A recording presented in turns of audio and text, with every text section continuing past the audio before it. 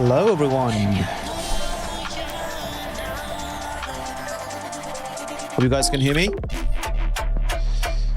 Hello, Zeta. Welcome, welcome. Hello, Five Steps. For the Steel. Junkrat Cake. Hope you guys are doing well.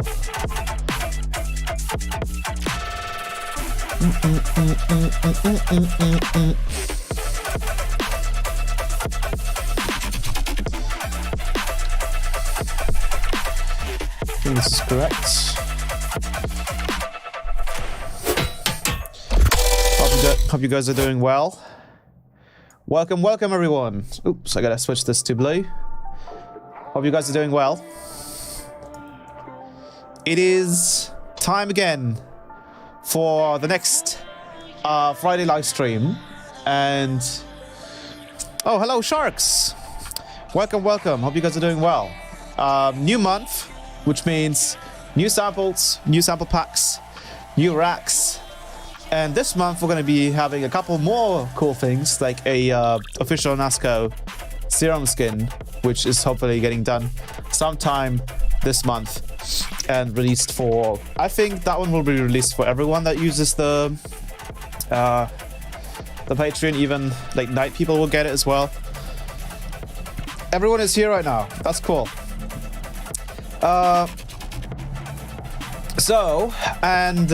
With that being said, I wanted to go over some really cool stuff today.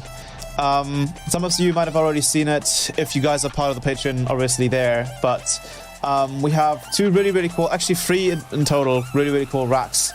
And something I think that hasn't been done before for this particular genre in this particular way. Especially since this is a new iteration of the racks that I did, I think in the third Patreon month. So there's two racks there that I've completely reworked, and I've done more samples for. And yeah, basically dubstep today. And I think what we can do is I can show you like the power of these two racks. Also of the Snap Heap rack that's coming, and we can make a couple of cool demos just using the sample packs, nothing else. No other outsourced samples from Splice or whatever, just Patreon sample packs. I want to show you guys some really cool shit that you can do.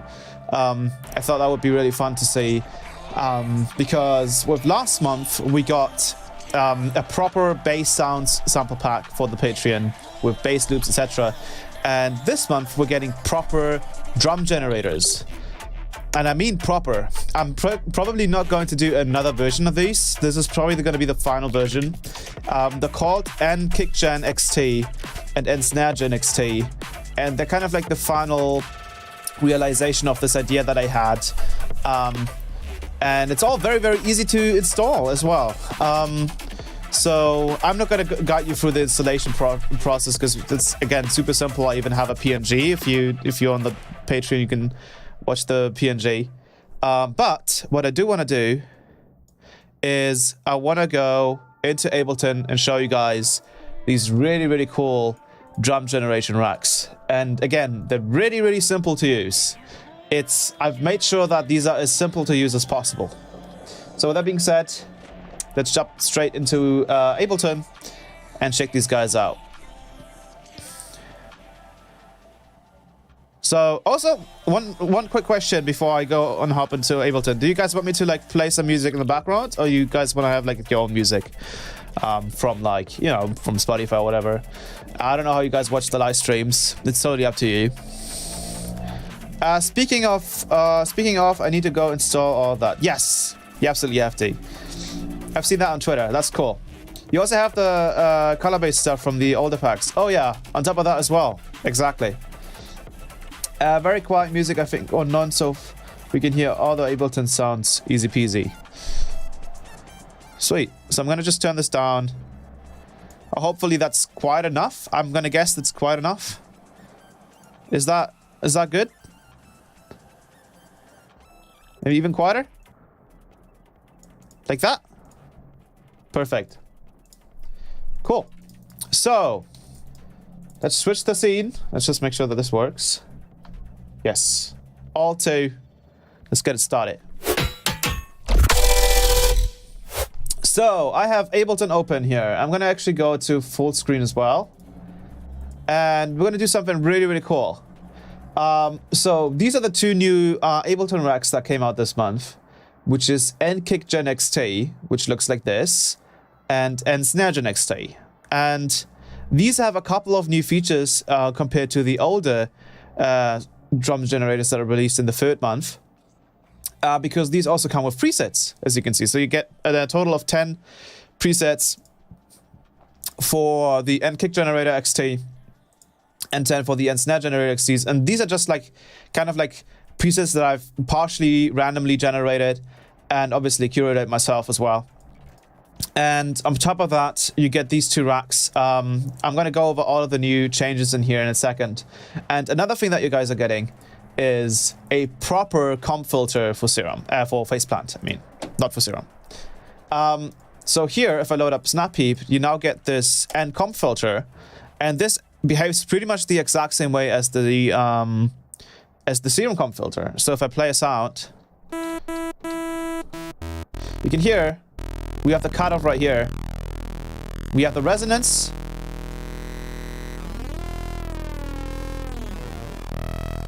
And you get a positive resonance and a negative in one. But what's really cool is the built-in bandpass filter, which Serum also offers. So I'm kind of abusing kilohertz convolver here, because that's what it uses to generate the comp filter. So you get to morph between 6 different filtering states for the comp filter. So you get that kind of like Serum high-low filter effect that is extremely useful for bass sound design and other stuff as well. You can even automate, for example, the LFO here.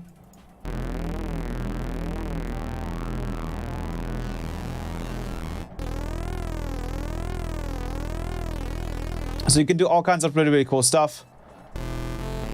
You can do, you know, for example, if we add a screech in here.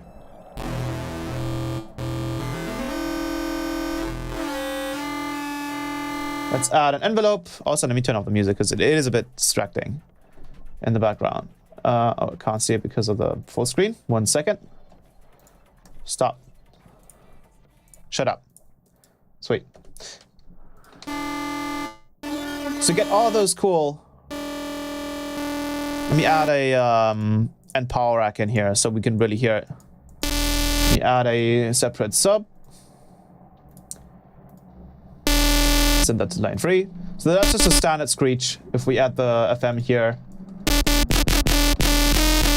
or maybe we do not do the FM, but we do the semi-send. And then when we add the comp filter,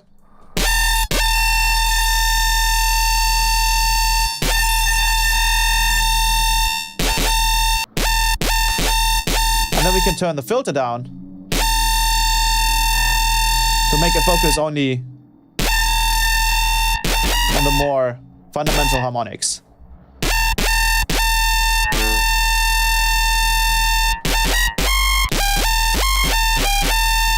You can obviously try this on bass sounds as well. Bass sound design, it works totally fine as well. I have this little preset here, which is called Simple But Effective FM. Very, very simple sound. Let's just add a snap heap and power rack in here. Let's get rid of, for example, this resonator and this ring mod. And then we just add the snap heap comp filter. And you get instant bass sound design goodness. And then you can filter it.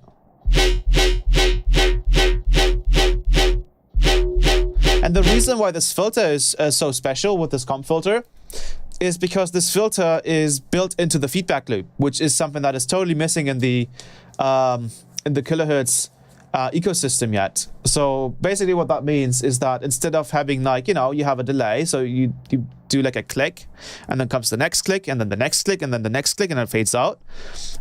What a filter would do with a built-in, what a delay would do with a built-in filter is it would just filter it again and again and again with every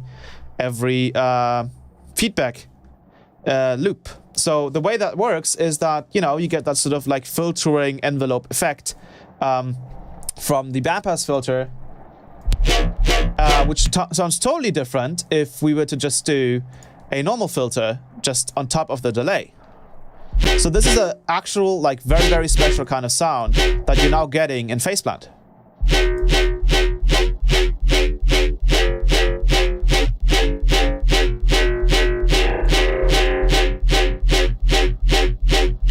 And you can filter in, you can mix in the whole thing,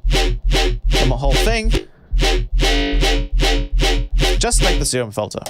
But yeah, it's just, you know, technically basically just the Serum comp filter, but all in one. So you have the bandpass filtering in there. You don't have to use it if you don't want it. You have the cutoff, and you have the resonance positive plus minus, so you don't have to choose different ones, which is really, really cool. But let's actually get to the more important racks this month, which are the NKick Gen XT and the SNARE-GEN XT. And these are pretty nuts. So what is this? So what we've done is, or what I've done, because I'm the only one working on these, is I've made Sample Pack Volume 7 be mostly consisting of even more drum parts. So if you guys remember, I released, and let me see if I still have them. I might still, I think I deleted them because obviously I'm not using them anymore. I used to make 2 racks, which was the NKick generator and the SNARE generator, which were both Ableton instrument racks, right? And then in Sample Pack Volume 3, we would get a bunch of, well, bass glitches at first, and then we would get a bunch of these, and you can't hear them right now, but they're basically just different parts of a kick drum, including the transient, the body, and the tops. And then you would get the same thing for the snares. So we could get different snare tails and different snare transients, all custom made by me, synthesized. And then all you would have to do to be able to make really good drums is to just layer them up. So you have the body, we take a transient, and we take a tail, and then you have a snare drum. You can delay some of these things. Very, very easy stuff. Nothing crazy. We can you know, exchange the body. Could be something else, and get a big variety of different sounding snares. Now, what I've done with this next pack is I've done another 15 parts for each. So now you're getting, and the numbering is a bit different. The numbering doesn't start at 1. Instead, it starts at 16. So you get another 15 kick bodies, you get 15 kick tops, and these all honestly sound a little bit better than the original ones in the first pack. You get 15 transients as well. Obviously, you can use these transients for bass sound design as well. But yeah, that's kind of what you get. And you would, you know, delay these things, delay this a little bit, and then maybe turn these down. And then you will get vastly different kick drums depending on how you pair these up. Now, just using these will be a bit boring. So what I've done is I've created 2 instrument racks that have all of these samples built in. So for example, here with NKick Gen XT, we get to choose between 30 different parts. So all of these samples out of Sample Pack Volume 7 and Sample Pack Volume 3 combined, 30 different samples for the transient, for the body, and the tops. And I'm honestly not going to explain this too much, because what I'm going to do first is just going to show you the macro variations that I have made for these. So what I'm going to do is I'm just going to put down any note. We don't have to do a C3 note anymore, so you can just do any note that you want. I could literally also just play the keyboard, I think. But I don't want to play the keyboard too much, simply because you would hear the clicking of the spacebar. So I'm just going to loop this and just show you what these sound like. So this is kick 01, so you can just hit the little play button here to switch between the presets. So this is kick 01. And the way this works is this is basically just setting these all these macros differently. And you can see that we can get a vast variety of drum sounds just from literally changing these macros. So this is number 1. Now I'm going to just switch to 2, 3, and 4. So I'm just going to keep going.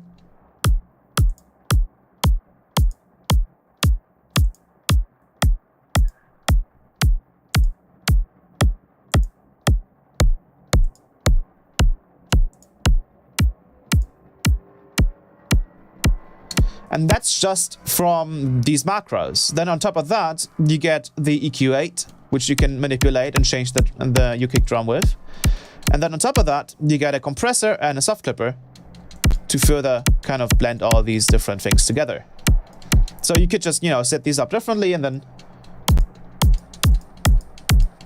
check out all of these different presets. You can add your own presets. So I can hit new, and then it'll add a variation 1. We can rename this to be, for example, kick 11. And then the cool part, and this is the most insane part about this whole rack, is the randomization. So with racks, we get to randomize macros.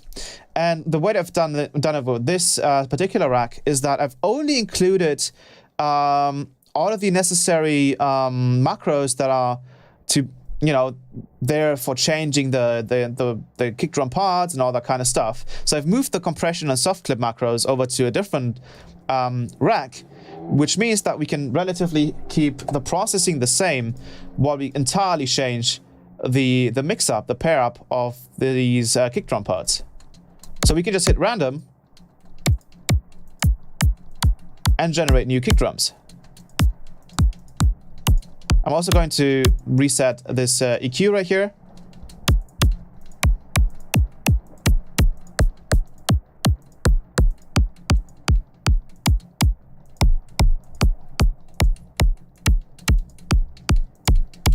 And I've tried to make it in a way that makes all of these randomized results as usable as possible. Makes me wish I didn't use FL. I can actually try and make something like this for Faceplant. I don't think the Faceplant sampler can inherit more samples though, but there is a way to do it there, maybe as well. Can you make this rack but for a whole generated song, so I don't have to make music anymore? Probably could. You probably could. It would just be a ton of work, right? But as you can tell, you get a wide variety of different kick drums, and of course you can go back in and change certain parts. You can make the top part a bit quieter, you can make it tighter, we can introduce some EQing, maybe change the top shift, maybe change the pitch of the kick body, you can change the transient pitch, and we can get a really, really usable kick. Now, kicks sound kind of similar in the nature, for the most part. And another thing that you could technically do is you could open up this this layers part here, and if you wanted to take it down the transient, for example, you could technically do that. Now, I am planning on also doing a rack that is specifically made for synthesizing usable trap kick drums. I want to do something like that, and I also want it to be more visual, so I'll have to look into that. But these are definitely made for like dubstep kicks, right? Like EDM kicks. And they're very, very usable. But where it gets even more fun is with the snare generator. So this one is a bit crazy. Since we have all of the different parts from Volume 3 and Volume 7 coming together, we get a bunch of really, really cool sounding snare drums. So this is snare drum number 1. We have snare drum number 2. I'm just going to play these and then go to the next one.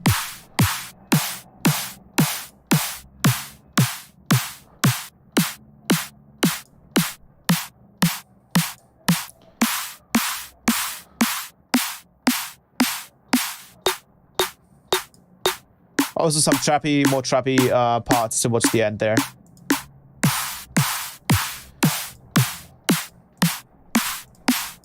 So you get all of these really cool snare drums just already built into the rack, which actually makes it more usable than just simple samples, because these are technically samples as well, right? So you could load up, like, for example, Snare 04. You really like Snare 04, but you feel like it would need to punch a little bit more here. So you can turn it up there. Maybe it needs a bit more brightness. Maybe it needs to be a bit louder. Maybe you want this to be pitched a little higher.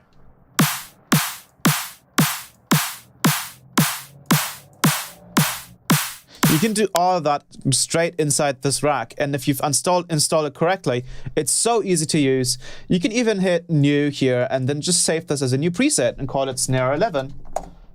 And just hit this little plus button here. And now this snare drum is saved as a new preset inside of your rack. You will just have to override the preset and you're good to go.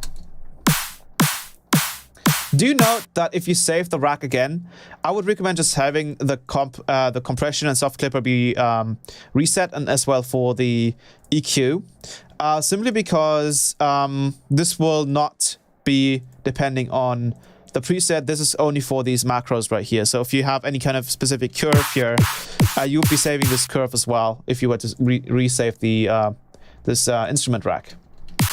But for generating the initial parts, all of this is extremely useful. And then on top of that, randomizing is extreme fun. So I'm just gonna play this and just randomize it with every hit. And just listen to it. It sounds like you're going through like a sample pack and you have all of these different snares. So I'm just gonna play this and hit randomize.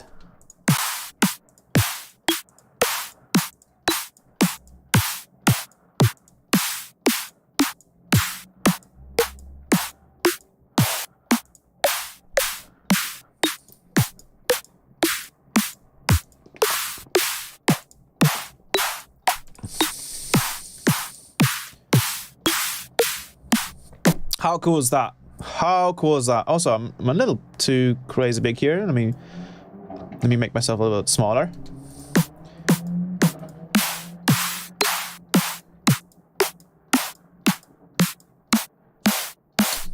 And sometimes you get stuff out of here.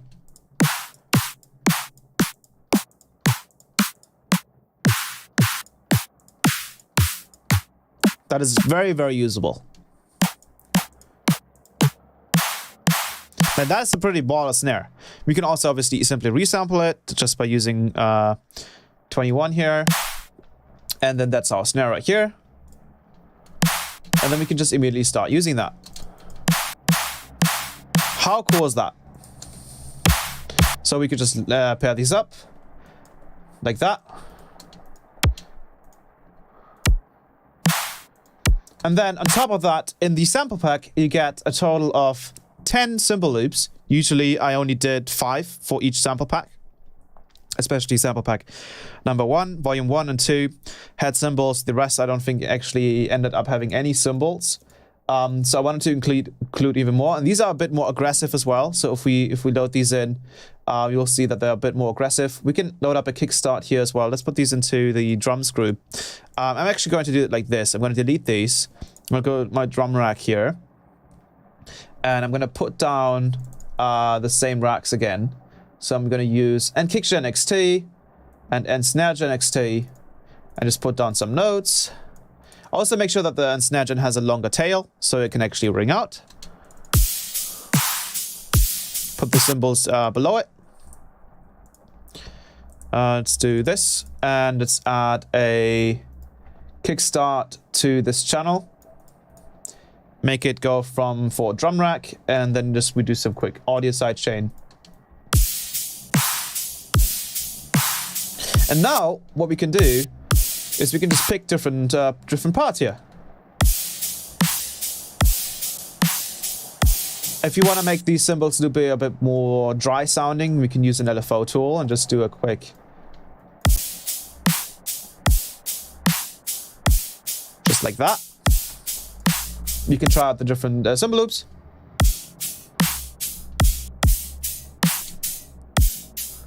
All sound somewhat similar. This one will have to be turned off.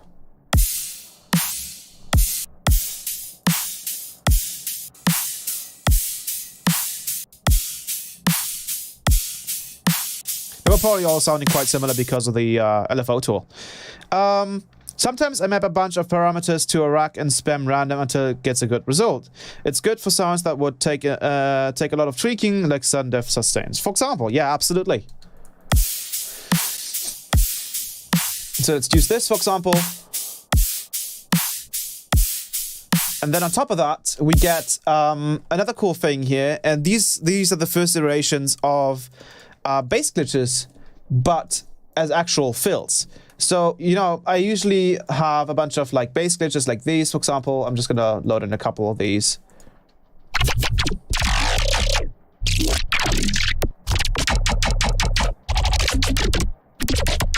And all of those are really cool, but they're not specifically designed to be straight up used in as glitches.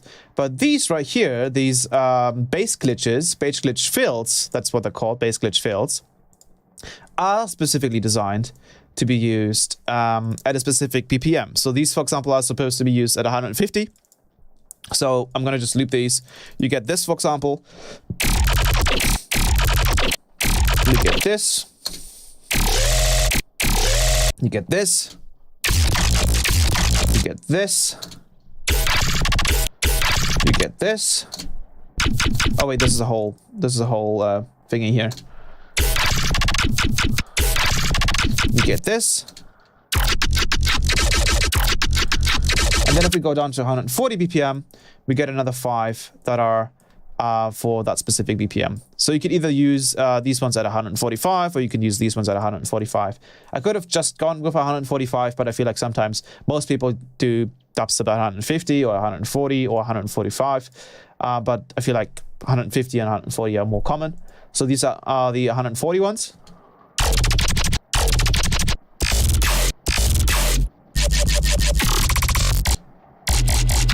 And then this one as well.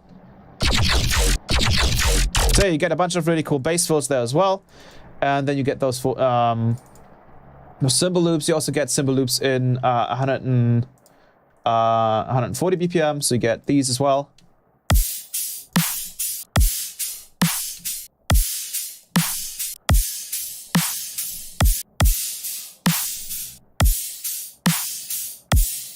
And if you wanted to add some more hi-hats, you could, for example, go to Sample Pack Volume 4 and then just drag in some of these hi-hats here if you wanted those to be inside of a loop. I usually don't include the hi-hats because I want cymbal loops that are very, very sort of like transparent. If you wanted to add some kind of like hi-hats here, you could do this.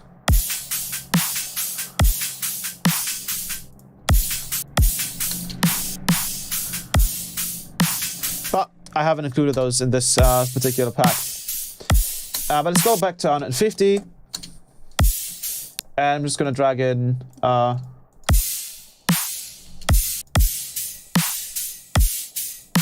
I'm just going to go through and just pick different presets here.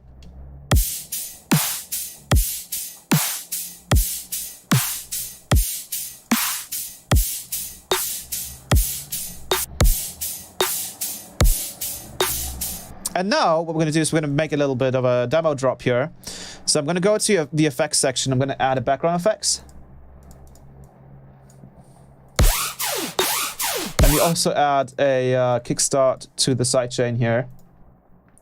I'm just going to use the band function.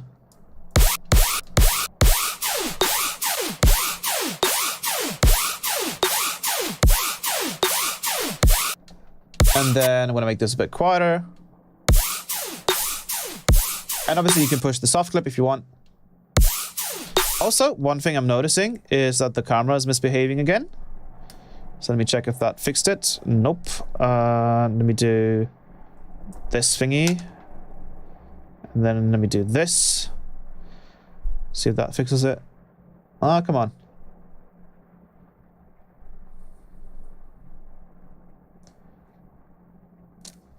Hopefully that's a bit better. I'm going to change the snare. So you can press this little play button here as well. You can just pick different snares.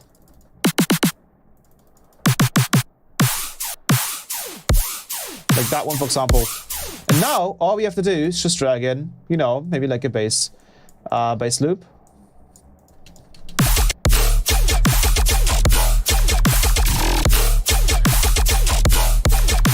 sure that you drag out the kick drum here a little bit. You don't really have to. I've included the trail to be cut off if you want to. With the kick drum, I don't think that's the case. And I think it'll like cut over itself. I'm not entirely sure. It actually does cut itself, but depending on, yeah, it actually does get quieter. Like, yeah. So that works as well. Just make sure that you take a look at it. I think it has a bit of a release, so it's kind of safe and doesn't click. Let me check. If we make the MIDI shorter. Yeah, it has a bit of a release. Sweet, so you can have your kick drum be shorter as well if you want it to be. But usually I'll just have this long, like this. They're usually this long anyways, so... Even the snare has a bit of a release. I think I've done it on purpose, so that if you want snappier drums, you could also do that. You could just make the MIDI note shorter.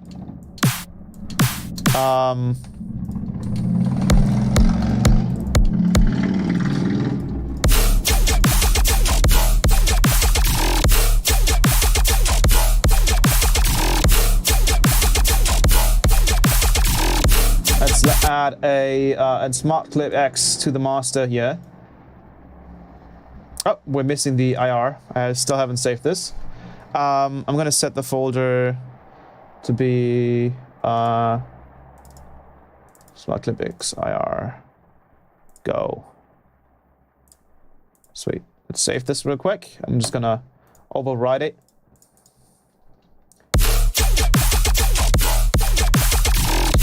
And now we can maybe mess around with a multipass. Just add that on top. Just add a simple frequency shifter.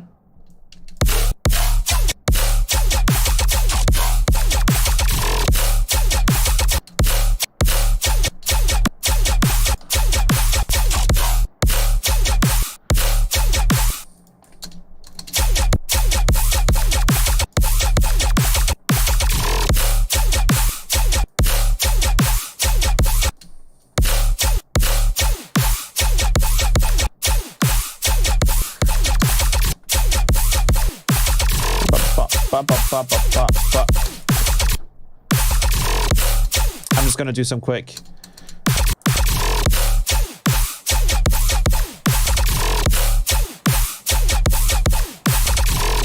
Let me turn this down a little bit further.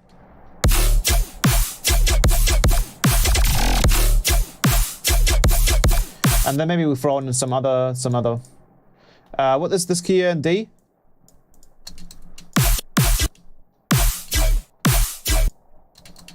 And then maybe put this on warp and grab a Complex Pro.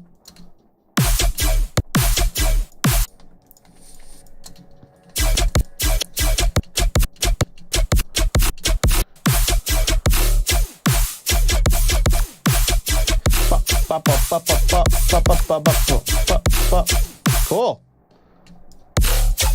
Let's make the drums behave a little bit more like in the rhythm. So let me put this to medium. And then we can just keep on changing them.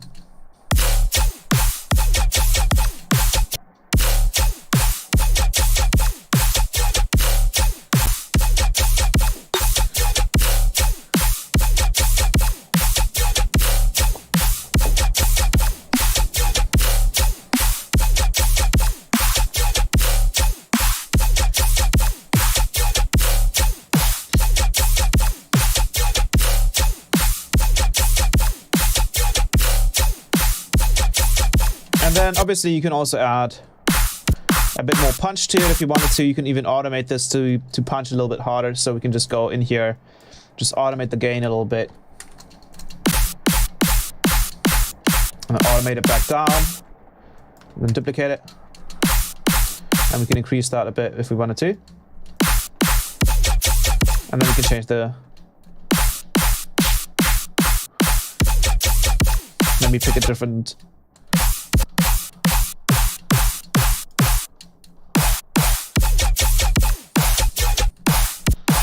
I feel like this one has enough.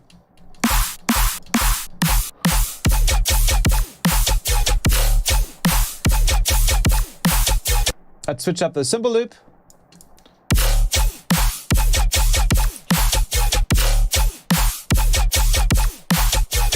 add a and smart clip on here. Not the X one, just the normal one.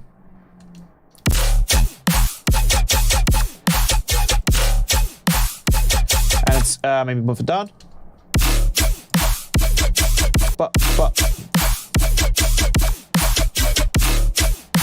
Let's throw in some of the bass glitches.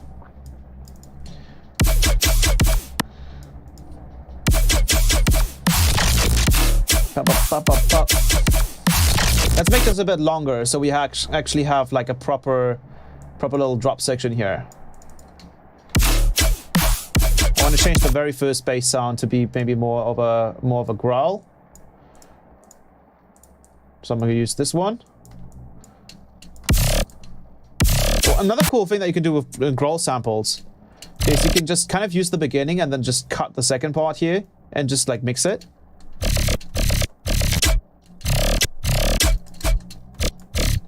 Move it here. Also, I don't want this to be frequency shifted, so I'm just gonna get this out.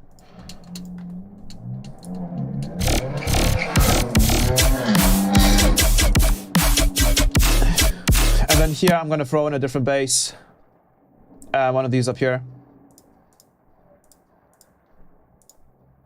You can't hear them right now. I'm gonna just throw in this one. I'm going to deactivate it for this part, so everything else will be activated, and then this part will... Actually, we don't even have to do this. You can just literally just pull it down. And here we could probably try out the new comp filter. So I'm going to load up the comp filter. Note that because this is mixing with the comp filter, everything gets turned down to 6 decibels. So we can just push that.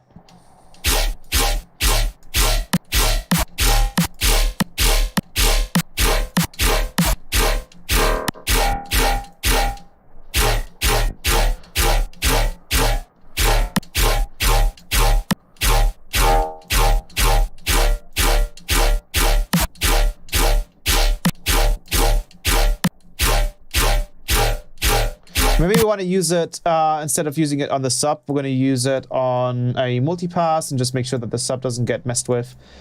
So let's just use the comp filter here. Again, push it 6 decibels.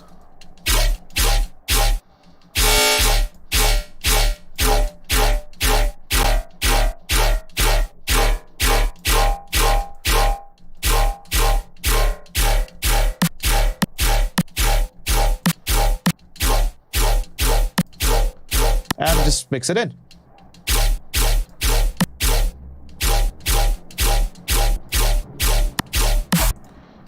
So without it, and with it. Push it a bit harder.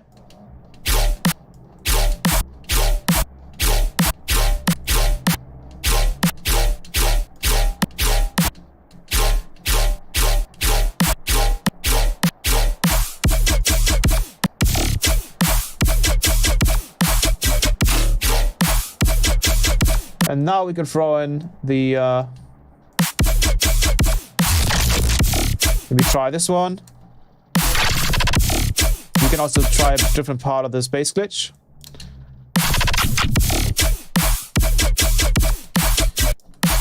And then maybe throw in something in here.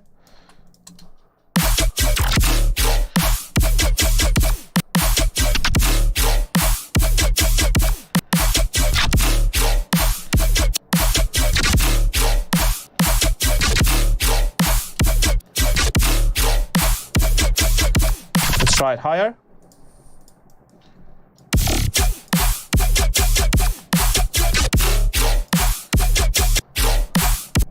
Maybe also pitch this one up a little bit.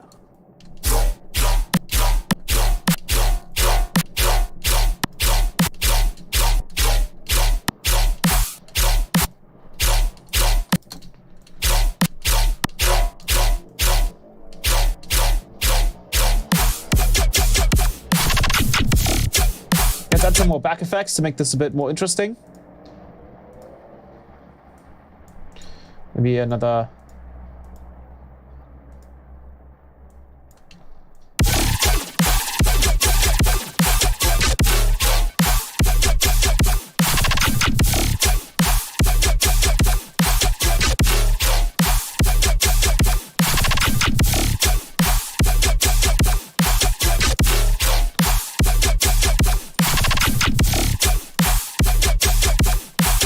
everything into a group.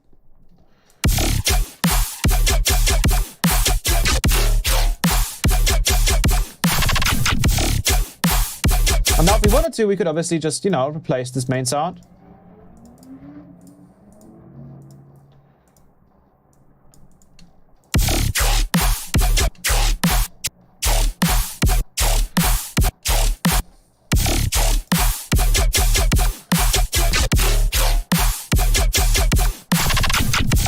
We can go back to the drums and maybe pick something different here.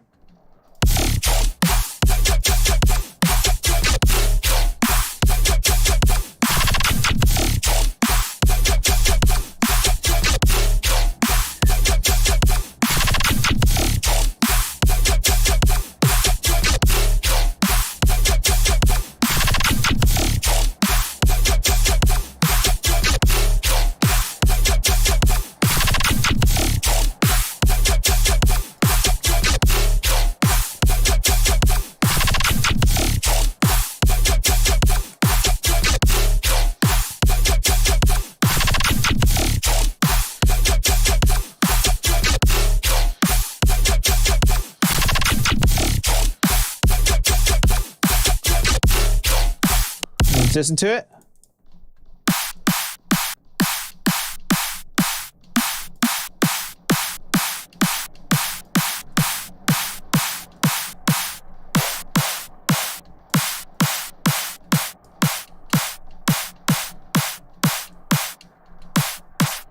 Also, you can make a snare sound a bit more tight and less like deep by having the tail shift quite low, and then you can have the tail shift quite up to give it more of like a deeper kind of snare hit. So whatever you want to go for, you can also compress quite heavily. Like that.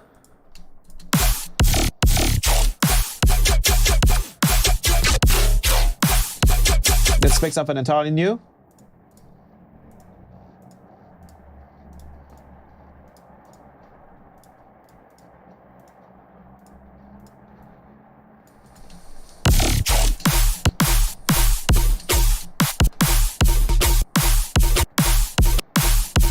Let's do like a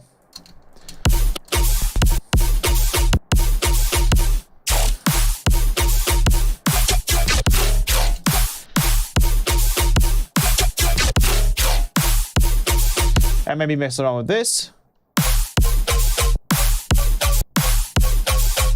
Maybe push this around. Bum, bum, bum.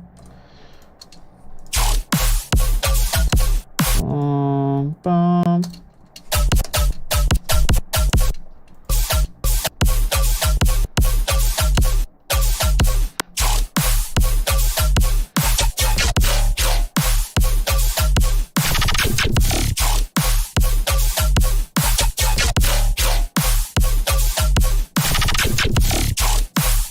Bring in some different back effects.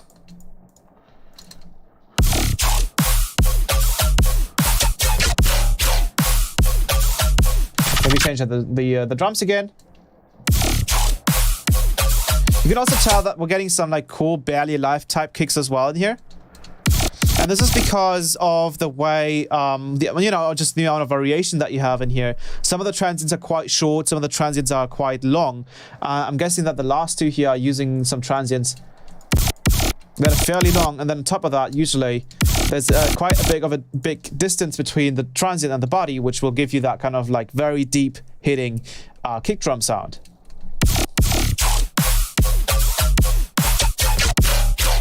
So you can do like a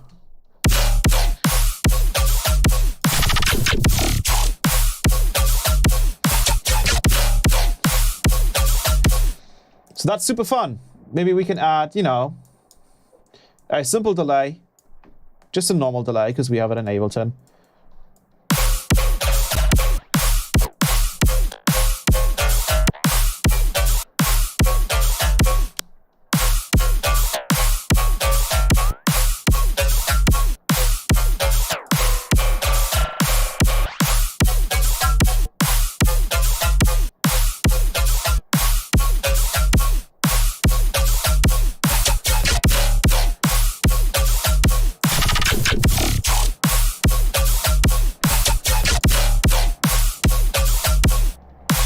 go in and, for example, use another frequency shifter and, you know, mess around with it, we could do is to just duplicate this and only enable it when we are using this particular bass right here. Oops.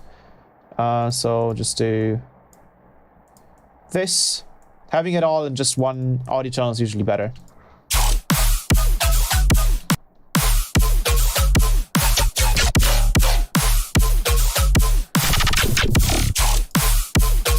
What else do we have? What else do we have to just make this sound a bit more interesting?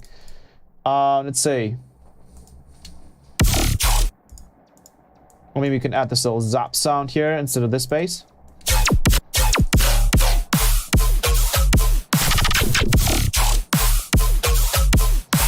We could try and add a pad in the background. I don't think it's gonna work though. No, not really.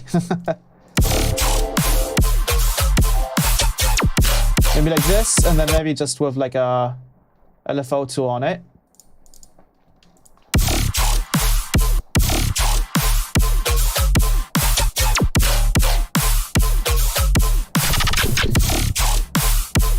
I kind of want to add a bit of reverb to this sound, because I feel like it would make it sound a little bit more acoustic.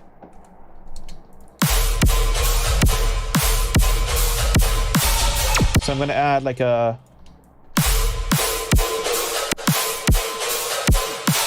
just kind of mix it in the background, maybe even like automate it a little bit to be...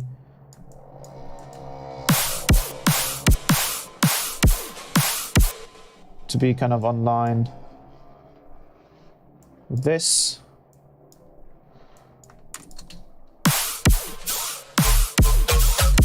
And then all we do is to just, you know, exaggerate the effect by turning this down to 0, turning this down to 0, turning this down to 0.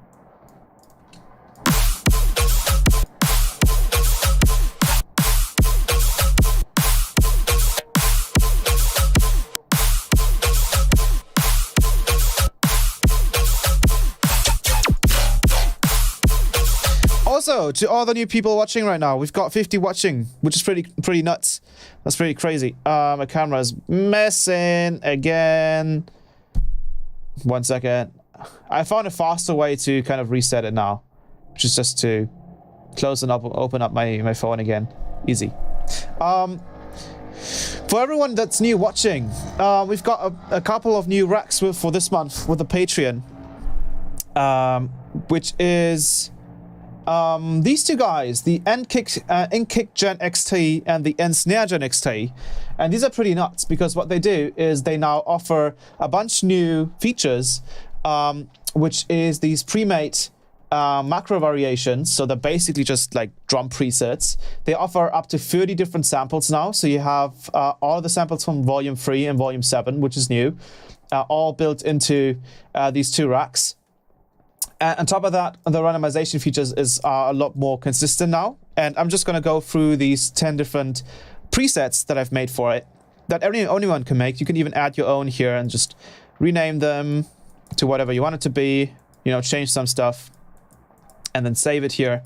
And then you can load it up and just resave the instrument rack. But these are the kick drums that you can generate with these two instrument racks. So this is kick number 1. I gotta press a note. Number 2, 3.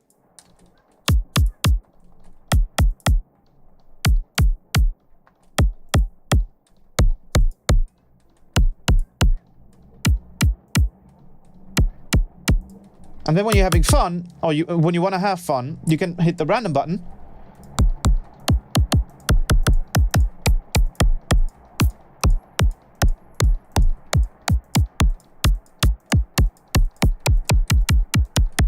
And generate entirely new kick drums. Obviously, preferably for like EDM / dubstep / heavy dubstep, or even trap. I have a couple of trap drums in here as well.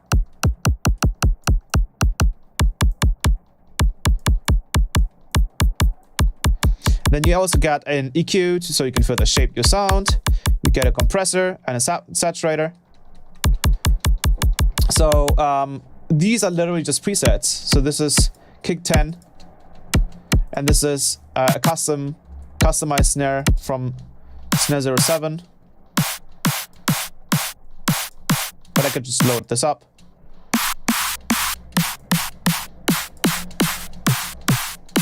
And this is the snare generator. So for the people that haven't seen it yet, this is the SNARE-GEN XT, and XT stands for extended. So this one also offers 30 individual transient samples, body samples, and tail samples. You can easily install these by locating the files from volume 3 and volume 7, or I've also included a dedicated sample pack that has all of these bundled into one zip file, one folder that you can just locate and then just load everything in and just save it to Ableton. So this has the same features. It has a couple of different feature sets here, but most of the stuff is still the same. You have transient body and tail. You have the transient pitch, body pitch, and the tail pitch, body shift and tail shift, so you can change kind of the feel of them. Tail tight to make the tail a little bit tighter, and then a tail high pass. This is usually to kind of correct the tail from, if you pull the tail pitch down quite a lot, you can end up with a lot of low frequency information. So the tail pitch, a tail high pass kind of just helps that a little bit. And then the fun part here as well, the pre-made, 10 pre-made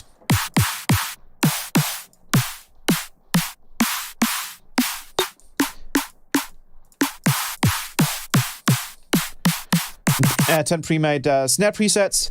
And then if you want to create your own, you can obviously just hit new and then just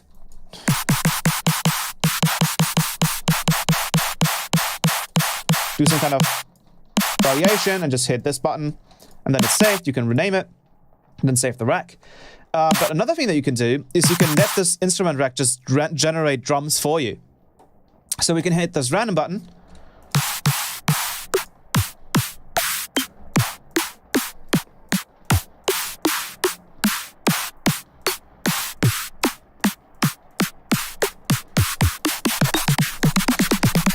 Ah, that's fun. It's like going through like a sample pack.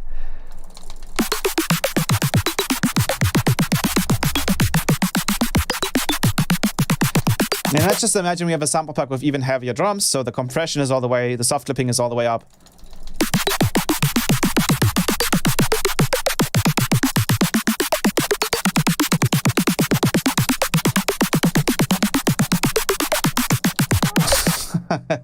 And then we can obviously do the same thing with the end kick generator.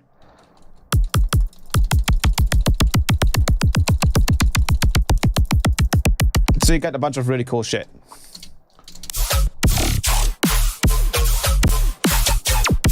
Bum, bum, bum, bum. I think here we should probably add another layer that does the same thing. So I'm going to load up the Serum here. Note.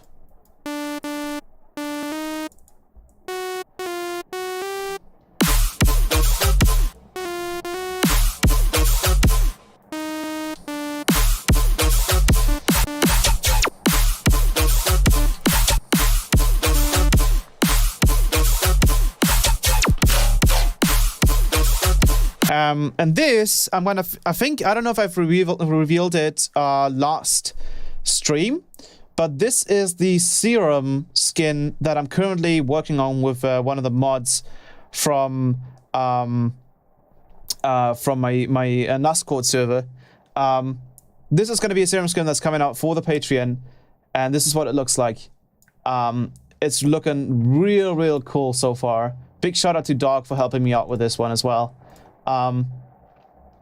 This is going to be like an analog-like kind of like modern kind of hybrid Serum skin, and as you can see, the quality is quite crazy. I can scale this up quite a bit. 250 takes a little while there. Ooh, still taking a while. And then all of these knobs are actually 3D, as you can see. You can move them around. You have these macro knobs here as well. You can, you know, connect stuff. You even get unique icons, 3D icons for when things are connected, and automate it. I need to be able to play a sound, please. Is this because it's muted? Oops. So we can add stuff like this. And you can even still see the automations there, so it's not too disruptive.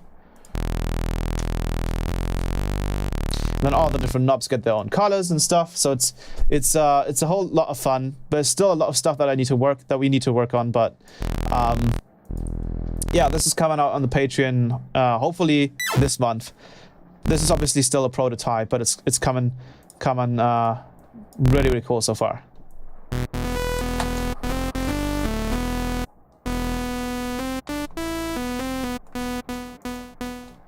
So I'm gonna do a quick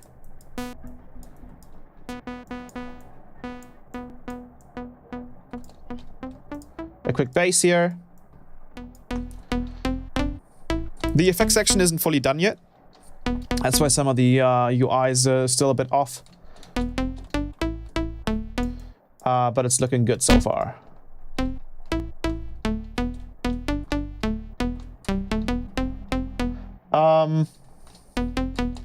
Even though, you know, the effects section is pretty clean, but obviously we are gonna add some custom designs and stuff for it as well. Distort it a little bit.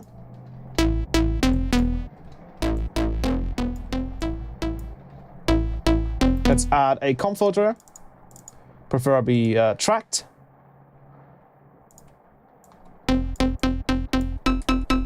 Let's do the note on there. Add the macro to it.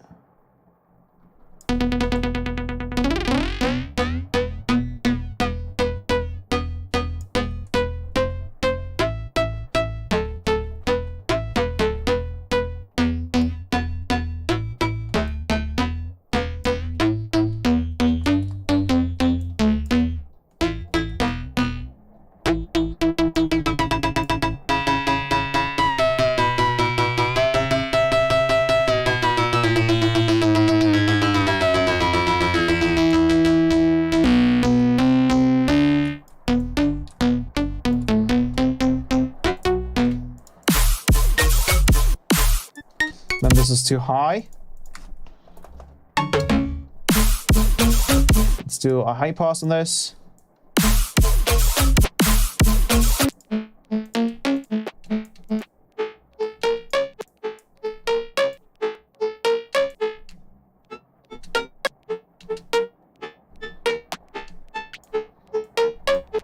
Let's go with the -1.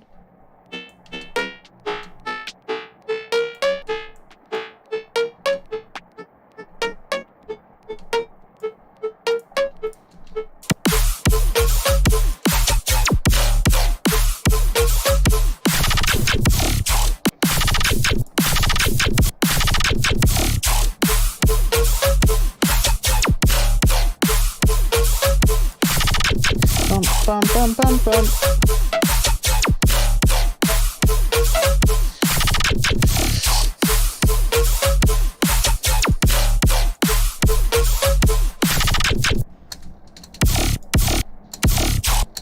And then we do like a bucka, bucka, bucka, bucka, bucka, bucka. Maybe you can even take a short little part from one of the...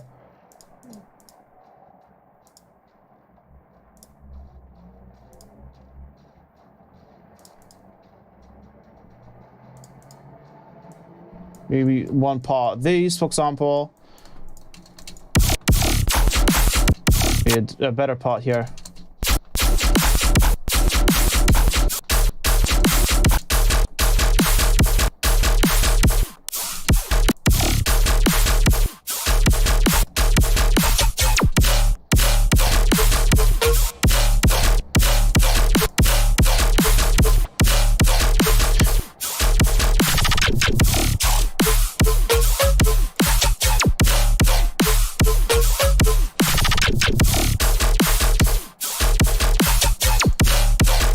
Let's lay out another bass on top of that.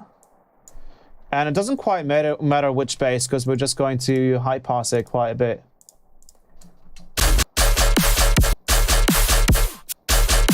We'll just take one that sounds good.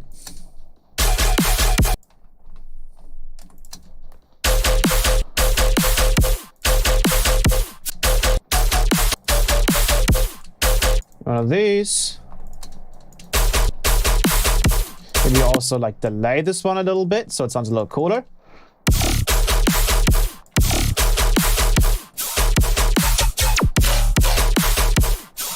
or maybe delay the other one.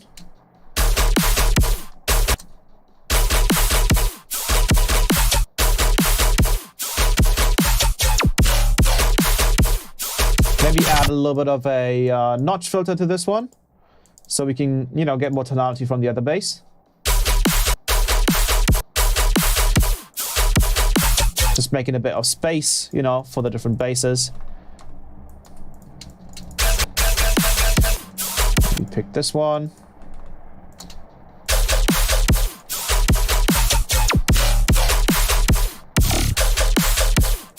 And then let's just grab a frequency shifter. Also, one other thing that I've noticed is, like, with stuff like frequency shifter, for example, you can just click this little arrow and just use the shifter straight in here. Instead of like opening up, you know, the plugin and then changing it there, we could just go straight in here.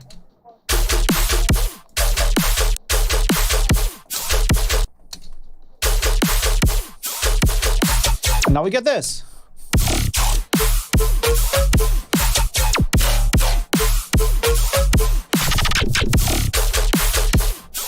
Maybe need like a little bass fill here. So let's use one of these. Maybe cut this over here.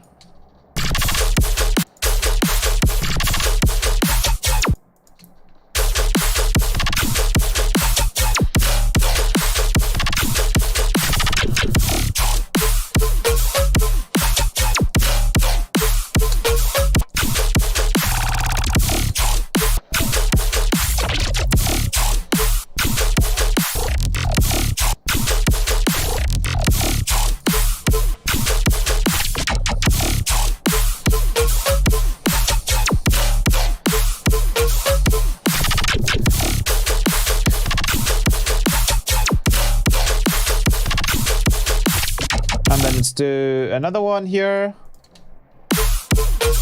Maybe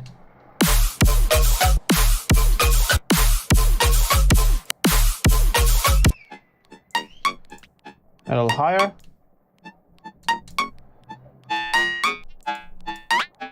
Let's only make one-sided, so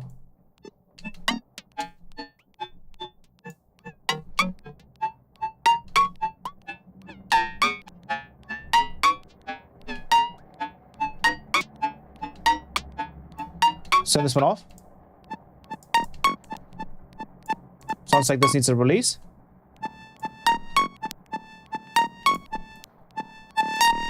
Let's switch this over to a...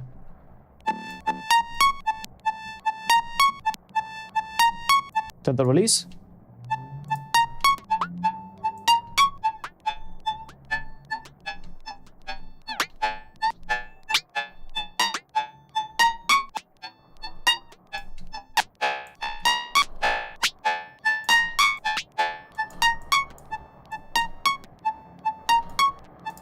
Probably too high. Let's make this a little shorter. And then maybe pitch this up. And we just do the second multipass here and automate the macro to be something else and just automate that.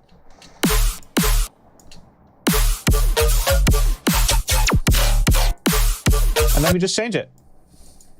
Oops, don't you?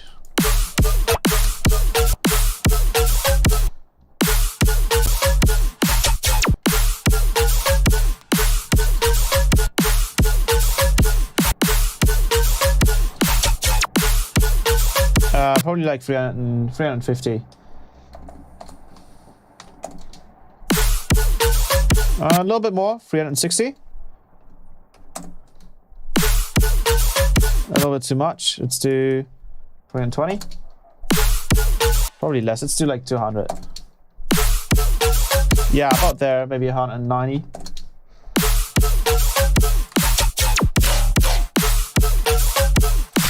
Now I also want to include a different sound here. I want to do like a screech, and we're just going to use I'm going to use faceplant.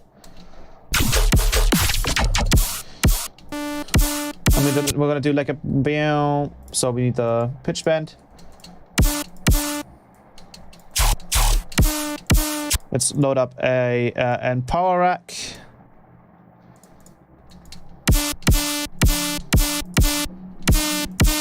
do an analog here. I think we need to go to this pitch bend and remove its automation first. And we need to hit configure before we do anything in here. And now we can probably do it. Let's paste it in there. Let's pitch it down.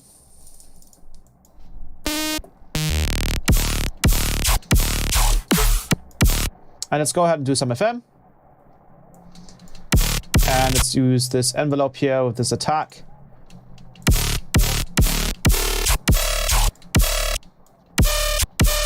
Let's do lock automation here so this doesn't happen anymore. Where is it? Lock automation? I can't see you. What? What? Where did it go? Oh, here. Let's add a separate sub. It's still done it. Damn it. Why are you changing? You know what? Pitch bend, stop annoying me. I'm just gonna do it with an LFO, to be honest. Just give me like one semitone here.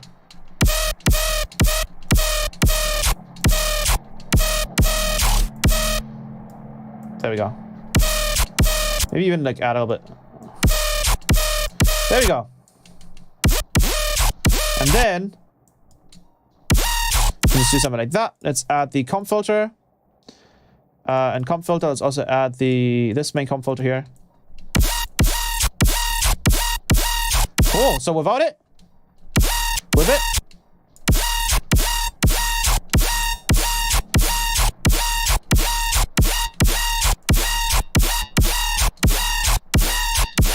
and we can even make the resonance be automated by the envelope so we don't get any.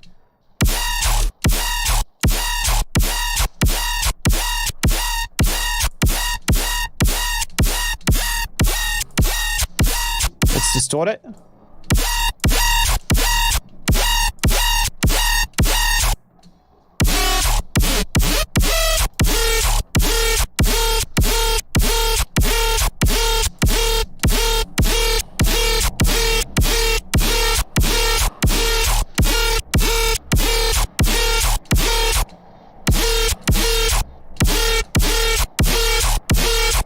I kind of like that.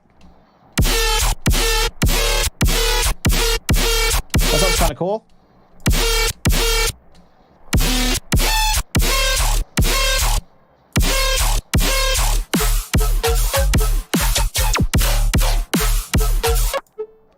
Let's make this stereo.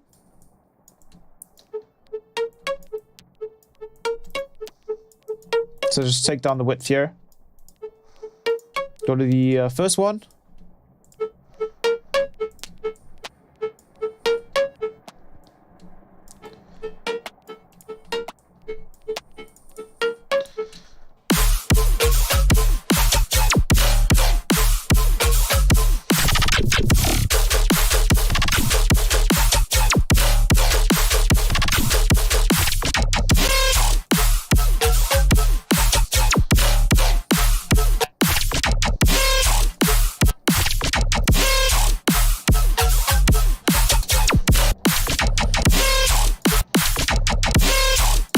This one's just a bit too loud.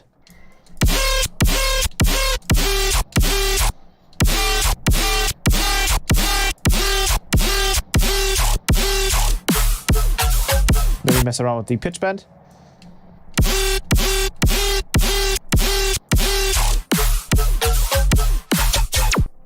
And then I want to do like another one of these. And then I want to do like a and maybe a bit more.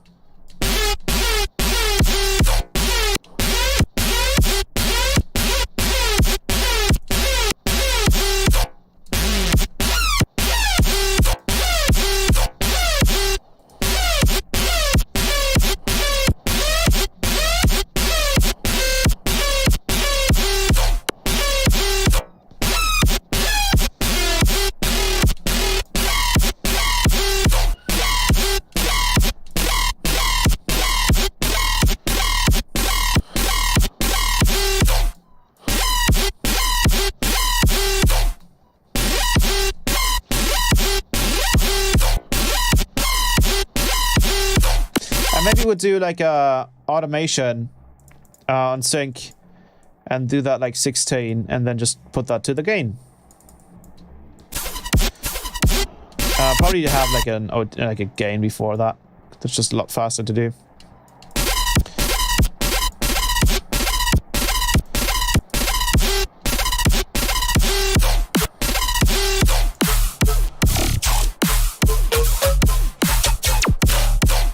Let's add one more bass here as like a little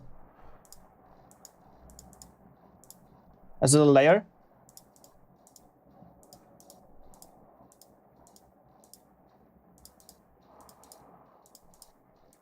I know you guys can't hear the previews here, but it should be fine because I usually like load these things in and then you guys can hear it again. Bam, bam, bam.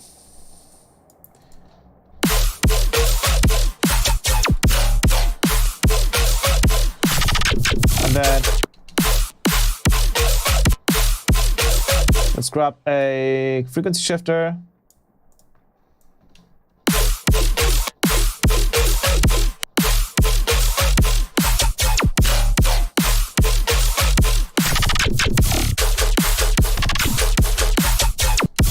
Let's do a double one here.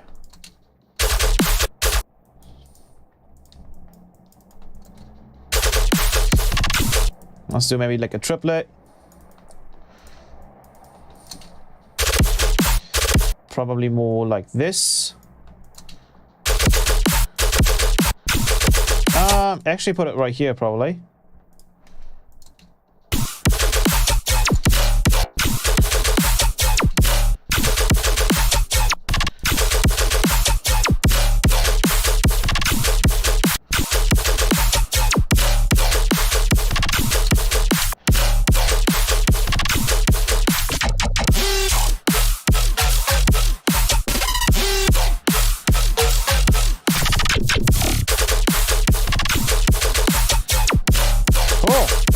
And then let's just change around the frequency shifter here for this part.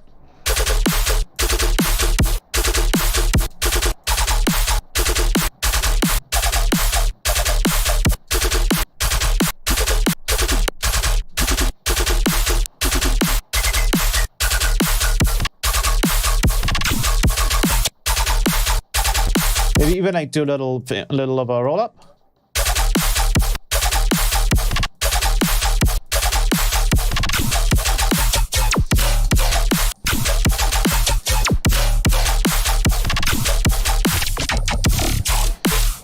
And then we can get a completely different feel for the mix down by just changing the kick drum.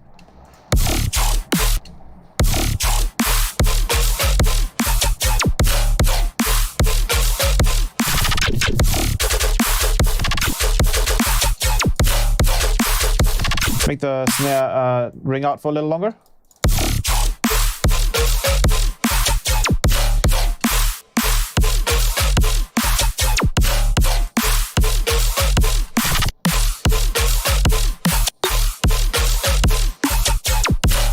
If you want to add more high end, you can obviously do that now.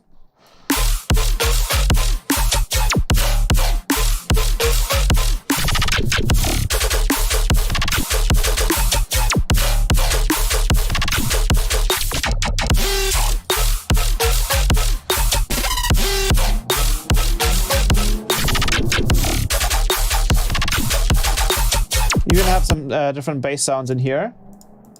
And some back effects that change.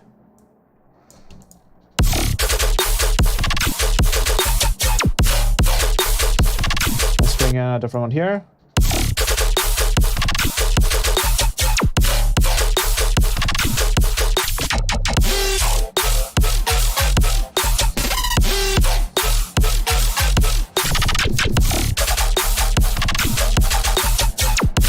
And now we have a completely different feel for it.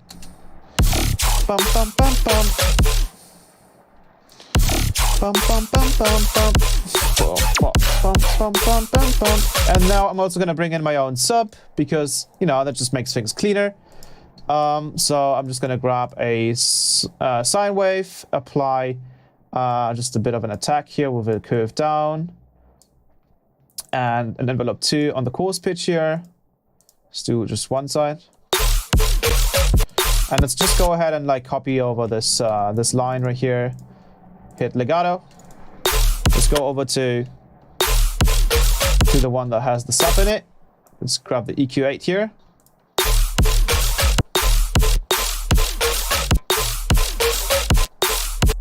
Then our sub is going to get a bit more pitch bend. I'm going to grab one of the from volume 5, the pink noise. So CFX pink noise stereo, just drag that in there. Maybe a little quieter, let's high pass it. Distort it both together. And then let's use an EQ and just relax. Oops. Relax the added harmonics. Let's add another distortion module. So we just add maybe like a saturator, put out the high quality mode.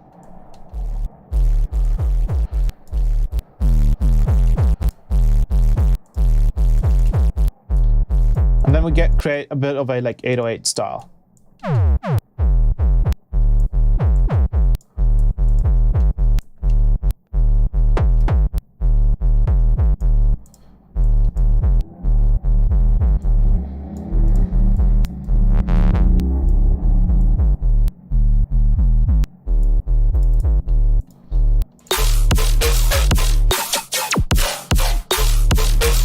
We can even try and add a bit of sustain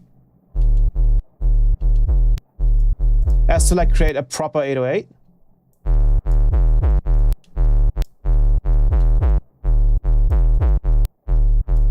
And maybe then also, you know, maybe use this one instead and use this as a low pass.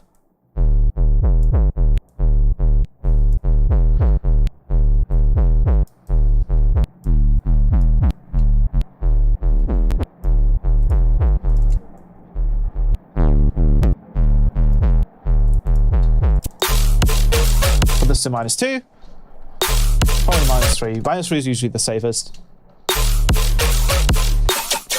And then all we got to make sure is that we actually have the sub here as well.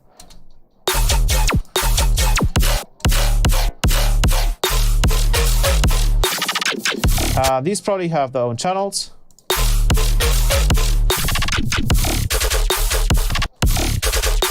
Let's get rid of the sub here as well.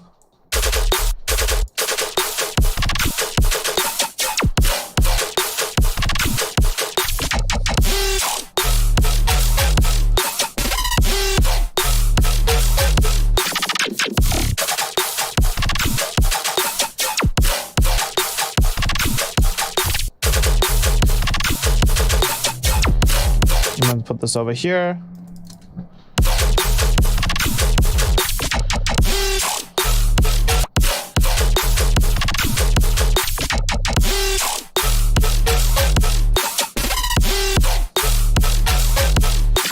And then just make sure that we really like cut out these frequencies. Now, instead of using this, we could also just use a filter and let's go to the notch 24. Turn the resonance just a bit.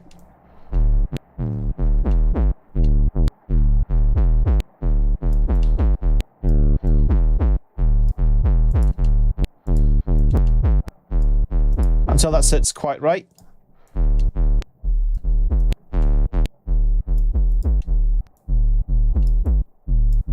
And that sounds lovely. Maybe add a bit of noise.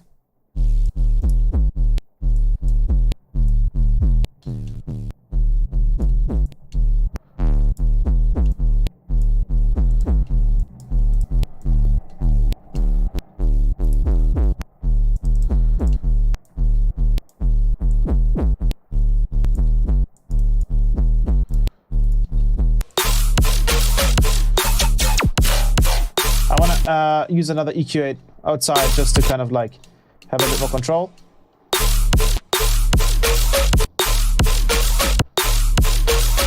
I actually just use like a bell.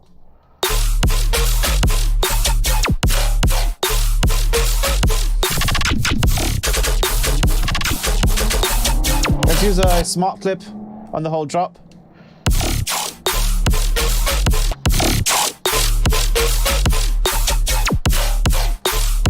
Maybe also add just a little sustain sound here.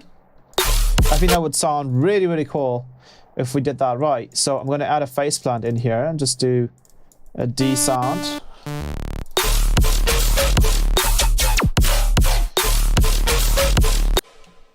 And then we're going to make sure that this doesn't have any sub in it. So we're just going to add slice EQ straight away. Probably even the high end there. Let's use a sine wave, and then let's use some ring mod. The classic sustain bass, as you guys know it.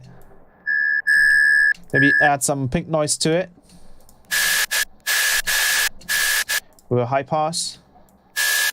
And actually we can have the pink noise straight in here, just before the oscillator, because that'll just mix with the sine wave.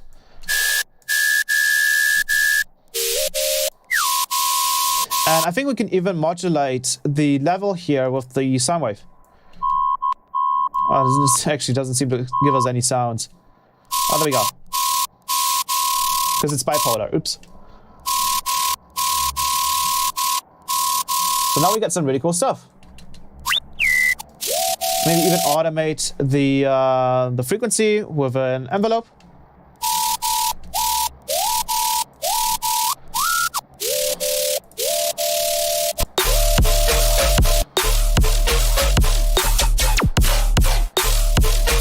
Find a cool position.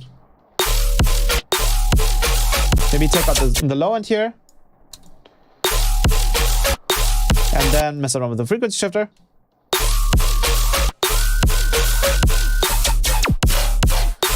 Push it to the sides by using comp filter.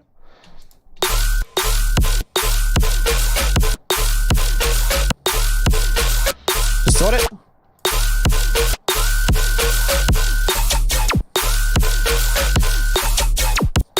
Mess around with it.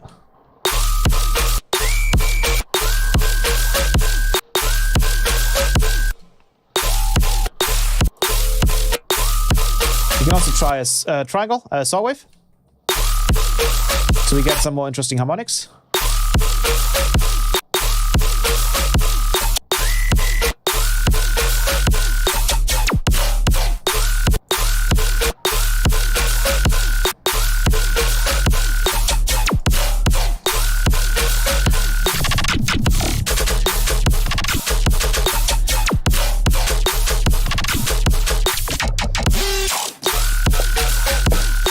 To this main sound, I'm gonna add a simple comp filter.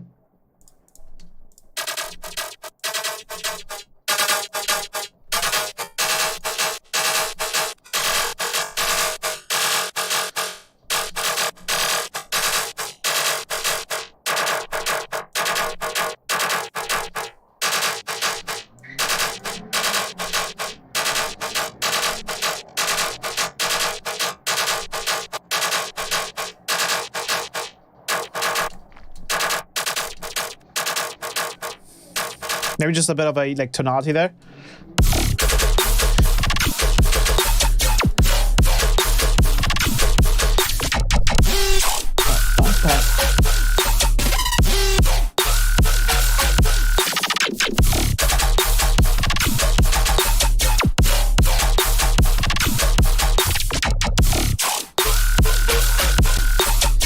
Finally, a member of your Patreon. Now I can sit with the cool kids. Where's the distortion on quantize though? You're right, we could use that as well. You are right. You are very, very, very right. Let's put it on quantize.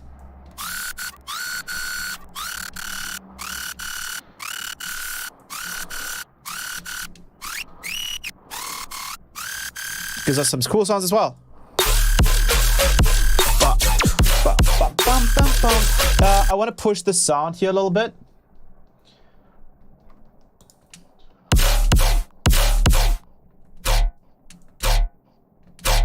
Yeah, push it. Ah, I love it in smart clip. You can just push stuff without it distorting. It's so good.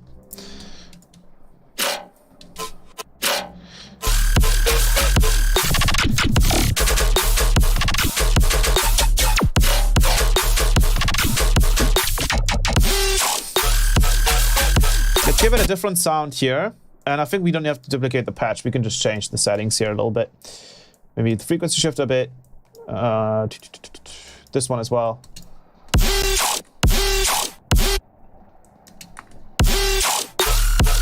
And then just mess around.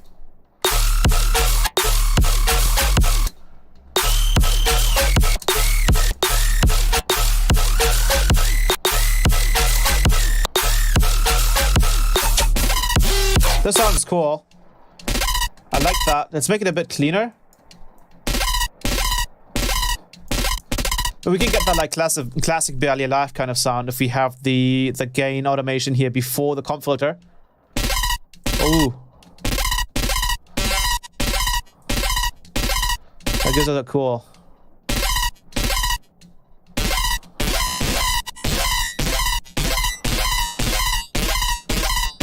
Stereo.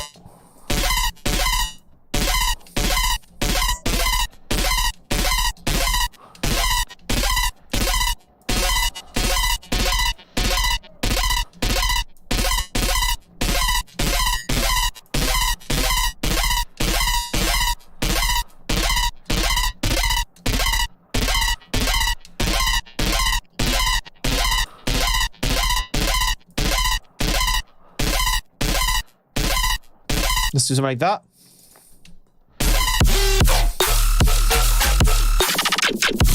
Try different snares.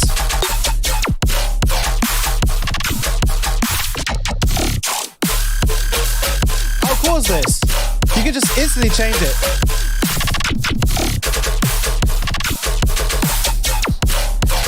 And the cool part is if you actually go out to make your own snare patches in here and build your own little like snare drum arsenal, you can just like literally load this up into any of your songs and just like try your favorite snares that you made with this and just like switch between them and just check them out in the mixdown. Because this is like the #1 advice that I can give you guys regarding like mixing your drums. They're actually using drum samples that fit with a song, because at the end of the day it's all about sound selection, right? If you listen to people like Skrillex, etc., all these artists, their stuff usually sounds so good because they choose the right samples to go with the certain song that they're making. And with something like this, it becomes infinitely more easy to decide for a snare drum that would actually fit. Because the process of going to a sample pack, you know, and then listening to the individual drum samples, you hear them isolated. You don't hear them right in the drop, right? That's the difference. And then with a snare generator, you hear them right in the drop.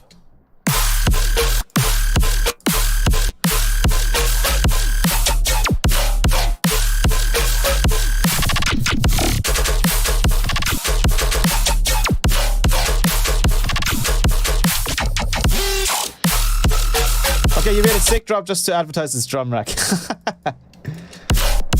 Bum, bum, bum, bum.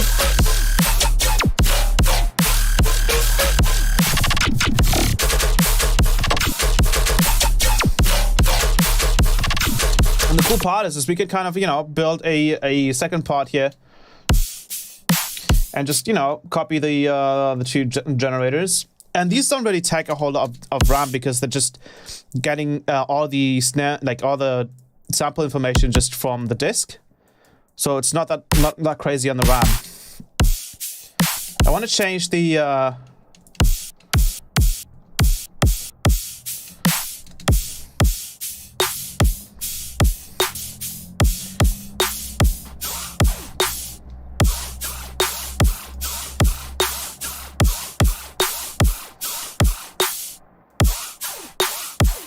let me copy the sub patch that we made here, and let me throw that into here.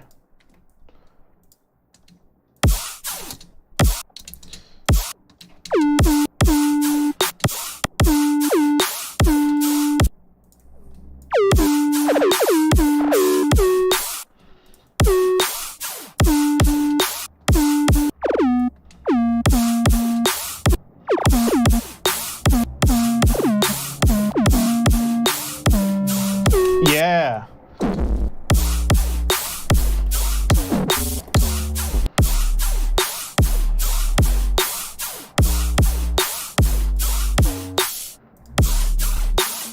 Let's bring the sustain down even further. Actually, all the way down.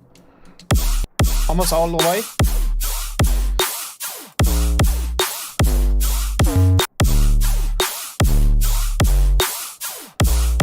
Let's add the second harmonic.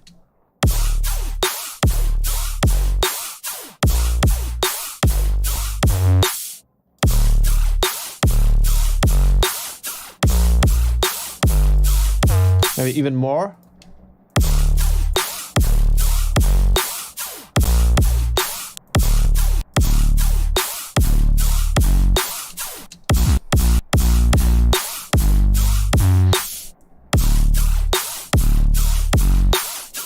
And now we can just write something cool here.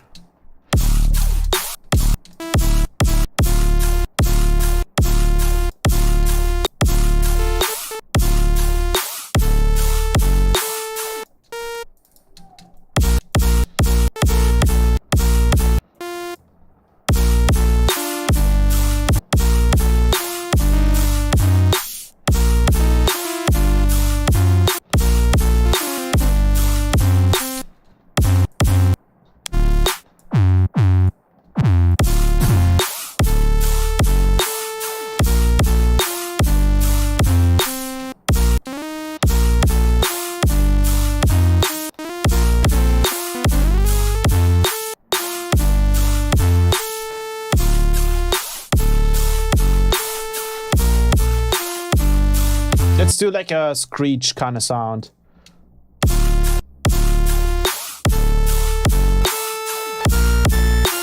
Let's go down.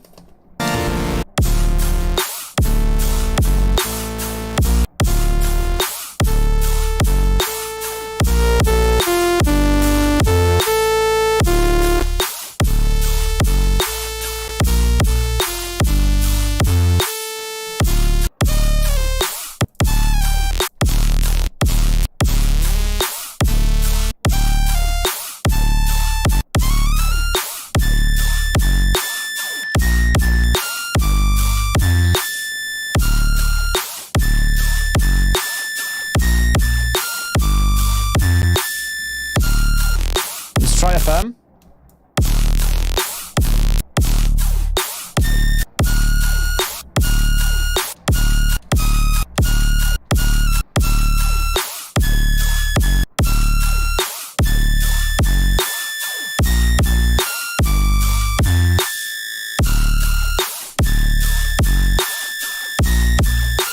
Let's try using this on there.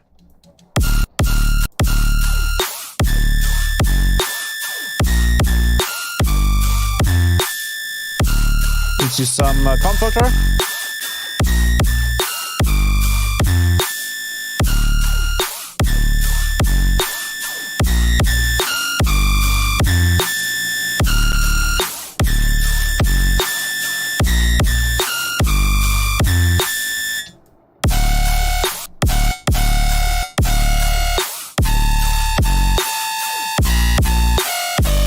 We can also try note tracking this, even though I haven't really made sure that this is able to be note tracked. So we can try it, but I don't know if it's going to work. Just know that.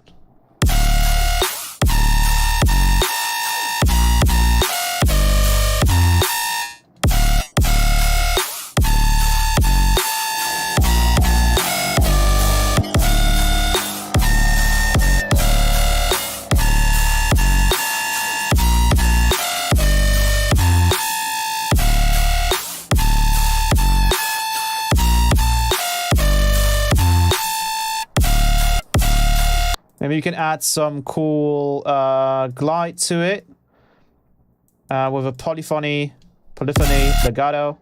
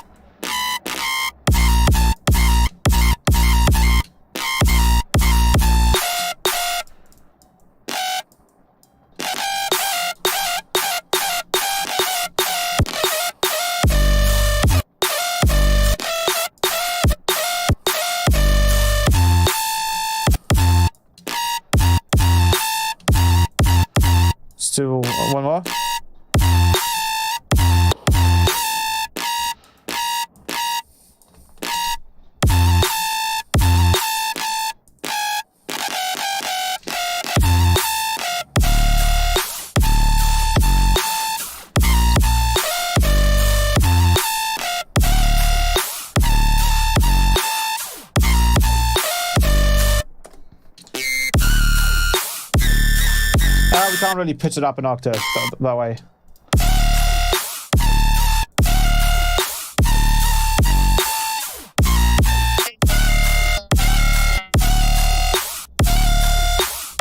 Almost.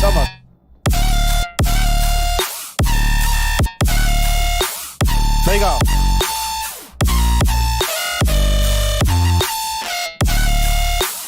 It's not perfect.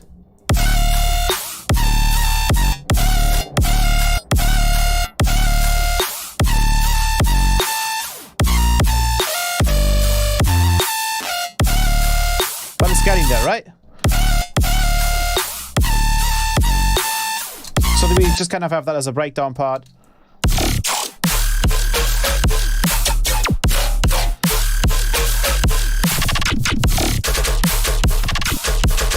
Also, this note doesn't fit.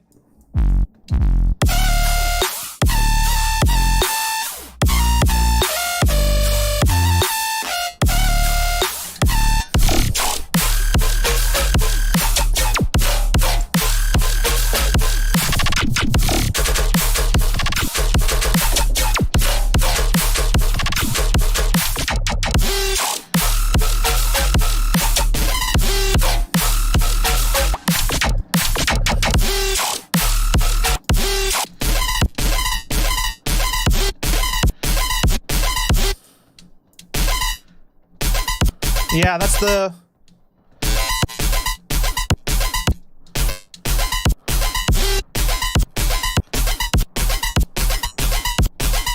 Some of you guys might recognize this kind of sound.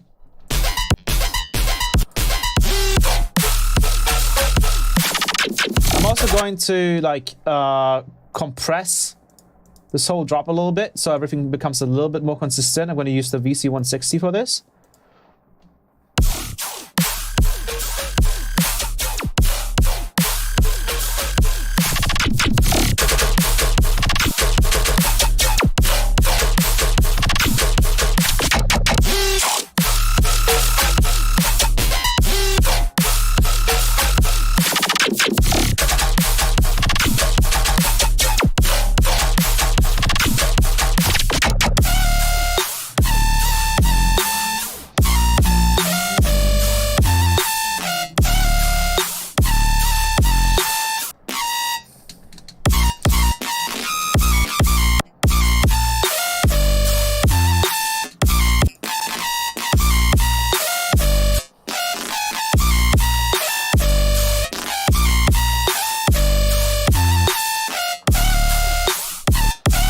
Making sure everything's in key.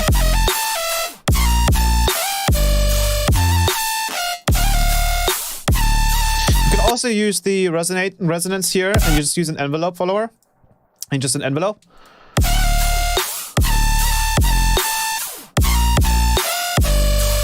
Just makes things a bit cleaner. And then this harmonic, you can try putting this up an octave. Let's do 24. So from 23 to 24 would be 47, right?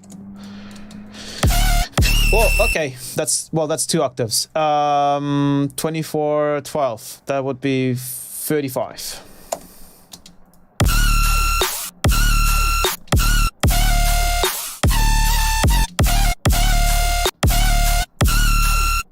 Oh, this needs to go up 1.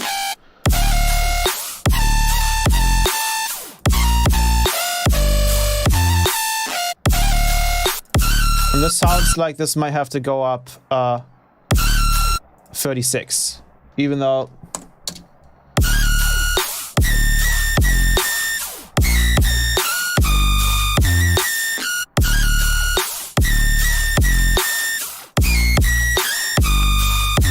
And then I feel like we need some kind of like...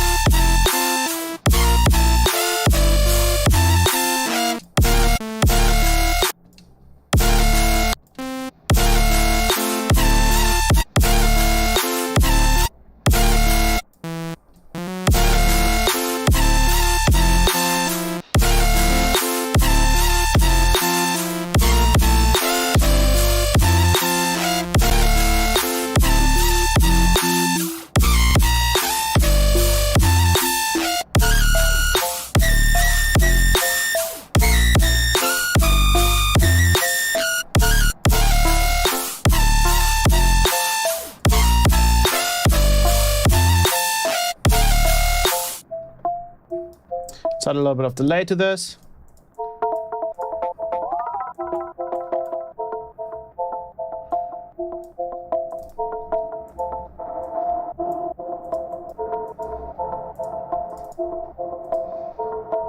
Usually, reverb and delay don't really like semitone offsets. So maybe we can try having this a lower. Or higher.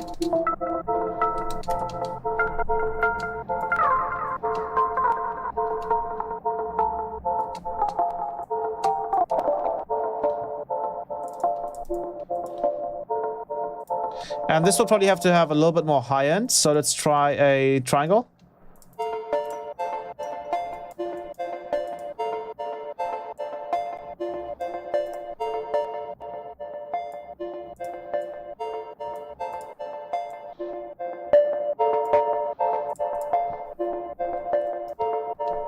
Let's be really careful with the distortion.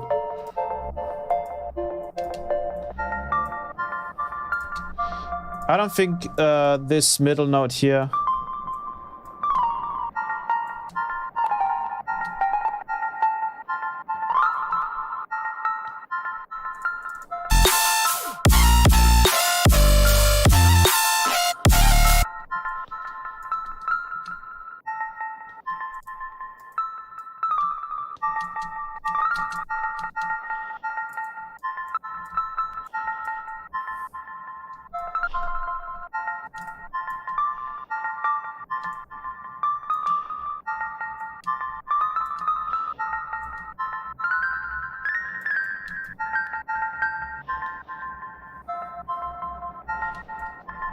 Maybe something like that.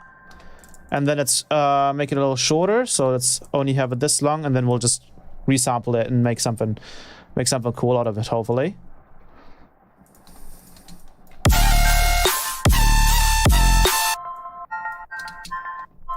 Well, technically speaking, we actually want to do something like a bit more...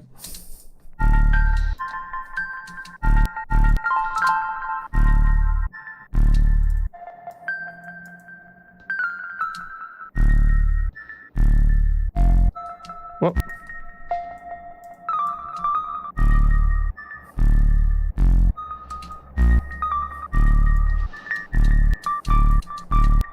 Maybe more something like that.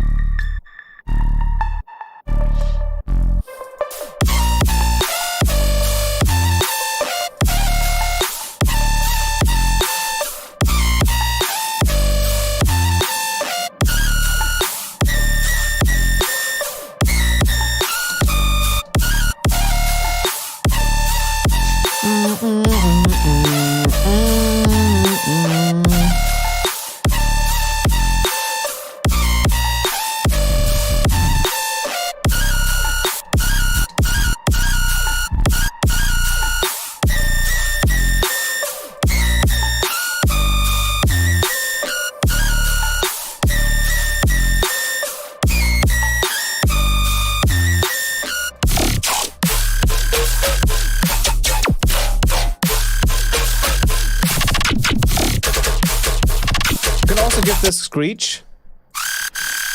We could give it potentially a auto pan kind of sound.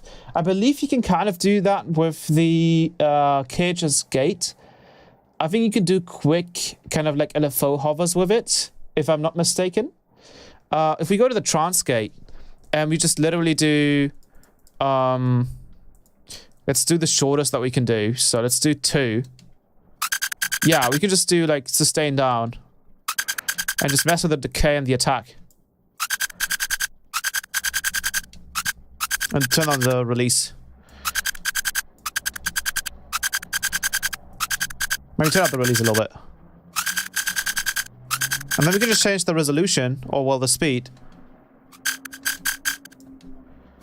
I think that sounded good. Maybe even like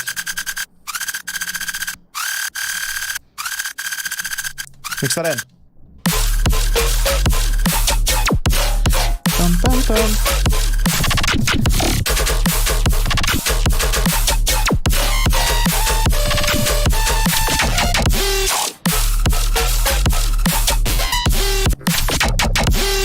Let's do like a...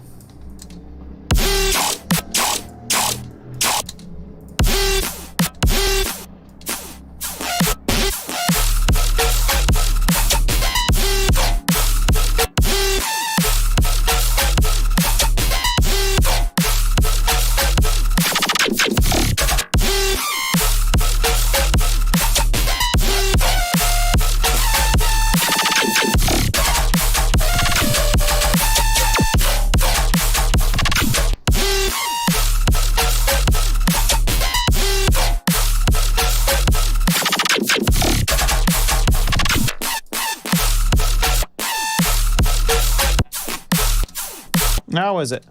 I think we should keep the original. We have this really cool bass here.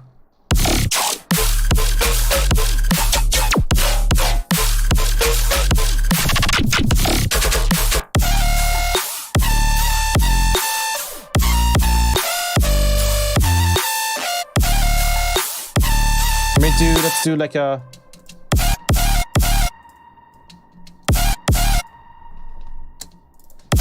I need a Serum in here.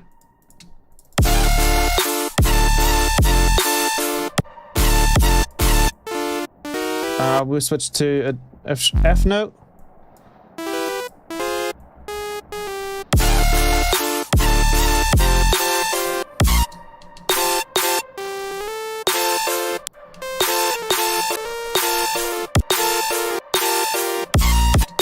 And then we go over to a B.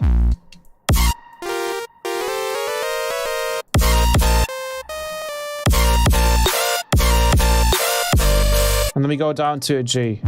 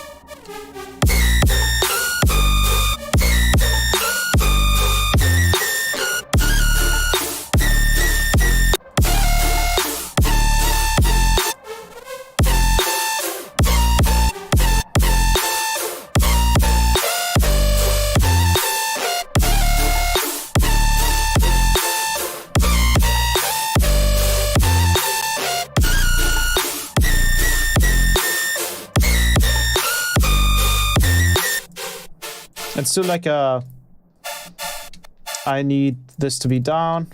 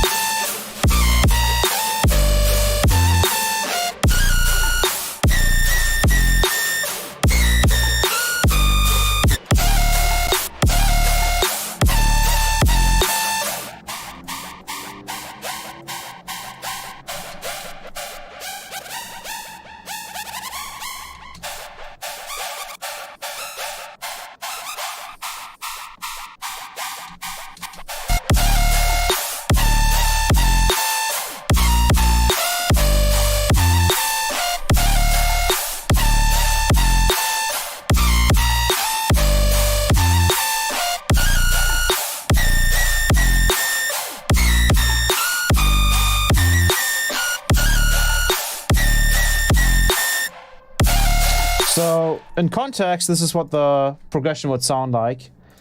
If we had this in here.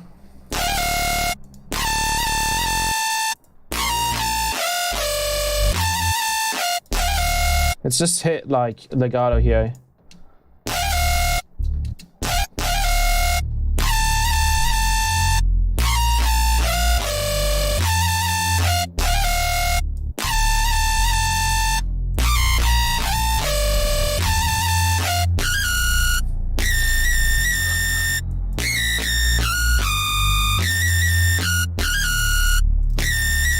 That one's really difficult to listen to.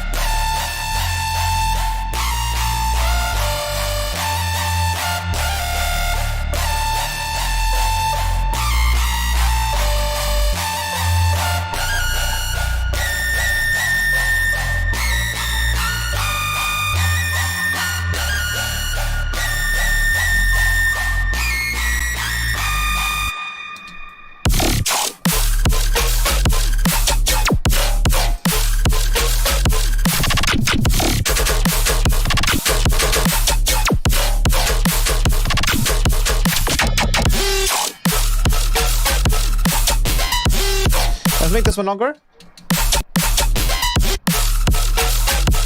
Let's actually have this one in here for this section.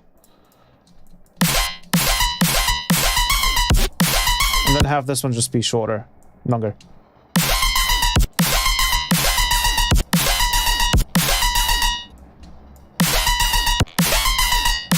And we have this lower.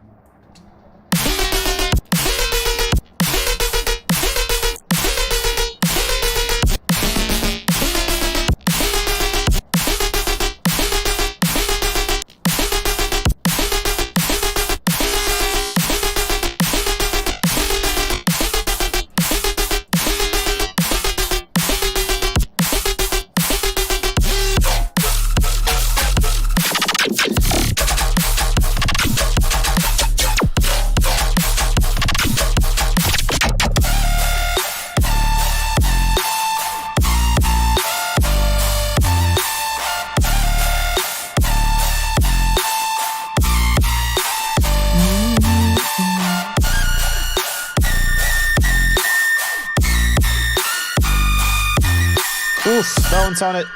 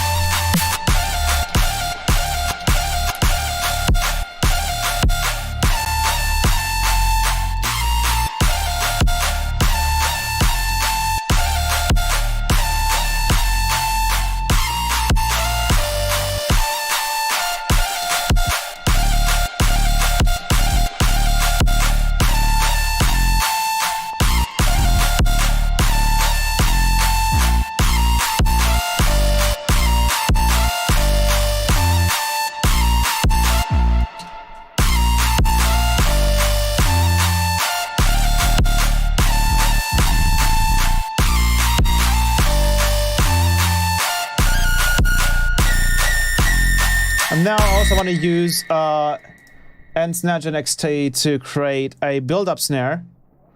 So I'm going to do just any note.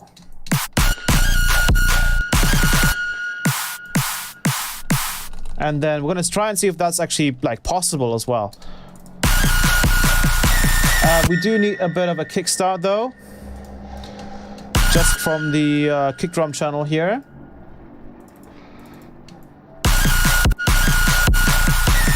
And then I want to make the tail tight, a bit tighter. And there's a little bit of a trick that you can do. So either we could take the MIDI and make that shorter and get that little like gate that way.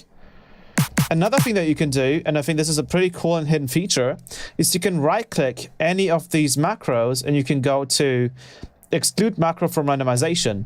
So now it's only randomizing everything else, but for example, this tail tight. So we're just consistently getting short snares.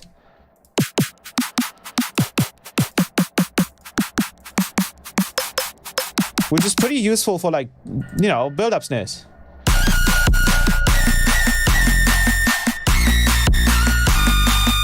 Or of course, the other way could be, we can, you know, unexclude this, and then we can just make these extremely short. That works the same way.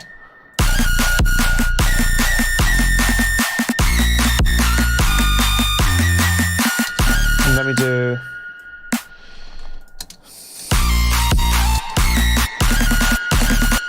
these are getting offset. Whoa, why are they offsetting? What? What the hell? Medium.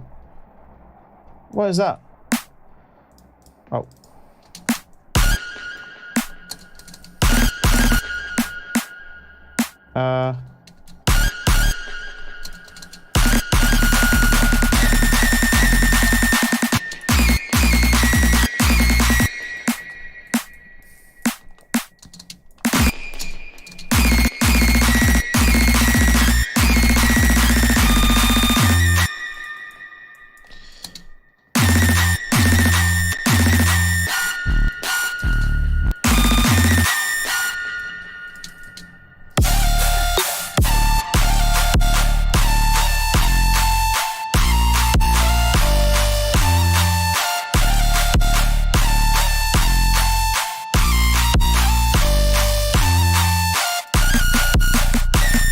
So that's how we get those.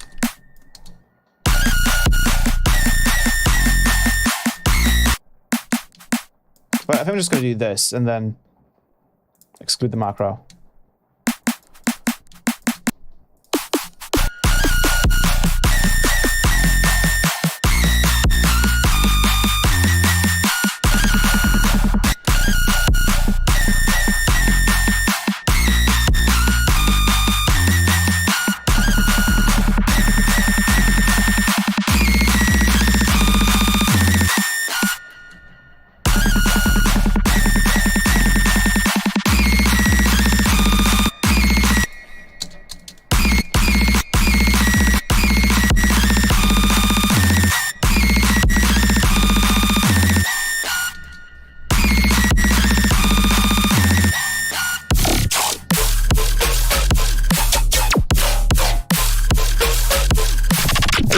We could probably have this in be a part of the sound in here.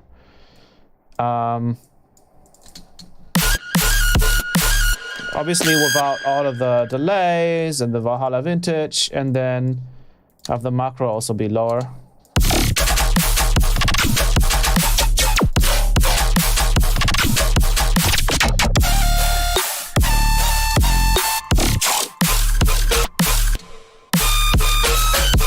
And then we want to do a seventh, so we do...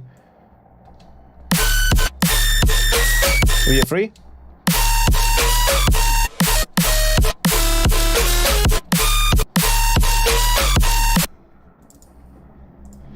Let's turn this back on.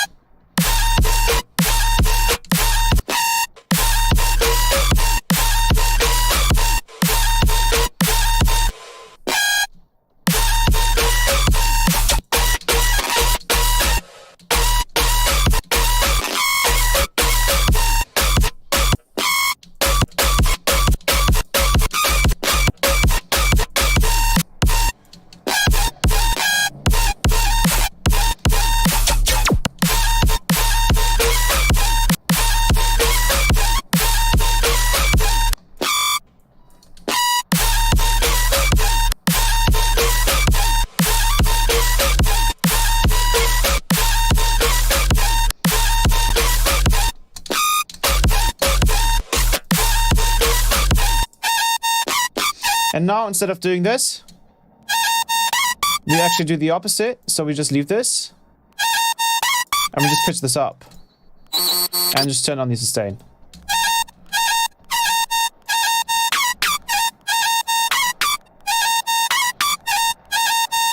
I feel like this could definitely use a little bit of disperser. It does still feel like it's not exactly the right same, like...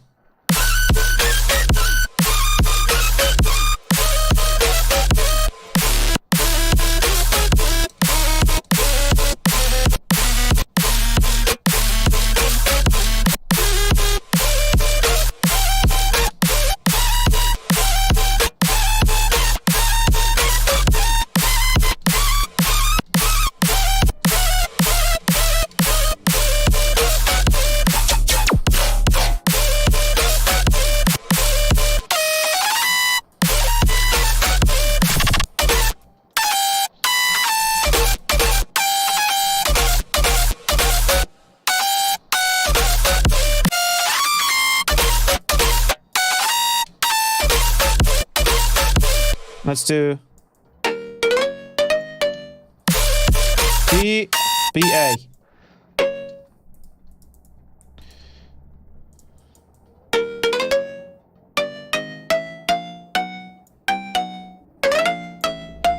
Turn on the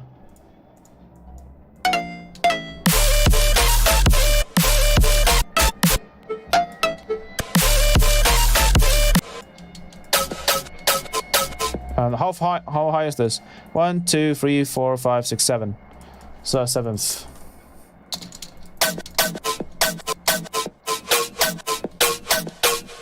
Obviously, we can't really play this an octave up. So 1, 2, 3, 4, 5, 6, 7, 8. So we want to go down 4. That sounds a bit ass. So let's put that to Complex Pro, and then stretch it a bit.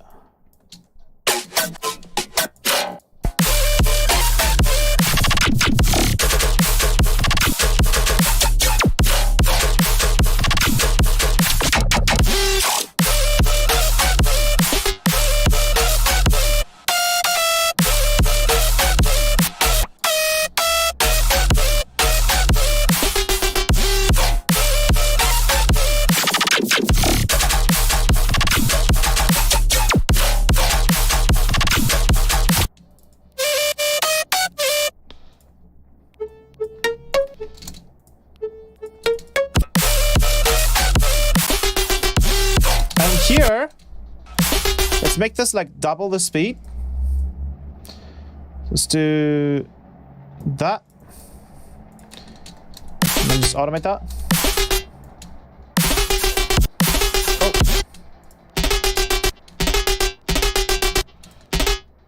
I think that kind of offsets it. So maybe let's not do it in here. But let's do it in... Oh god, what am I doing? Add an LFO, put this to square, and then put it to sync. And then automate this. Speed. And then maybe let's do snapping. I see, okay, so.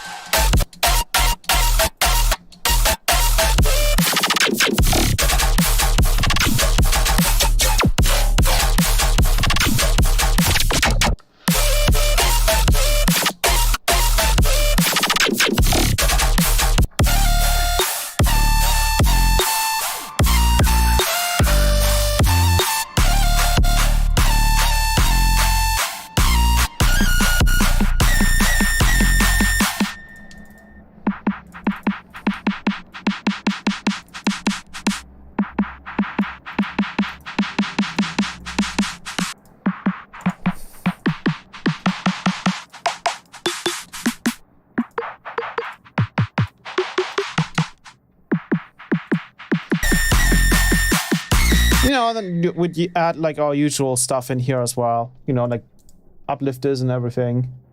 So...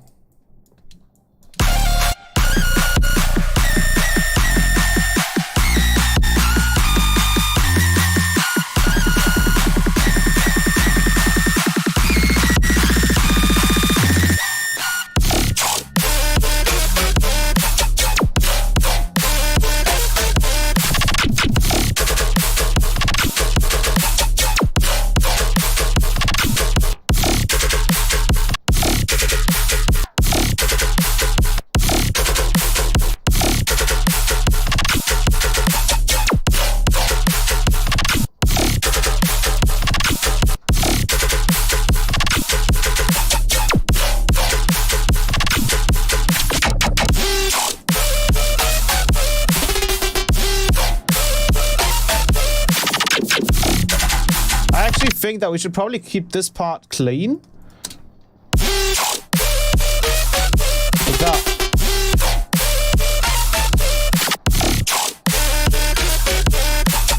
And then we can kind of just decide what melody we want to play.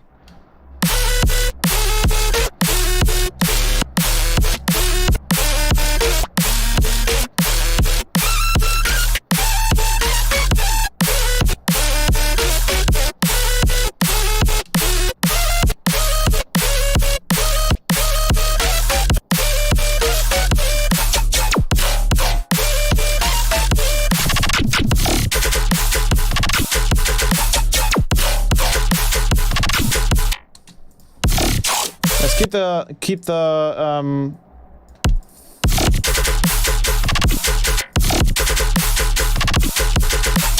obviously we can also resample these drums and just use them as audio files.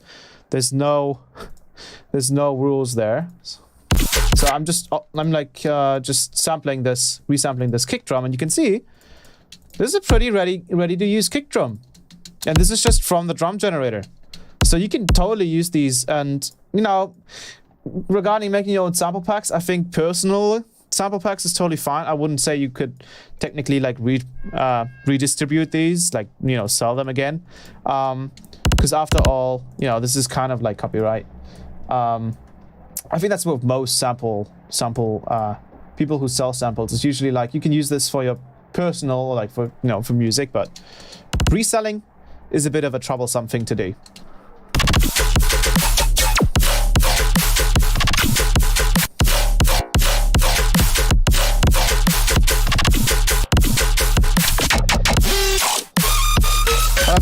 I think most people get that, right? DC do, right? DC do M? What do you mean DC do M?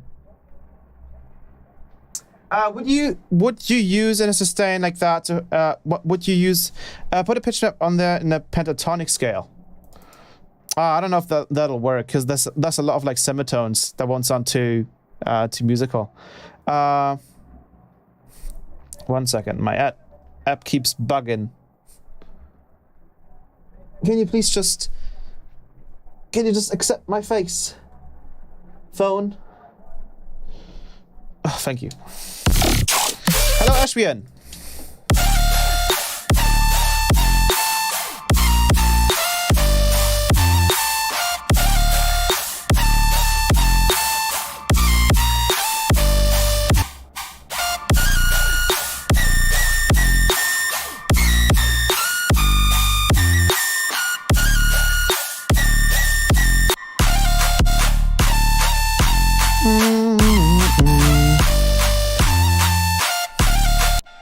But yeah, this sounds pretty cool. I would probably even take out the background.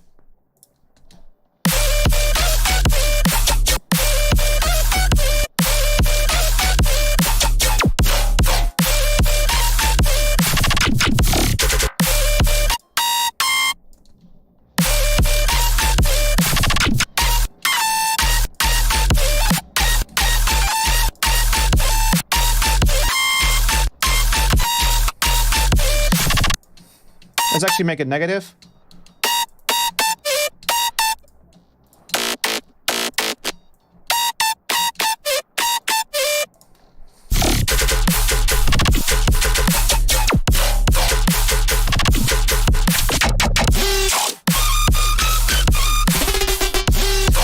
Let me play this one a bit lower.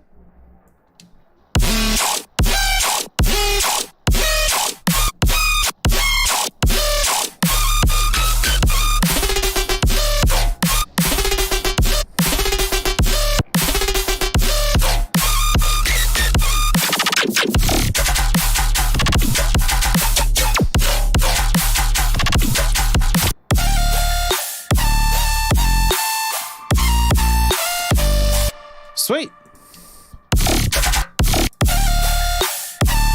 Give this maybe a bit of disperser, just to make it sound a bit fatter. Do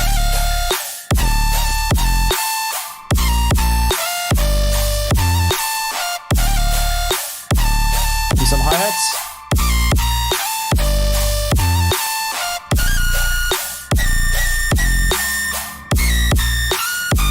Let's make our own little hi-hat here, our own little like trap hi-hat. Trap hi-hats are usually made like this.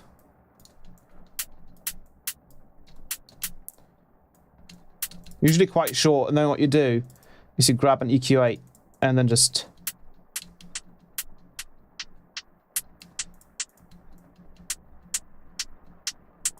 give it a bit of a peak there with a low pass, and then you just instantly get that like trap hi-hat sound.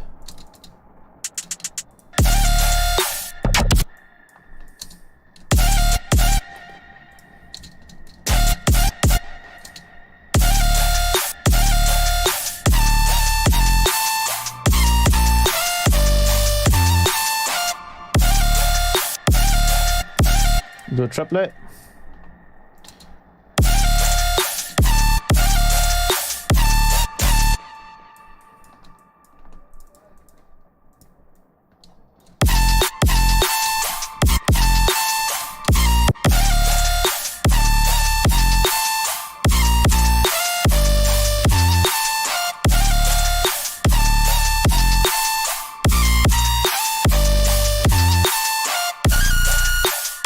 Let's add another back effects.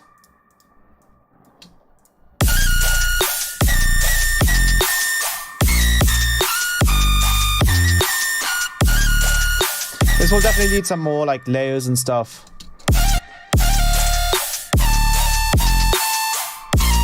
I'm feeling like just like a trap inspired.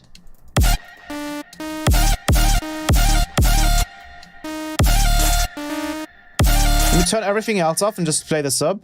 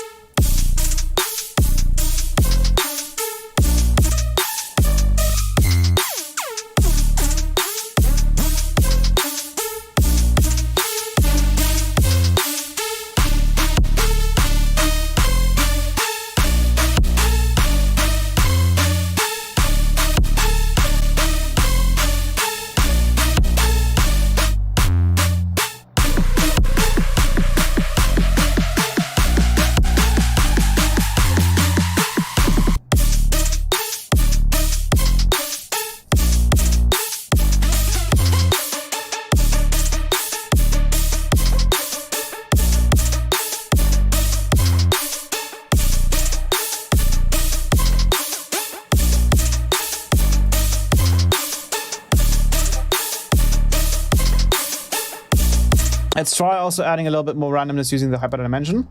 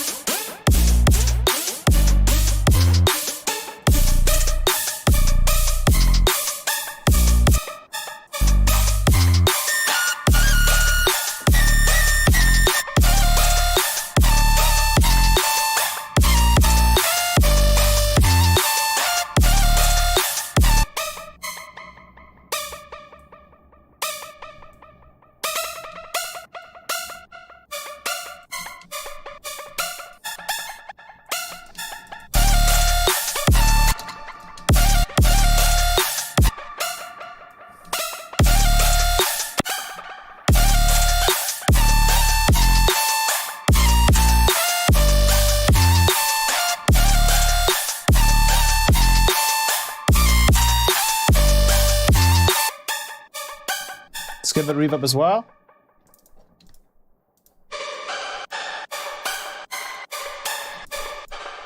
And let's freeze a couple of these.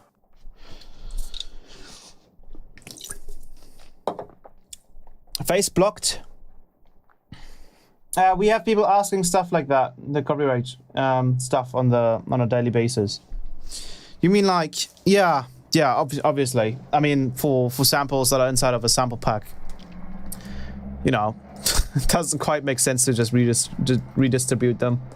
It's a bit... That's like asking to redistribute assets from a game in another game, you know? Doesn't make sense. Unless those assets are obviously from like some kind of marketplace, and for sure, but you can't just like, you know, redistribute them on the same marketplace. Let's see what happens if we like do something like that. Let's put it to reusable coder and see if we can maybe do...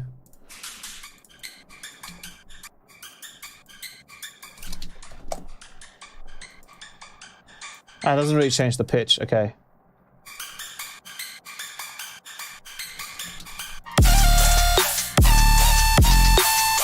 I think we should do a beats.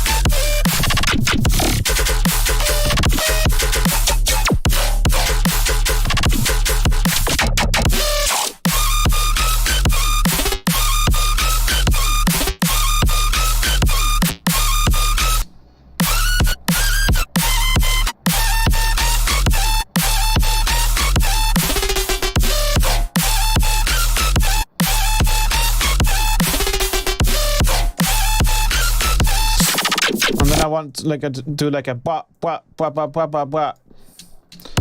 We just had that bass over here. I think that's the bass.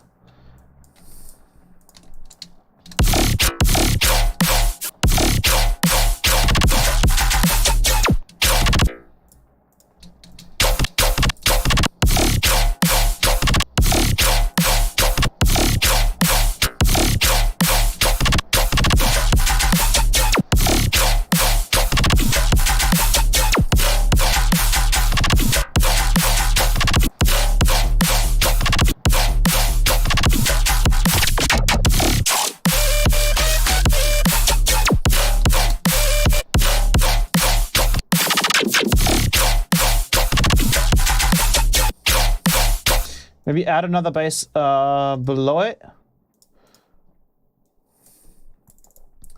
Put it to Complex Pro. Move it over here, and then just copy it over here, roughly. And then we do like a...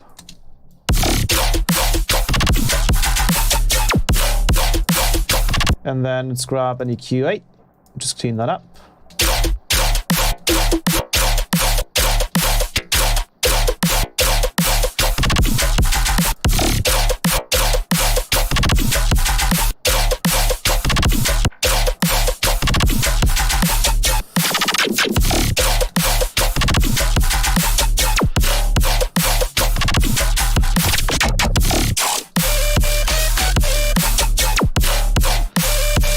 And obviously we can still go back in and just, you know, try out different drums.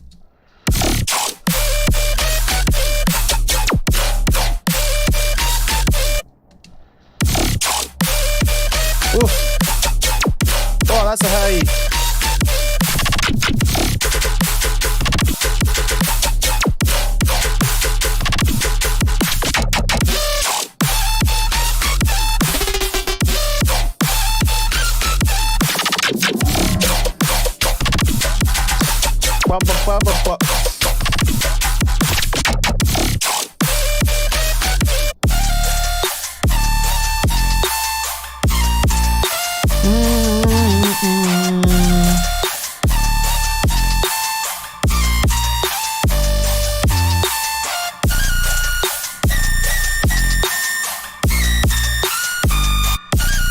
I think when it pitches up this high, You get a lot of like weird artifacts in the low end. So probably we should also automate the.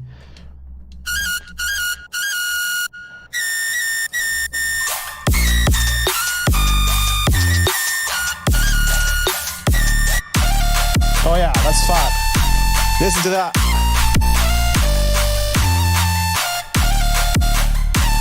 I feel this one's a bit boring. I feel like we should do like a trancey kind of thing.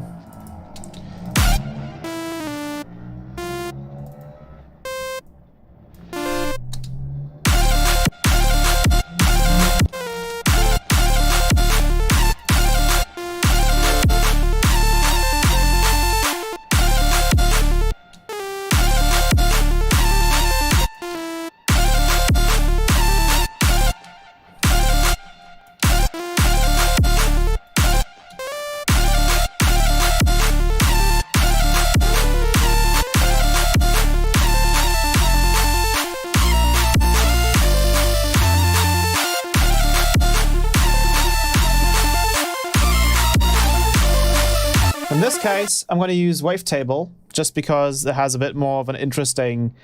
Oh, it sounds lovely, actually. You could kind of use that for the intro. It sounds kind of cool.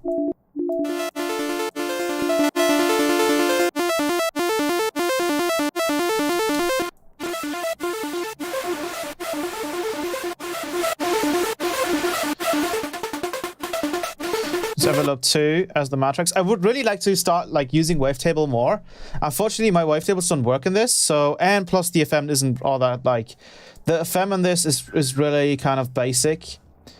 I mean, wait, this is FM amount. Yeah, so we're just FMing from which looks to be like either a sine wave. I think it's a sine wave, and then you have a tune for it, but you can't change the FM waveform. So you get some very basic FM instead of like getting some really cool like. I guess you could fake the FM with like something like kilohertz phase distortion. Was it called that? I think so. Phase distortion, yeah. That can do some interesting stuff. Like we could do, and I think a lot of people don't know this. We'll do this in a different, because here it doesn't quite make a whole lot of sense. You can use phase distortion to kind of do like audio. Audio FM. So if we, for example, take a wavetable, let's do even an operator, just to demonstrate. If we have a saw wave, release down, if we have a saw wave, and then let's take another operator and call it like a saw FM. Let's turn this one up that much, just mute it. We can use phase distortion in 44 instrument racks. Then pick the saw FM. And I think if you mess around with it long enough and put the sidechain in there, you can get some really cool like FM from audio.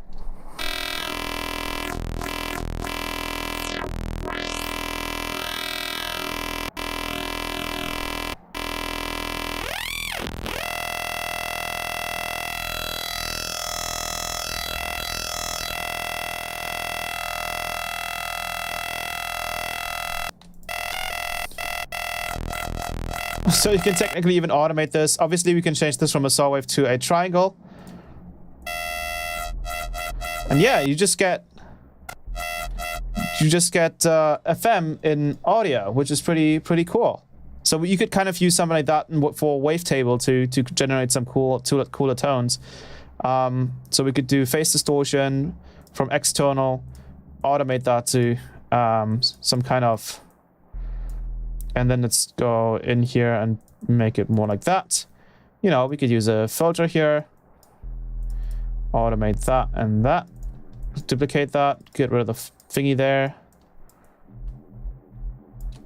Add another one. Make it a low pass filter.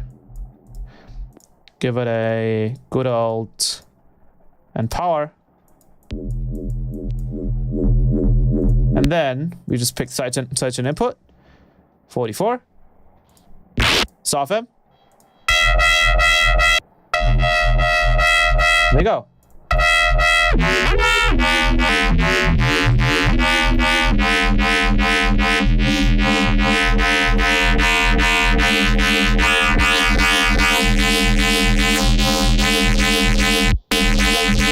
So maybe bring this a little closer. Also, obviously, use a gain.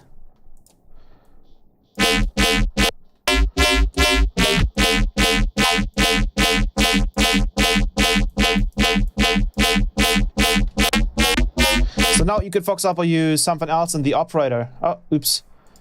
We could use, for example, we could use Wavetable. But honestly, you can, like, if you're going to do it this way, you can just kind of use faceplant anyways. It doesn't quite matter.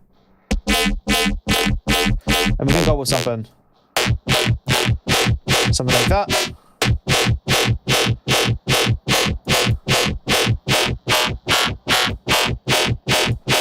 You get some pretty cool stuff. And I think depending on how loud this is, it'll even like change the FM amount. So if we go back to basic shapes. Yeah, so now you're getting...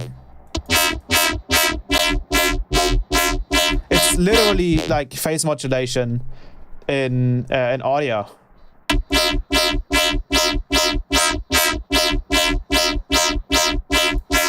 This is really, really cool. And you know, you could add some unison to this. Obviously not in this case with this operator, but with Wavetable, we could add... If we listen to this real quick, we could go unison phase sync.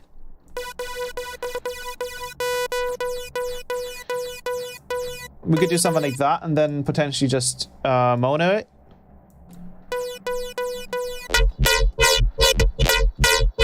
And let's trigger this. So let's hit audio follower. And make sure that this wavetable doesn't have any weird shit. And then we're gonna put this to not trigger, never trigger, off. And then just trigger this. And we just create it. And then we can switch the high pass to a peak to keep the low end there. And then we can automate the gain as well, so we can kind of get a high pass with the sub still in it.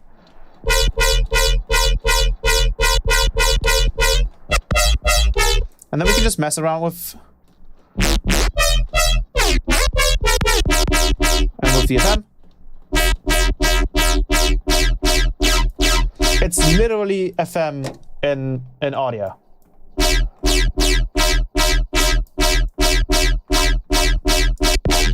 And we can obviously go with some more complex wavetables, so we can go over to complex here. We can even automate this with, for example, envelope 2. So we can just grab matrix, oscillator 1 position, and then envelope 2. Maybe add a little bit of a disposer. Then go through.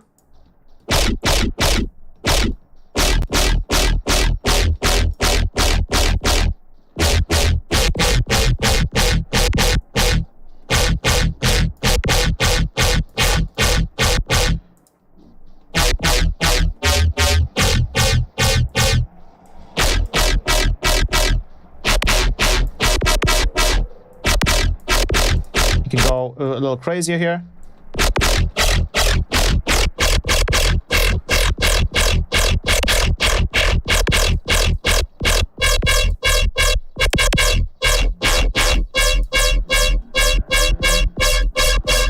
You can even try noise. Just makes it sound like Terra Squat, to be honest.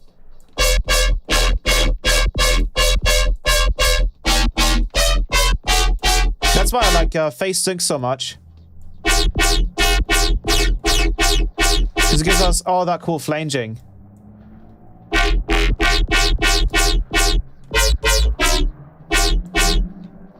Yeah, that's some cool stuff. I think we can even drag in like bass one shots, and it'll automatically convert those to be.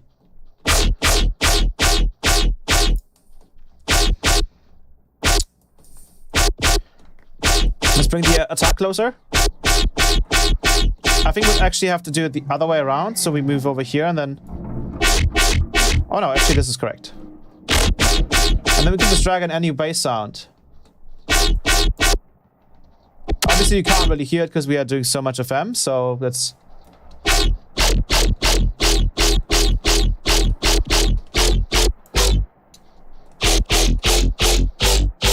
And this is pretty like smart at like detecting the pitch and then, you know, cutting it up.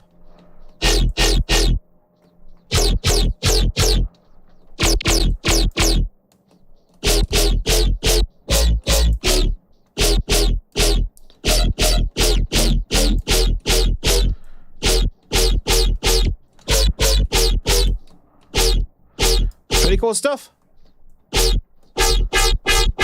All just in audio. Without even using like the FM in here. We can still warp it. You can obviously change around the...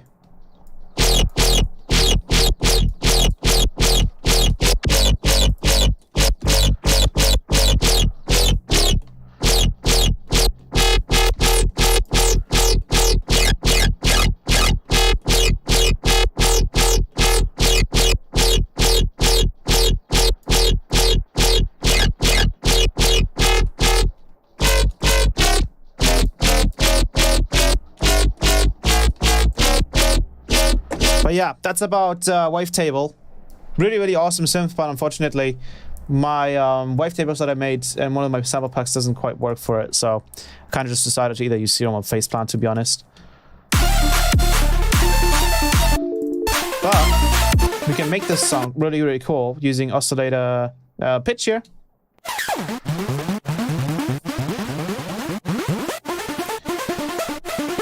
Let's add an OTT to this.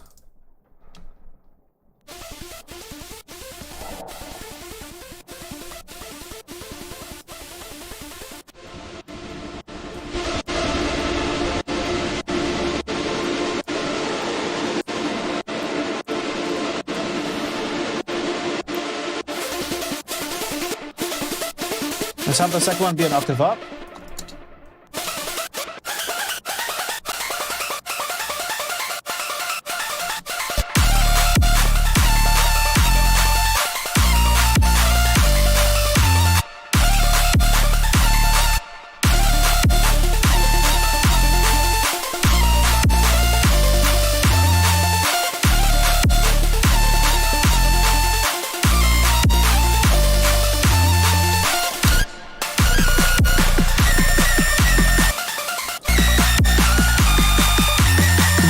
This particular note. Not sure if this is entirely perfect there.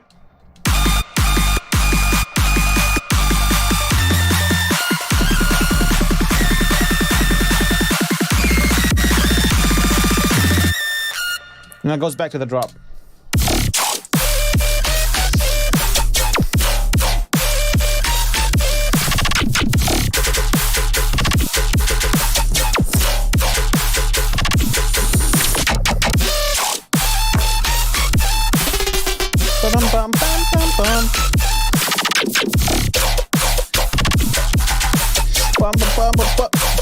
I actually want to change the frequency shifter here a little bit. I think I can just automate this to be a little bit different, but this sounds really cool so far.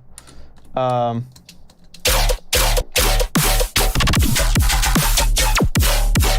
then we just kind of, yeah, mess around with this.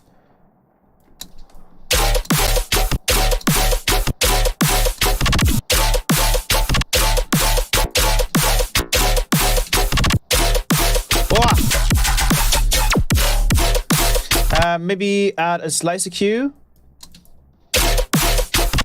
And when we turn this up. Wow. Move this up. Move this down a little bit.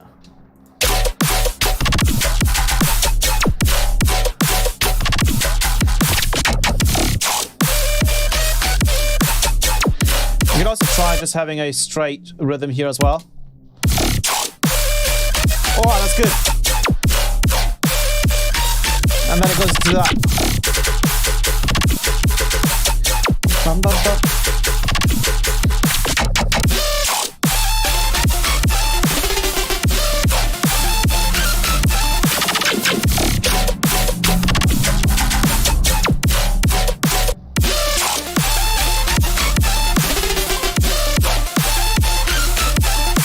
Going to have that in the background.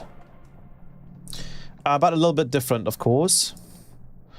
I'm going to do...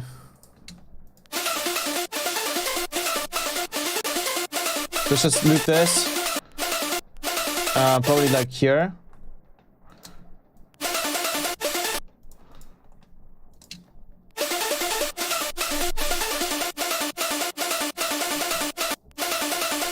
Whoa. It's missing.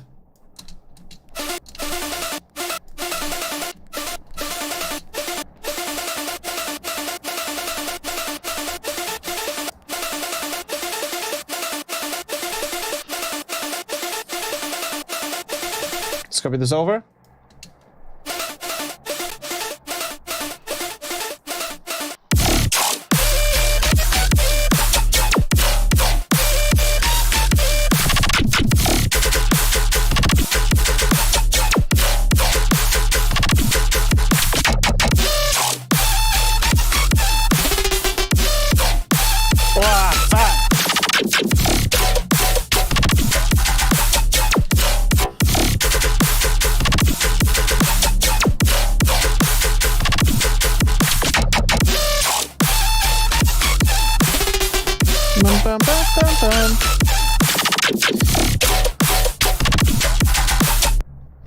Bum, bum, bum, bum, bum.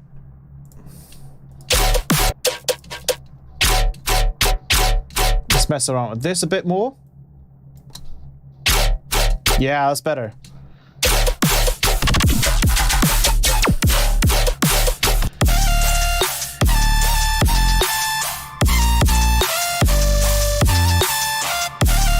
Can take some of the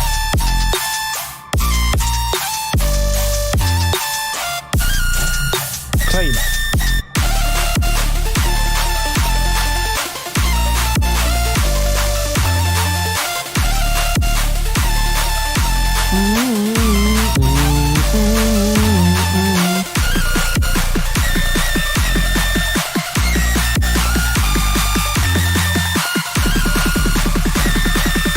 Let's do like a boom, boom.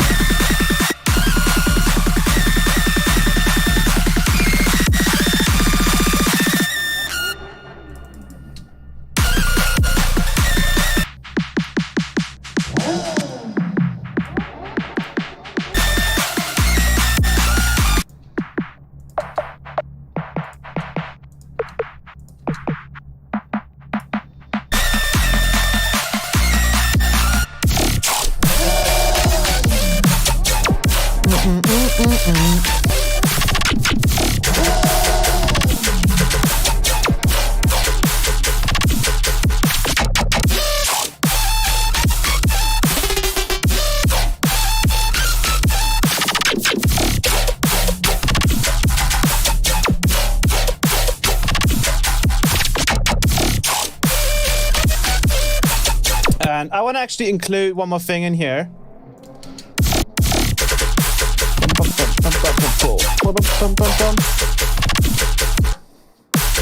Yeah, I want to change, and I want to add one bass in here. And I'm going to try to do this the quickest bass that we can do. So I'm going to add a D note. And all I'm going to do is I'm going to load up this little rack that I made, which is called the quad filter. I'm going to do, instead of a analog, I'm going to do a wavetable. One of the N wavetables. I'm going to delete this, duplicate this, switch this to a ramp up, add an power rack, then add a comp filter. Automate the gain, automate the low pass, automate the high pass, automate the Q, automate the notch.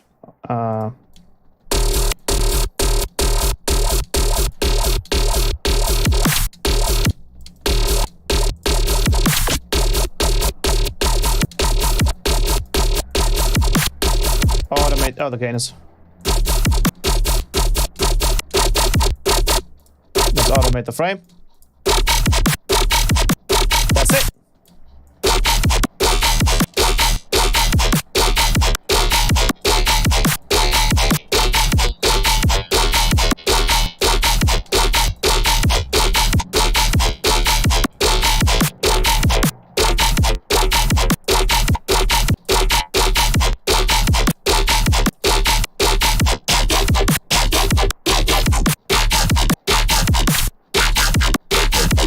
We need a separate sub for this, even though actually we have the sub up there, so we're just gonna cut out the low end. That should be clean. And now...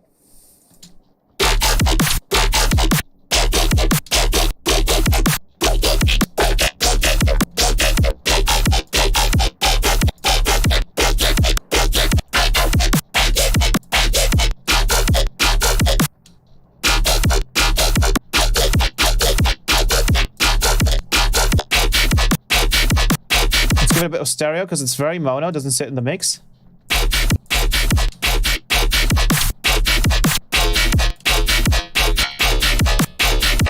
Maybe even automate the resonance here.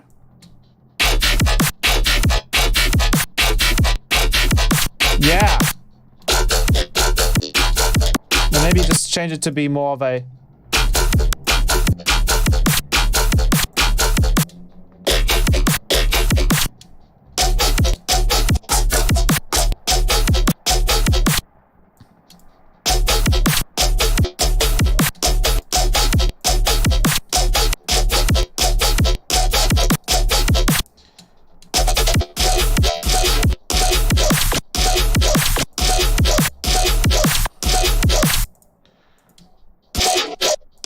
So very, very busy though. You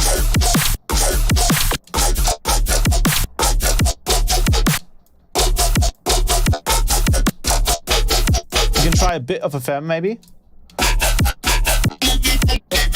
Wait, are we in the right note? Yeah, we are indeed. Okay. Let's do FM here.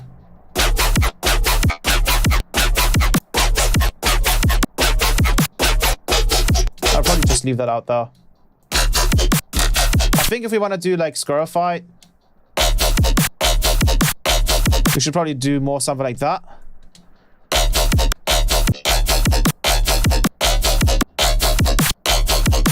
And then we can try just using a multi-pass to... I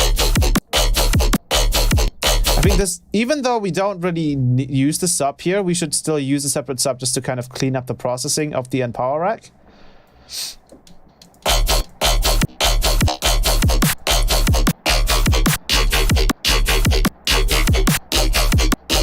To have it be a bit cleaner there, and then we can just mess around with the comp filter. We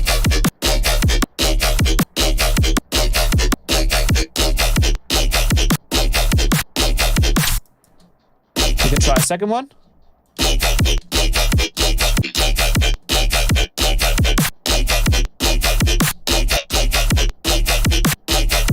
That one should usually be enough. Cool. And that's just...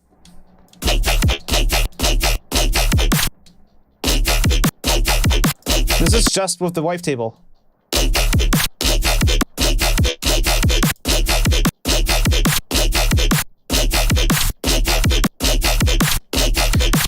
I want to add an additional filter, which is just a normal flanger here. Which is also, technically speaking, a comp filter, but again, there's no built-in filtering, so that's why you want to use the end comp filter instead of the flanger, because that one just doesn't have the built-in filtering.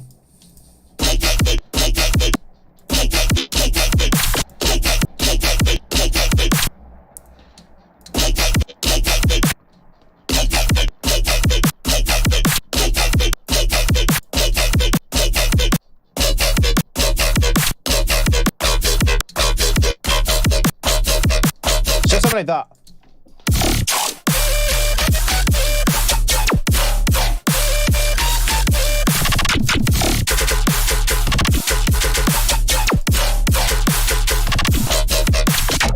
it's not fully there yet, that sound.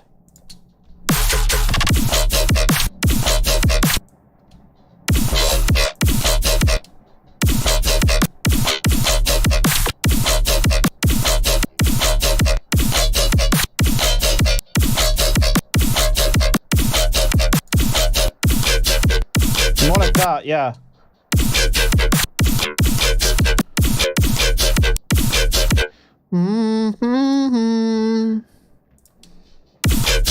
Maybe you could do just a literal like resonance.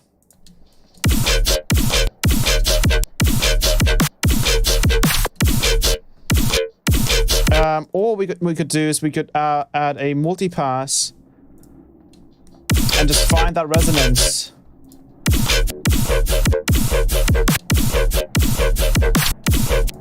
Probably have it after the.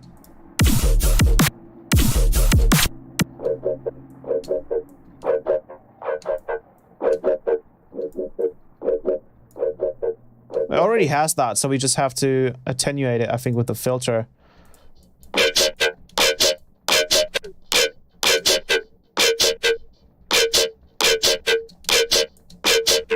So we just need that, and then we need to move this a little bit.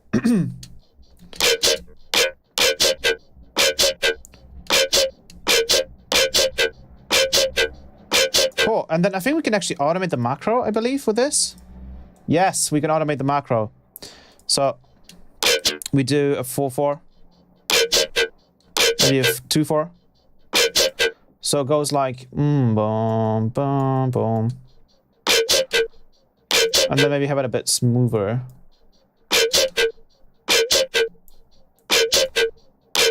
And then let's automate the Q with the LFO.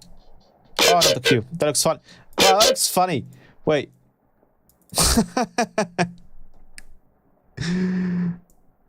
That looks like it's flapping its wings or something.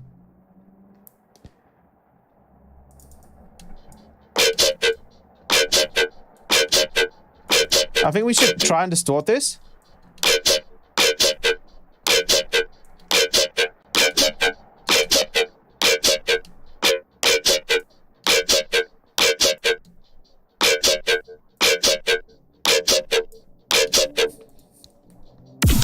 That's cool.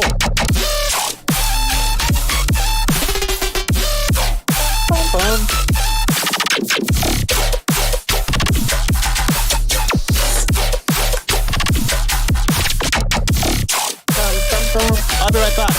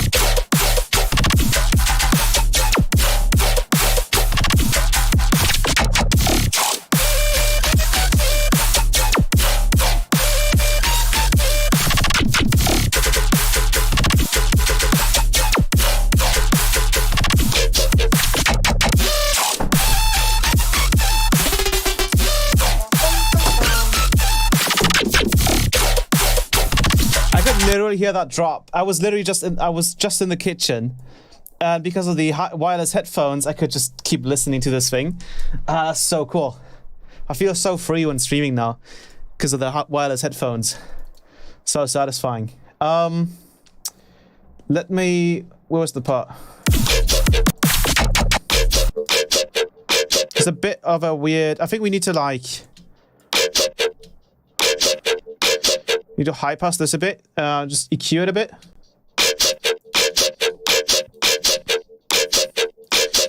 Let's freeze it. Flatten. Sorry about that. Oh, we're clipping, I think. And let's just like literally clean this up a little bit.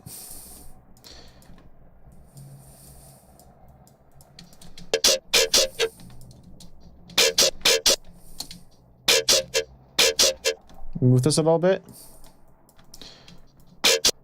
And then let's just add a saturator to it.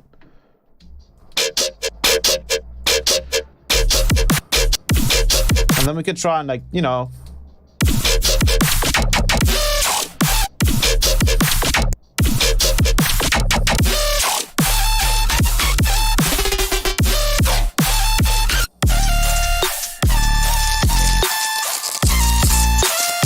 maybe frequency shift it. Could sound probably pretty cool as well, yeah.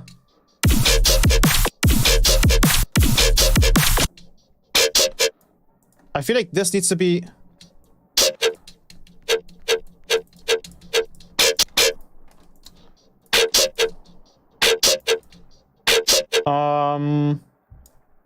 Sure, let's try it.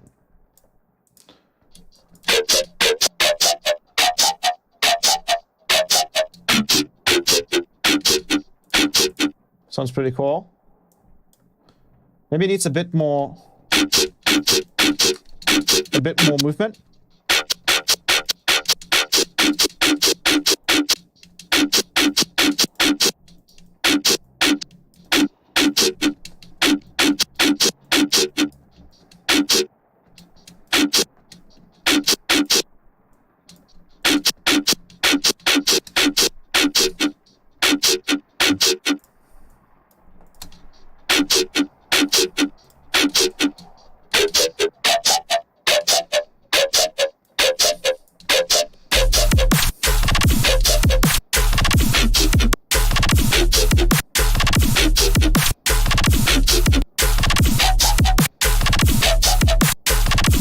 I feel like we literally just need to, like, take the same bass sound.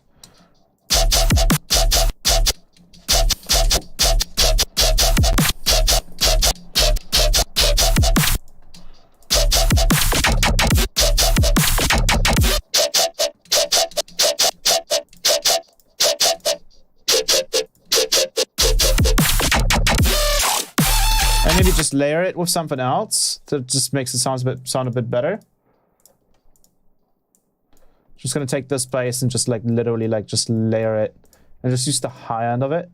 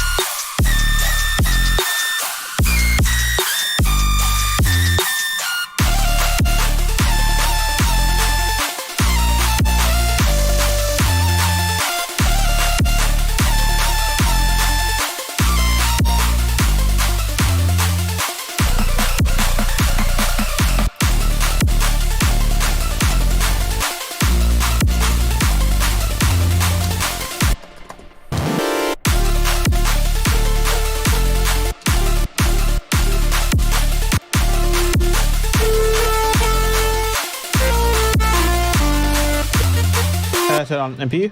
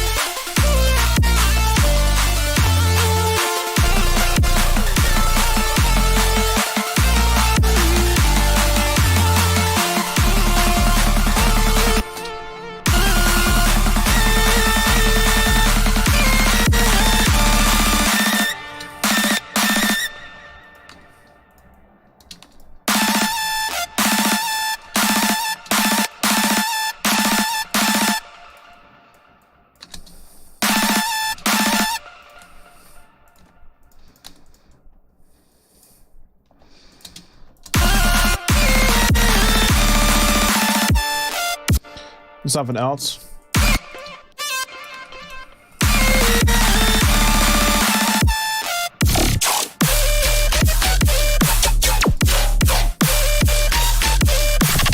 Let's try a more like normal dubstep kick here.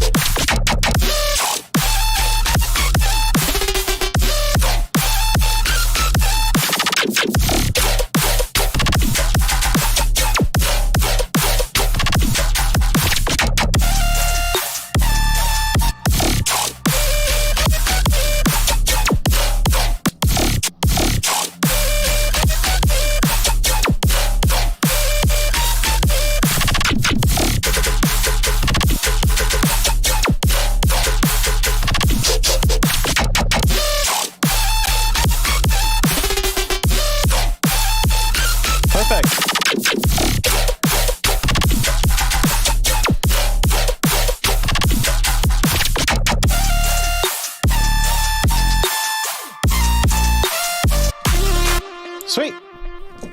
I'll just eat my ice real quick.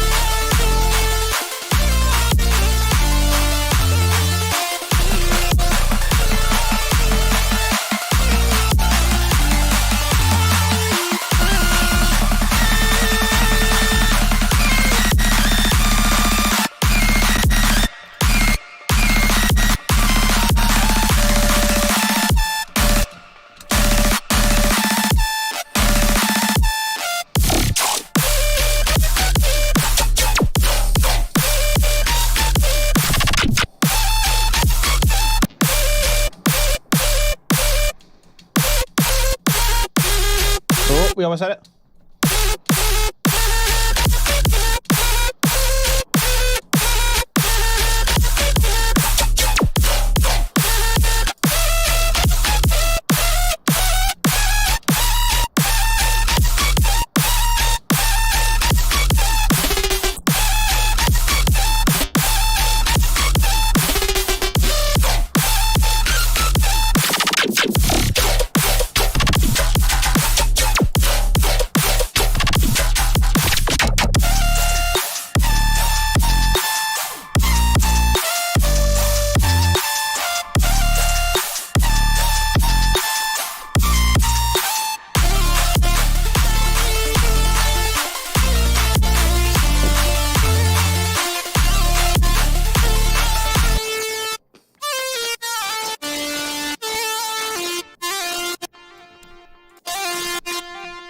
Let's do this really cool trick with the shifter here. Probably not after the reverb, but after here. And then let's just add a little bit of phasing to it.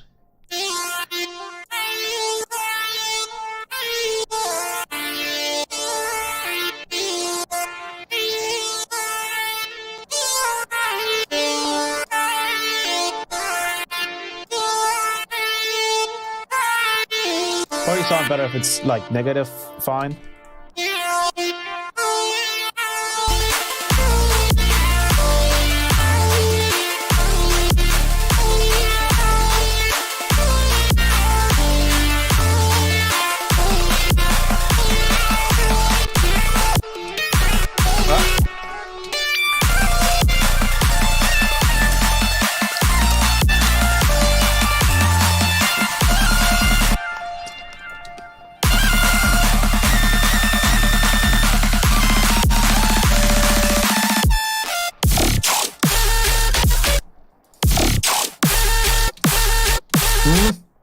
I saw that right now.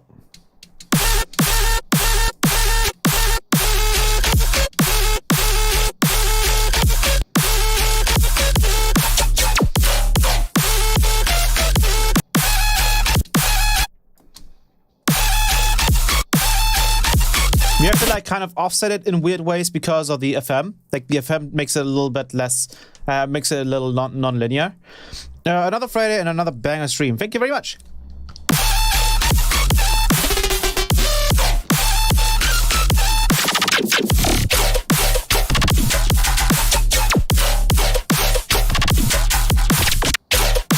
Let's get rid of the sub here.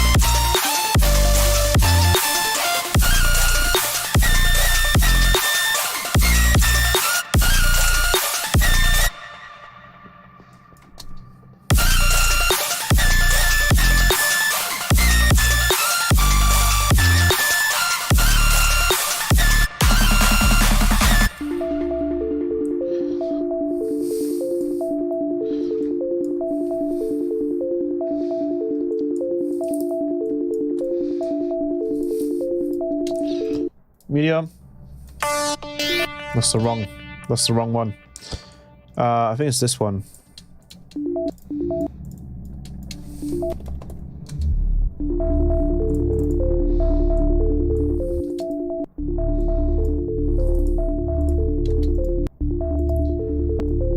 I'm distorting it a little bit.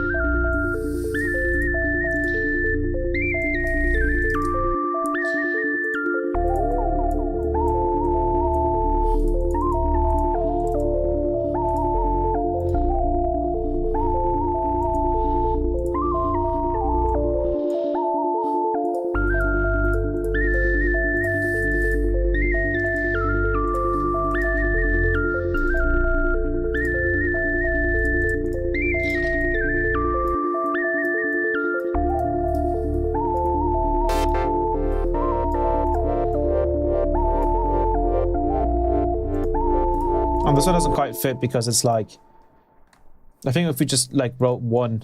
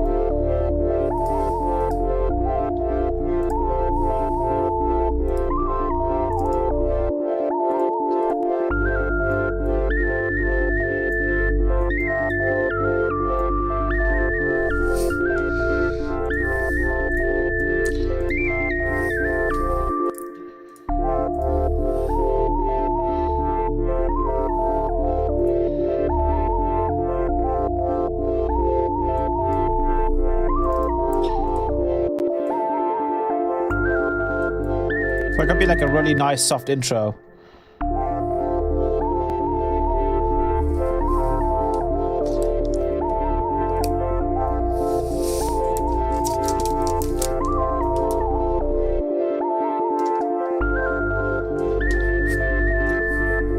So either outro or intro.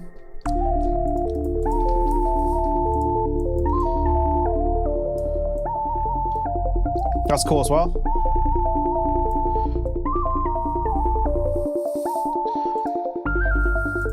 And then when we get to the next part,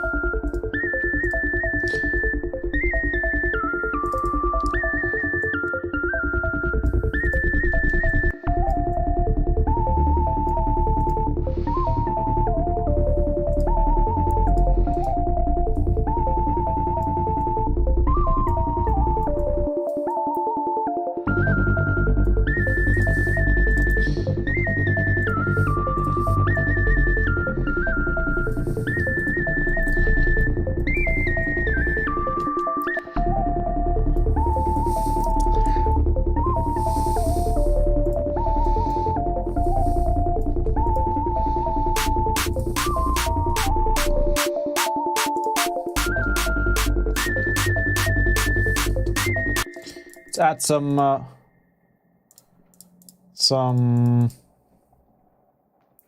not that. Maybe something like this. 128.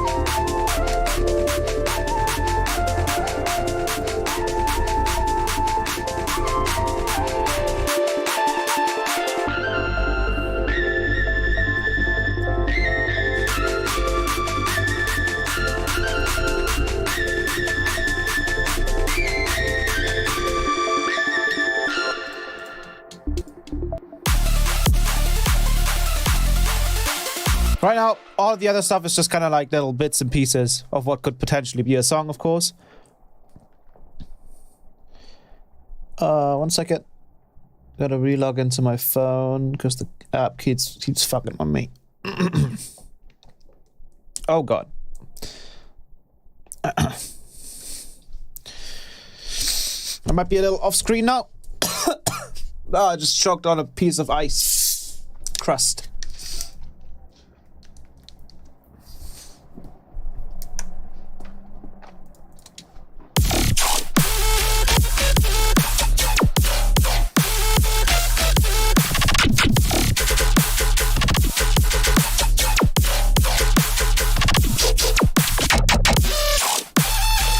The space needs to be...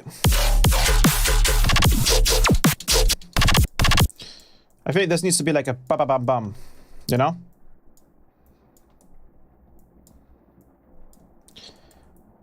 Ba-ba-bum-bum.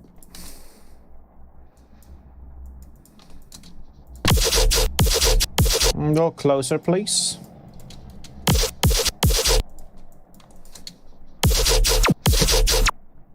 Oh, Jesus, what the hell? Bring it closer.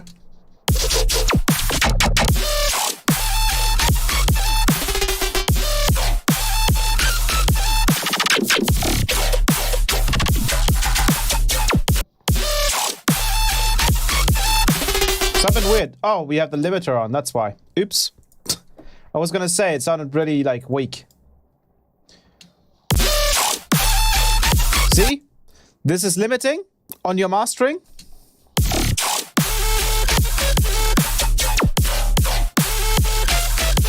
And this is soft clipping.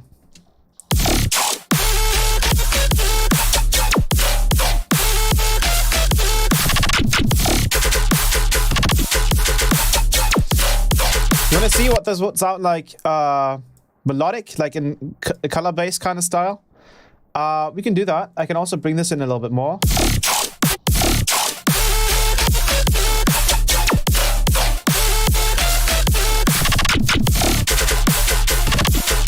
You can even try making the sub-player progression.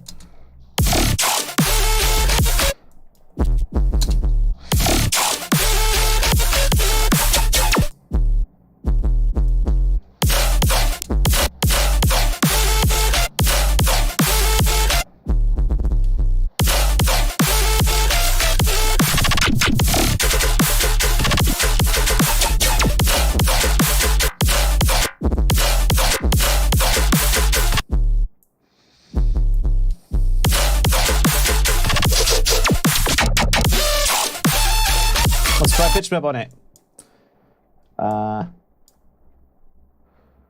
Probably for the compressor. We are in D. So it's gonna obviously change some of the notes here. So C, D, D.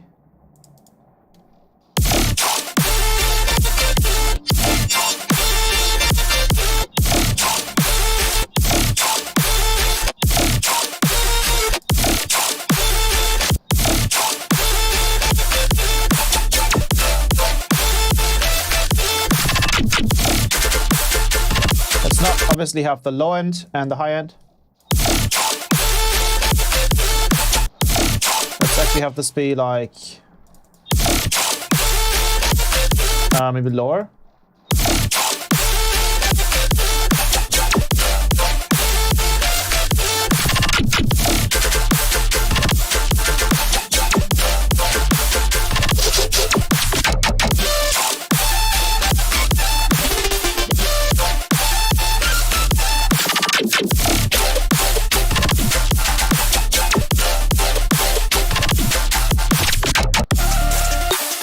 Sounds cool.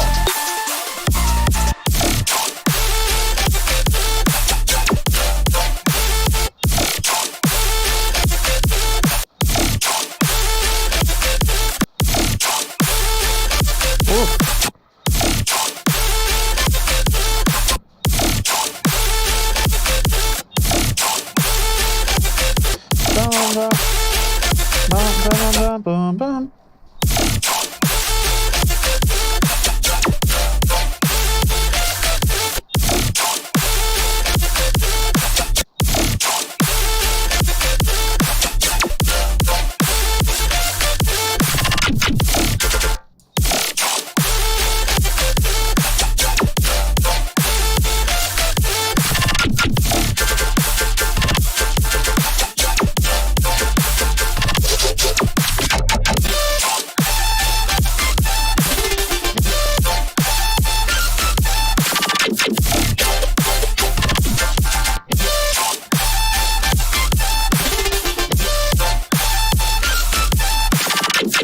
And take this because it's a bit annoying with the transients. You can kind of hear the transients through the track.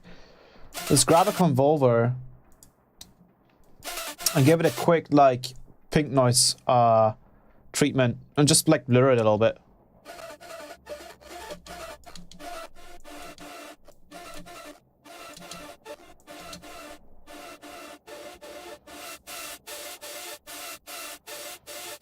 You just literally blur it.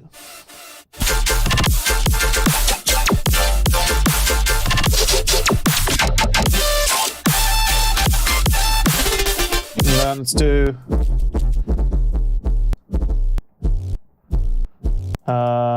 D.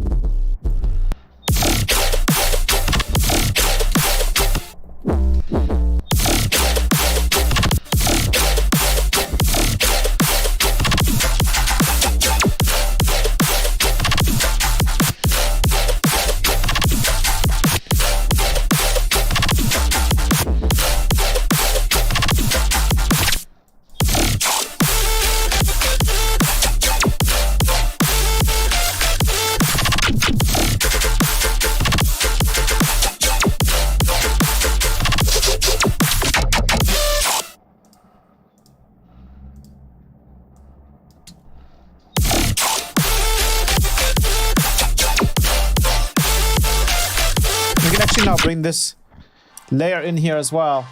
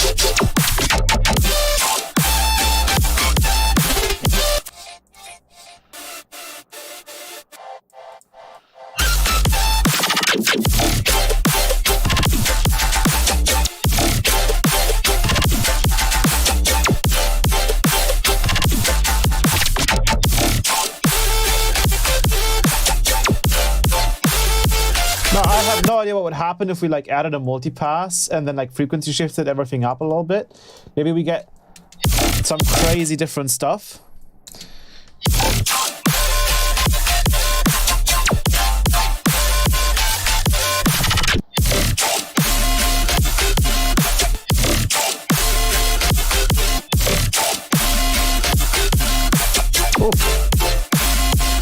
Obviously the main sound there doesn't sound all too great.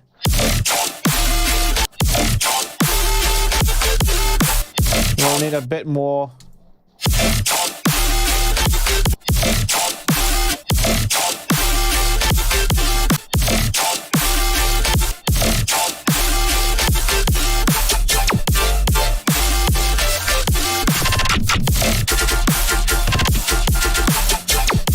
Let's exclude the melody from everything else, which would be, let's delete the other ones though that we don't use anymore.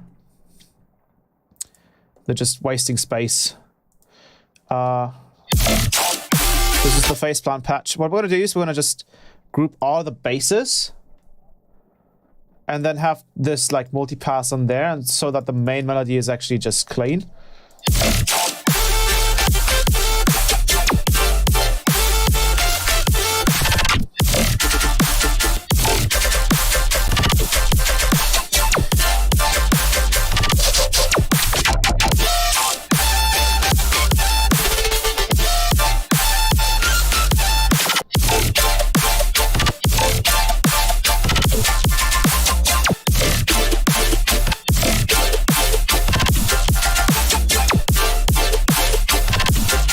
The original song is great though.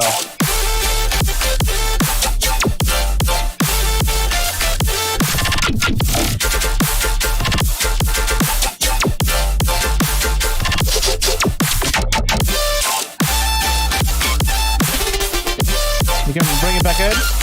Maybe you can have the sub be outside the group and then just have the pitch map be on the basis group, so it doesn't really affect the sub.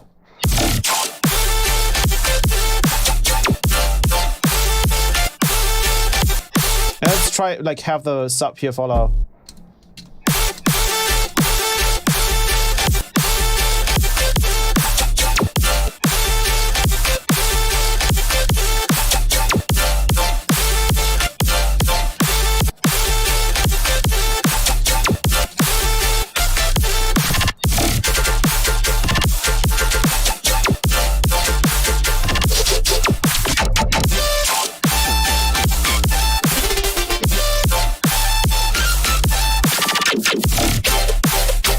We can actually use very, very little of the purifier here, since it's like kind of accurately detecting.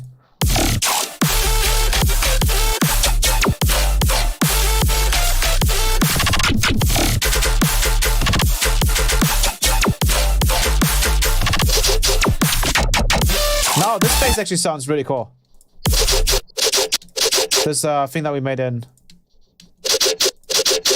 it layered with this one.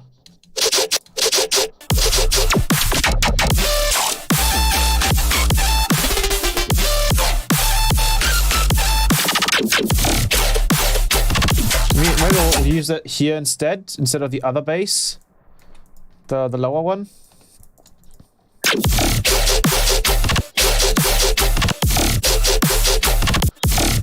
I actually like this one.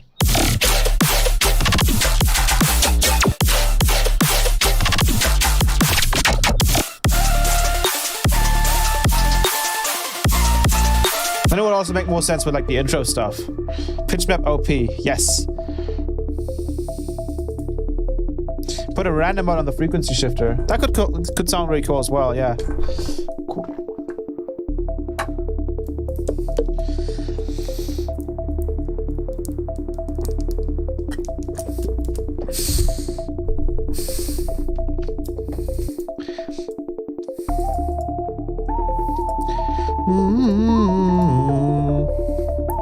Another thing that we can do .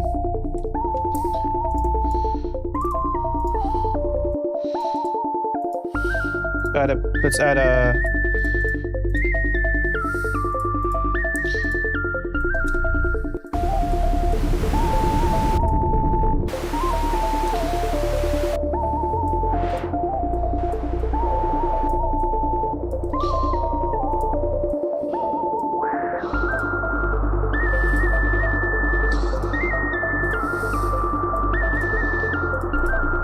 No, actually we need random.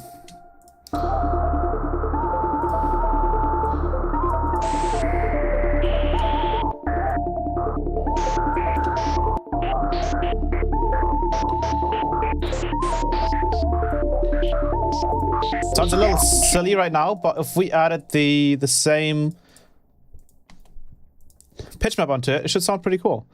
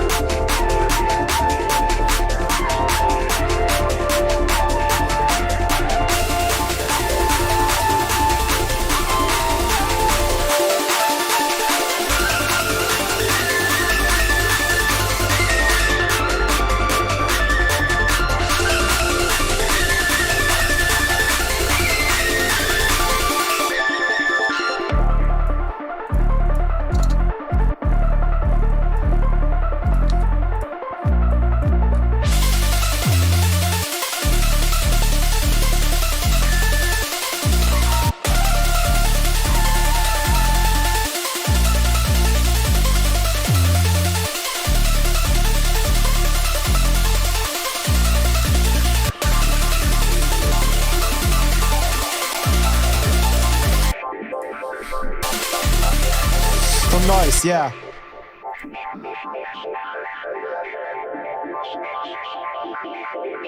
You can also do an LFO.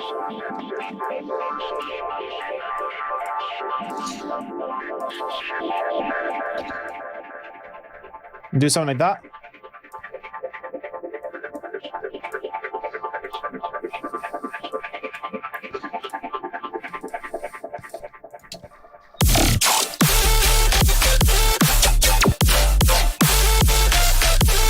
Wow, it's fat.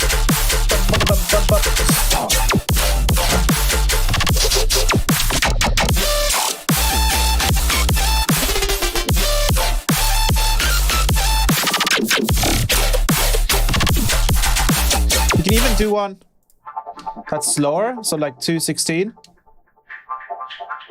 And then instead of doing a random, we just do an LFO. That's like 2/4.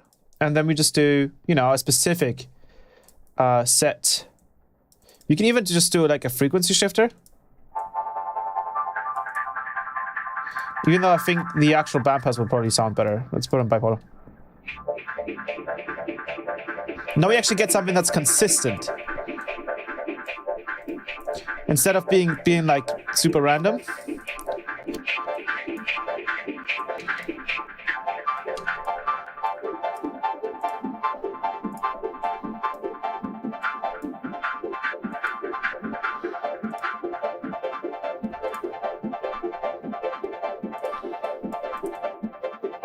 And then we can make this slower.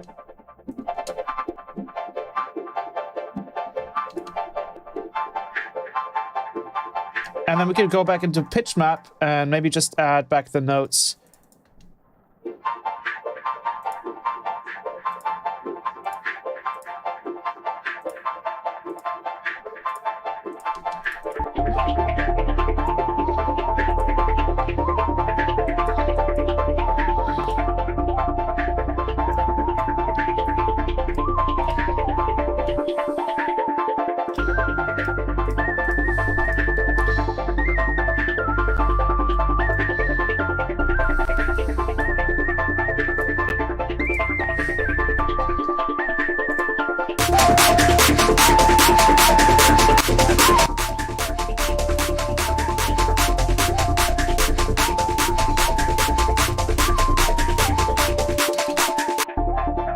Now we've bypassed the transient, the soft dipper.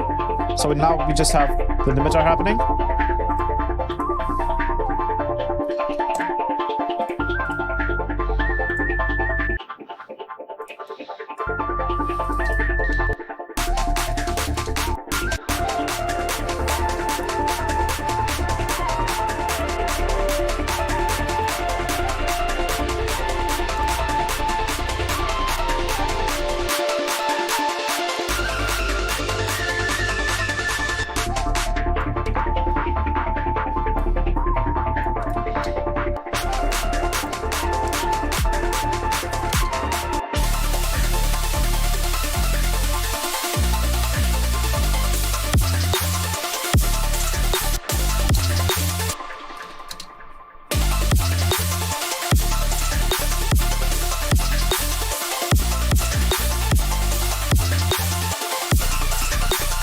Then obviously we want to switch it.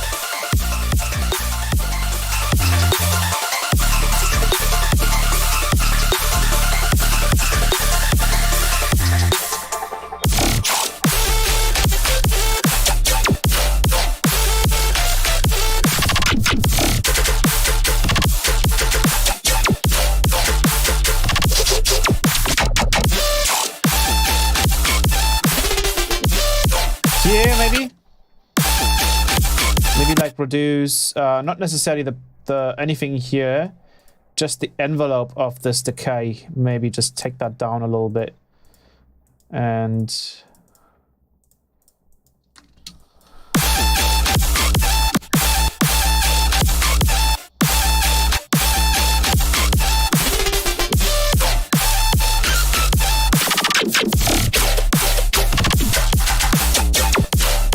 yeah, sounds sick.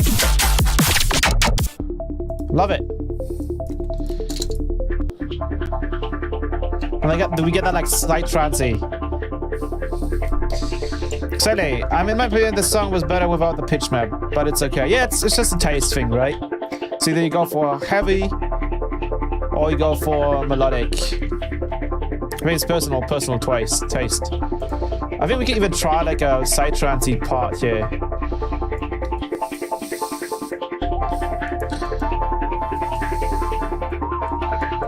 Let's see if that even works. Should work. Let me say. That's probably gonna sound pretty funny.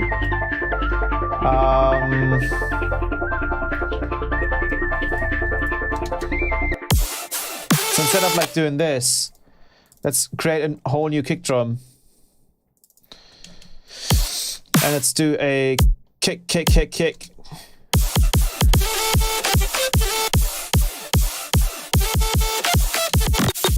And maybe put it right there.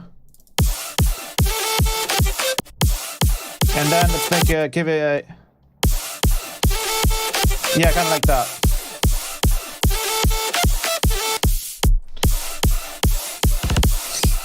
And then we do a D note. I don't really do psytrance, so I don't know how this is going to turn out.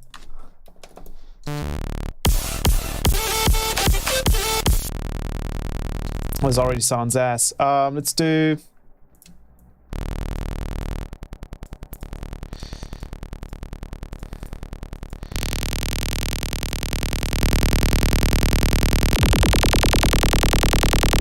probably an envelope on the pitch.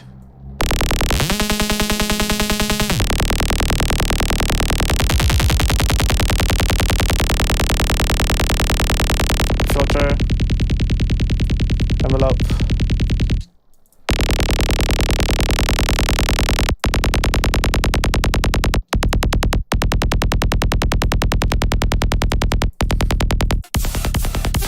Do we still have the... No, we don't have the clip active here. Just enable.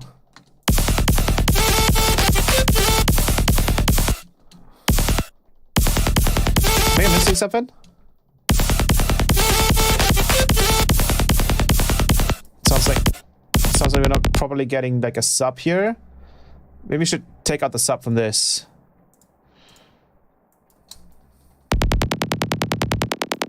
And just add like a sub up here.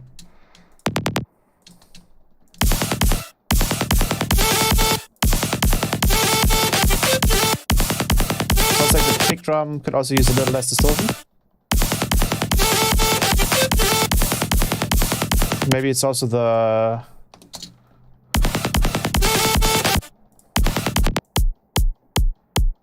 Let's just clean this up a little bit.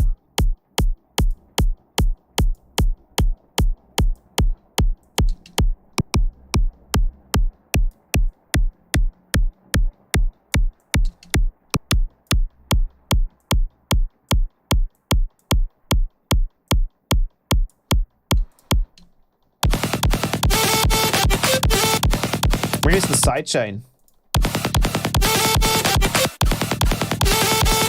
Where's the sidechain? I think the sidechain needs to be a bit closer. And then we need the sub. Where the hell is the sub channel? Here it is, okay. Let's just duplicate the serum and then... Oh god.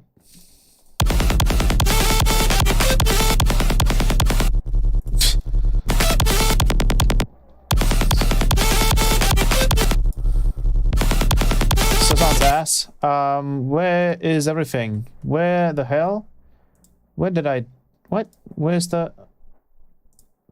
This is serum. Where's the faceplant patch? Excuse me? What? Did I put it up here? What the hell happened there? This is supposed to be in groups. Oh, it's going for the pitch map. Okay, it doesn't need that. For sure not. There we go. And then let's actually like write a progression here.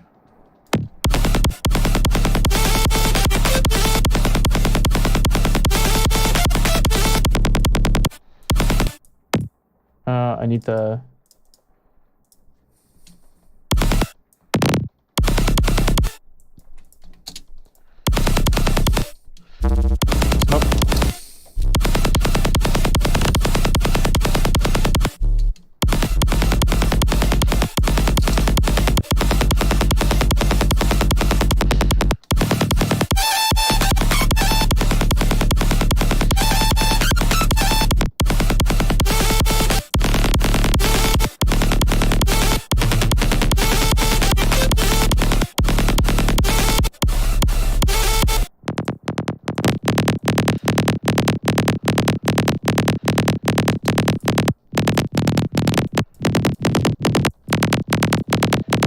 I feel like we would have to sample this so it sounds always the same.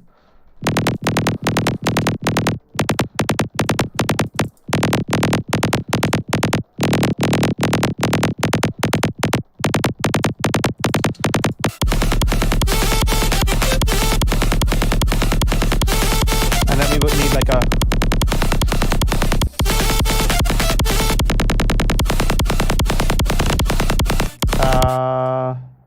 clap. I need a clap.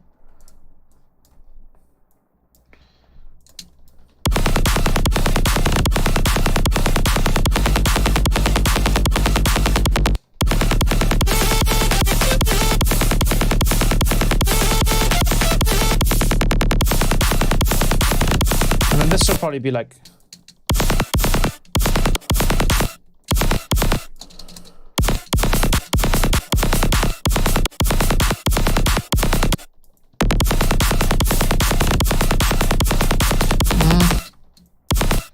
maybe just do a warp, transients.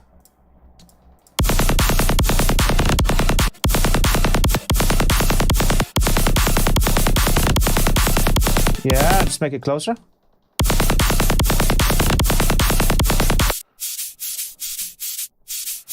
Oh, come on. There we go.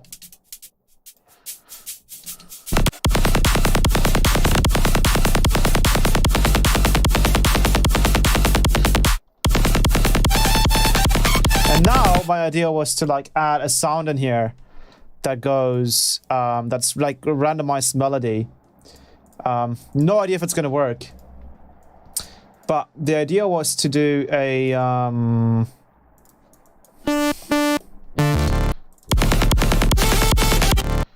the idea was to do like a bandpass. And then like an LFO that would trigger like this. Like a polyrhythm. And then that would just trigger some kind of random note. And then that would just, you know, be automated here. And then we would do a LFO. Automate the gain.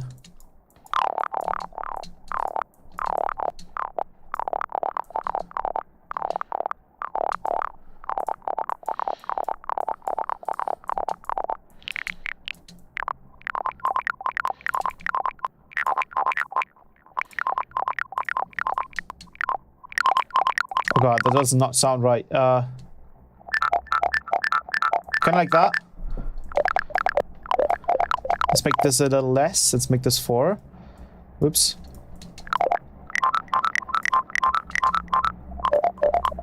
Let's maybe add this some noise here.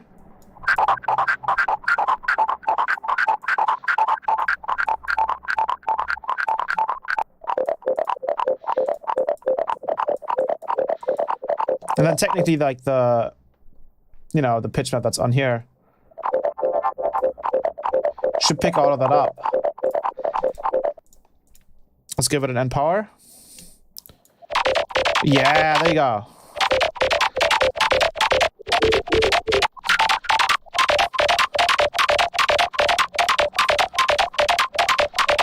Then just give this a slice EQ, just clean up the low end.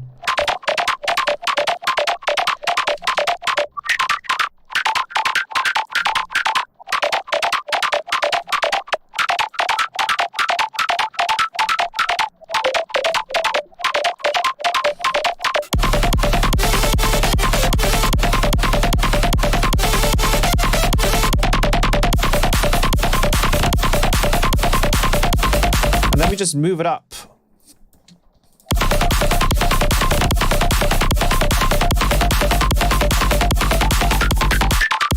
And then here obviously has to make sense.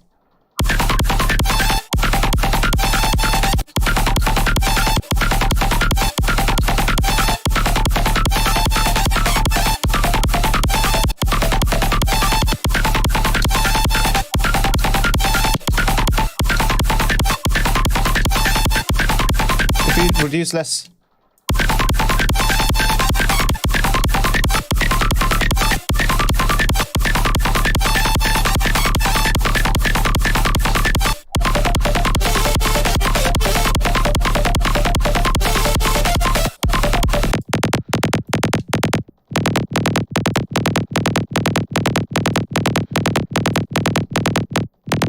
You can also try the ladder filter. I think that one also has a really nice sound to itself.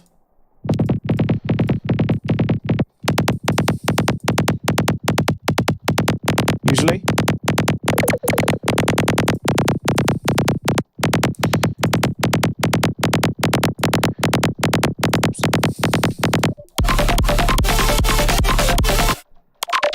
Let's make this a bit more stereo. Maybe.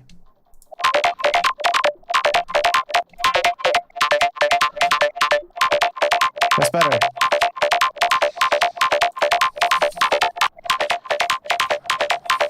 Oh, then the last thing, just add a fucking delay to this.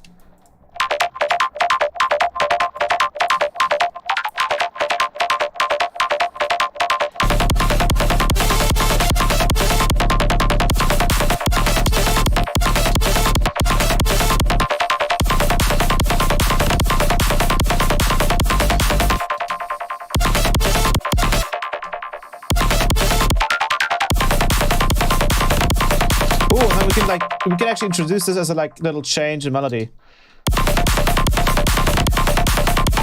Oof.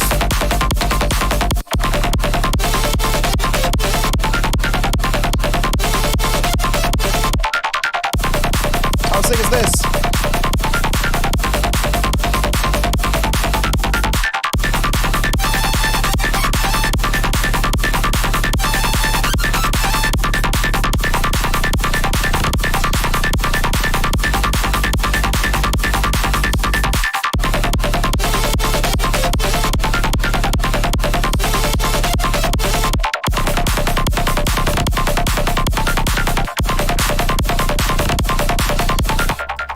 Let's keep editing. I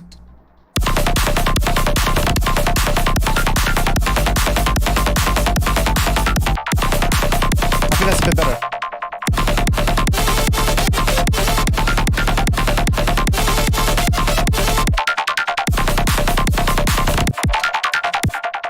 I do feel it's a bit mid-heavy. So maybe it just needs another OTT, potentially. And then it's also like reduce the mids.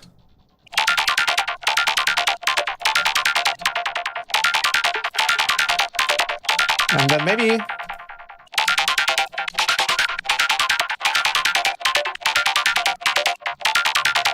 unison?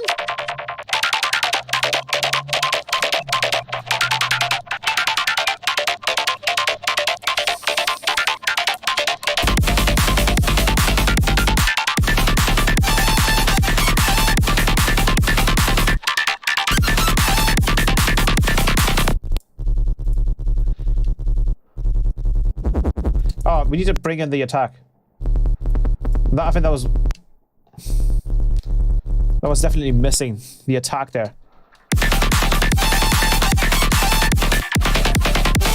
Maybe add a bit of this, stereo to this as well.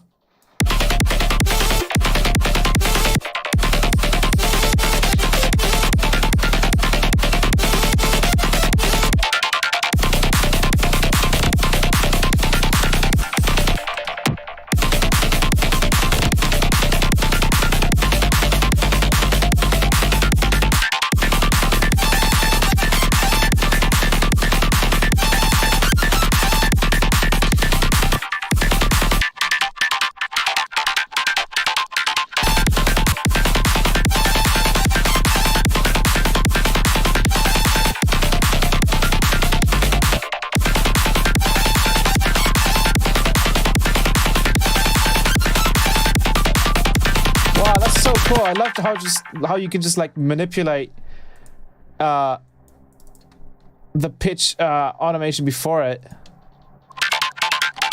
Like without face pitch map, this would just sound like just like that, right?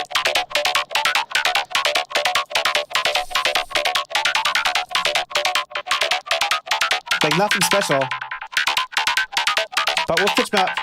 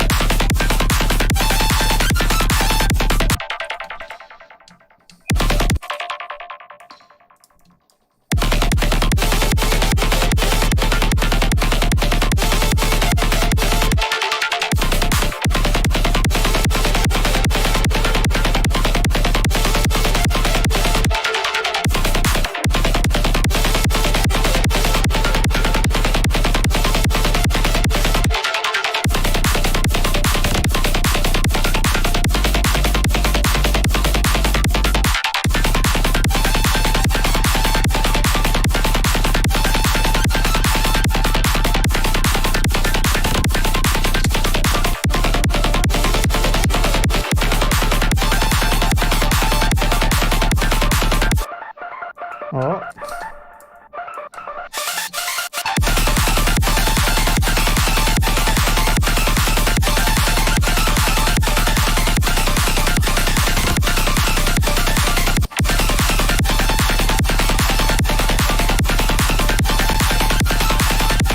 So you have like a psytrance part in here, and then obviously the main.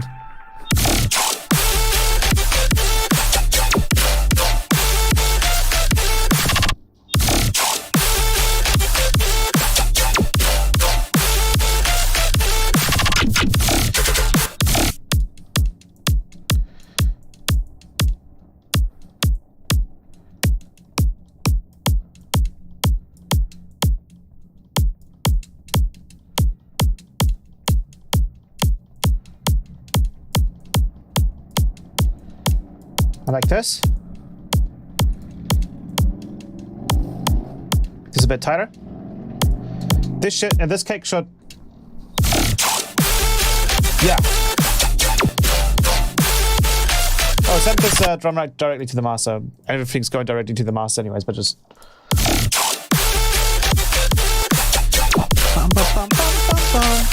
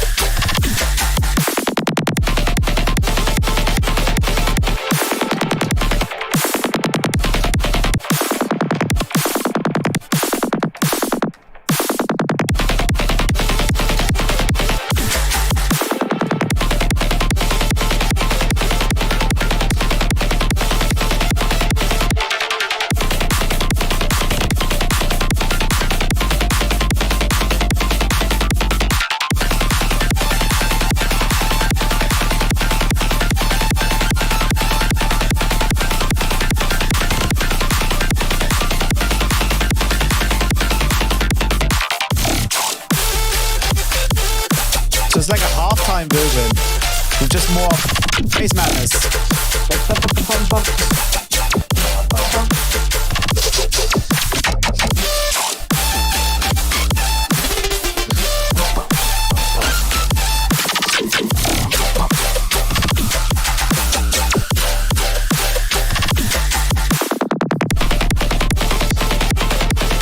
And I think here we should probably do like a stronger. Probably higher as well.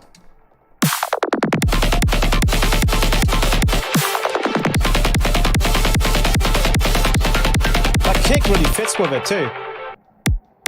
See, so you can even make like very like EDM-ish kick drums with this.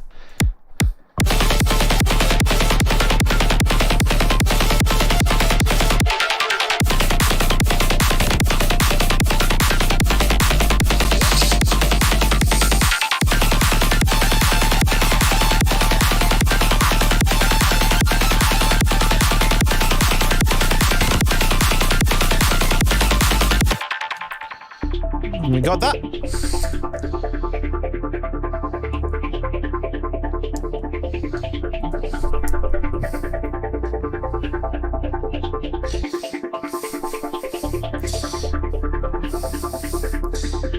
I know you got sidechain, but sometimes just sounds better with straight up removed notes there.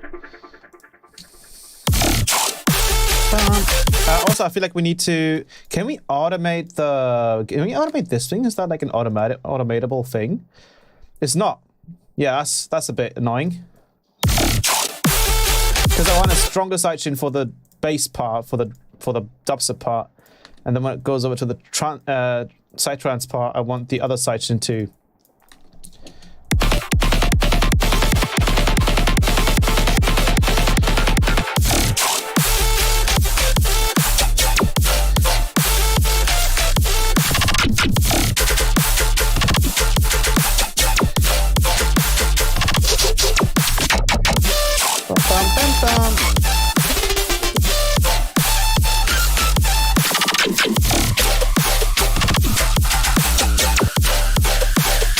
And then I think here I'm just gonna do like a just like a long screech.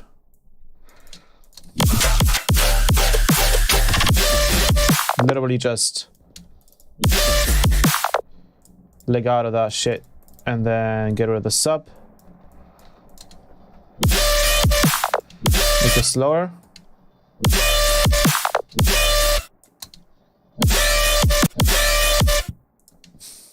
That's trying to like auto-tune it.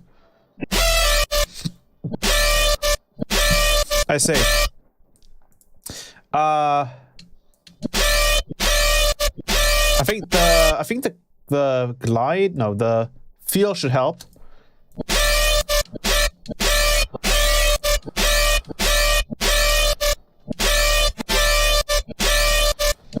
Maybe just that. And then probably just less.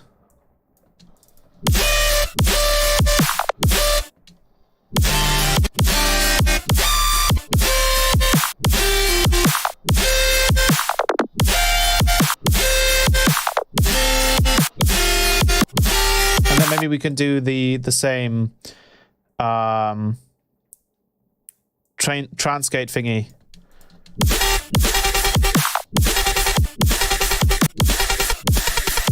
And then have the transgate here.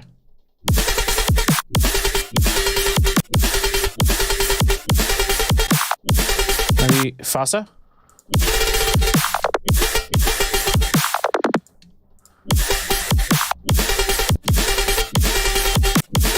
And I think I want to kick out this.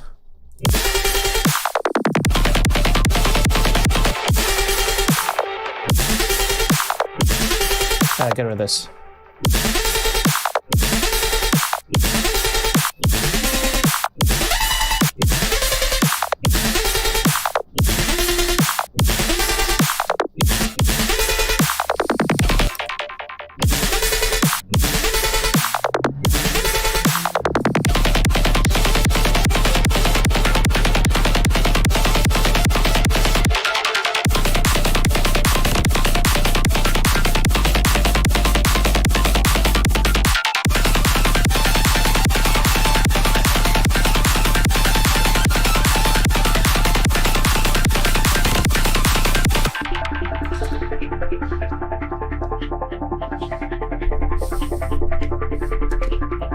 I'd still be stuck listening to the drop over and over again if it was me producing this, lol.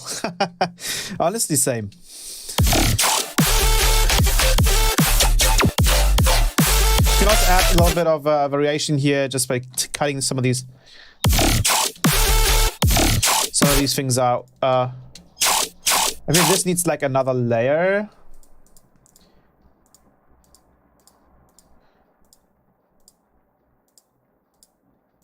Like this one, I feel like, and just like it just needs the tail of it, so we're just gonna cut out the low end.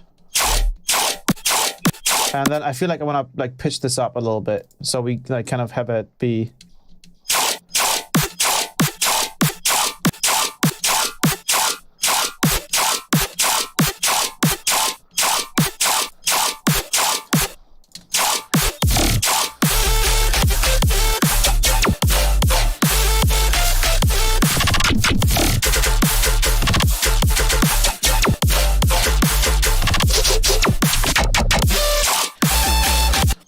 kind of does need a sub, otherwise it's a bit.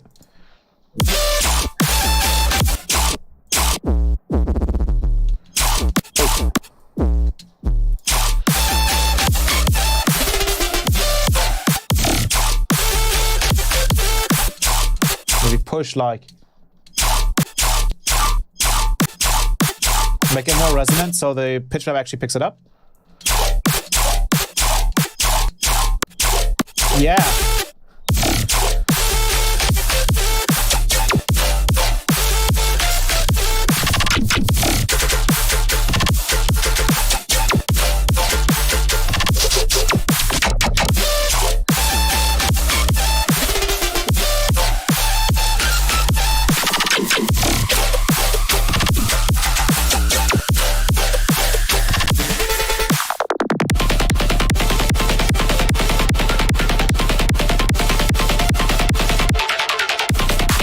Here, if we go rid of this part, just make it clean again.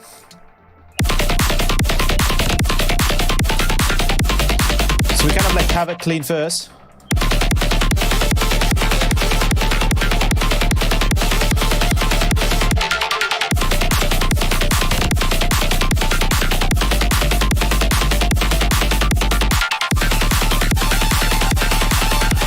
Oh yeah.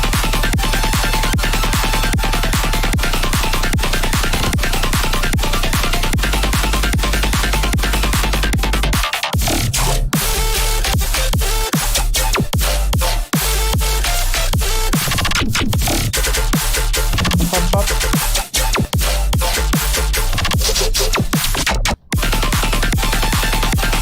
A different ride.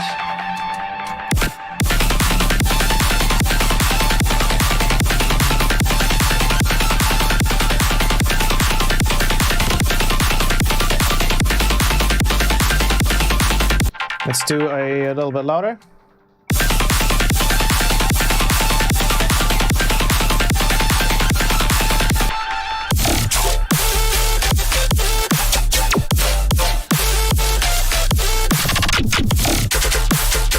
Let's try to keep the...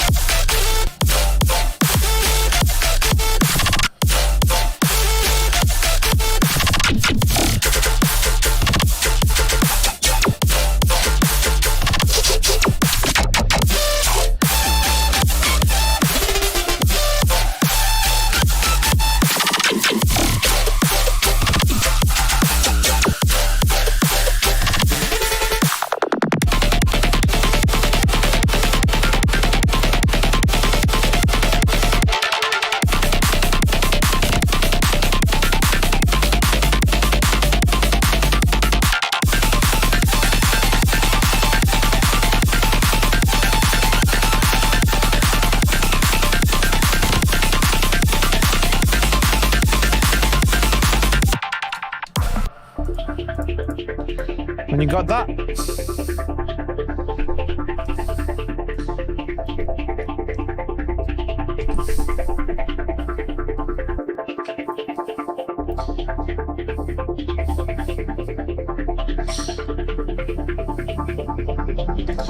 I won't be able to do like a visualization right now because I'm not entirely sure if the audio from Ableton lines up with the animations.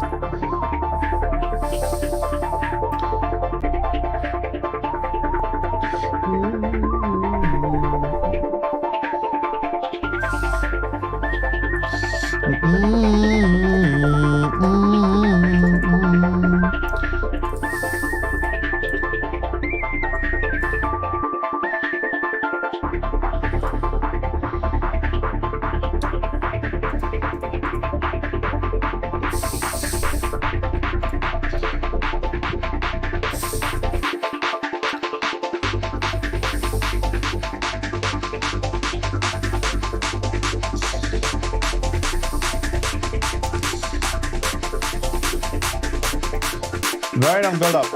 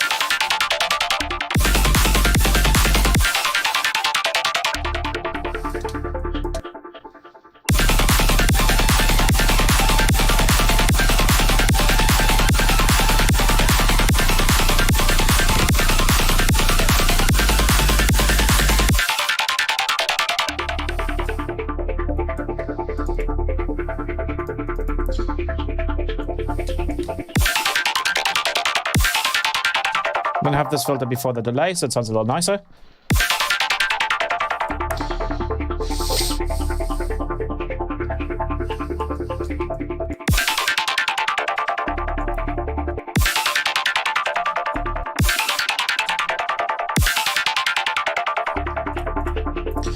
And then the perfect. Great, sounds awesome. This gets moved over here.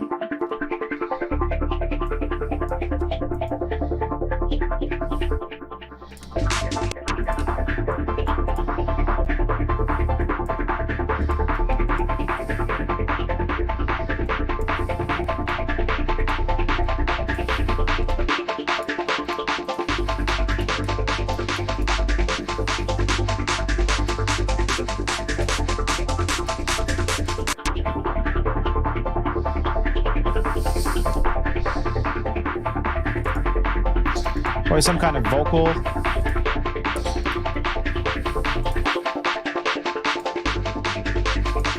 It's a bit empty right now.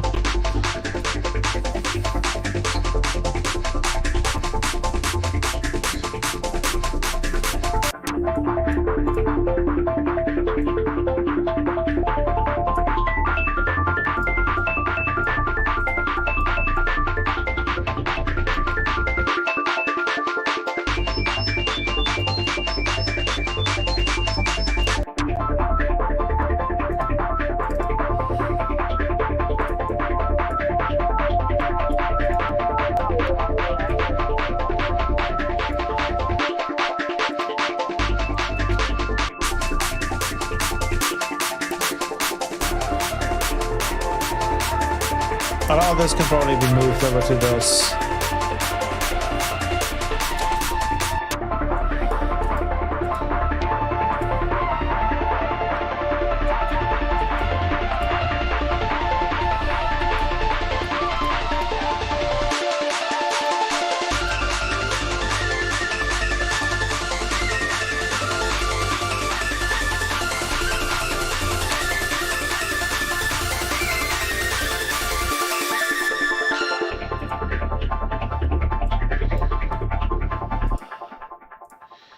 All of this gets moved over here.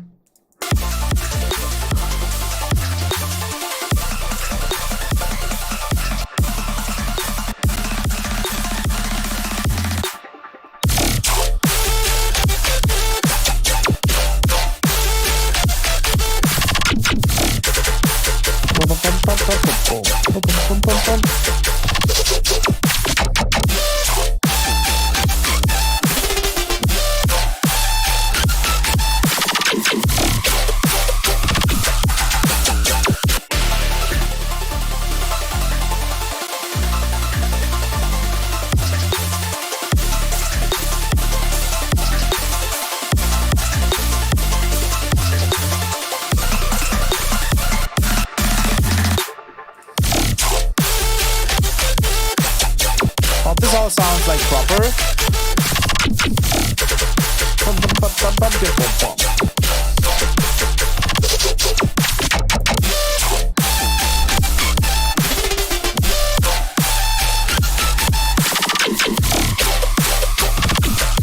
It's like, dude, it's just one uplifter, and it does so much for the track progression.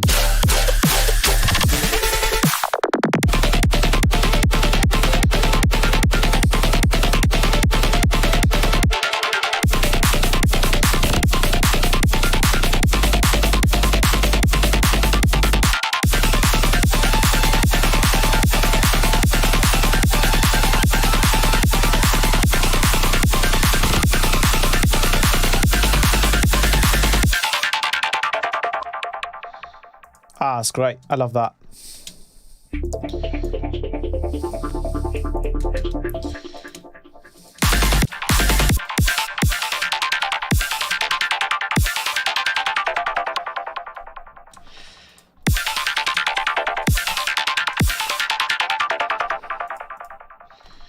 Cool.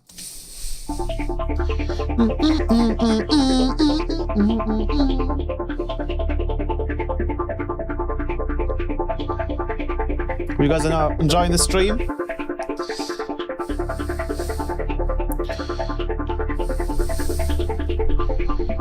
I love just the randomized background melodies by pitch map.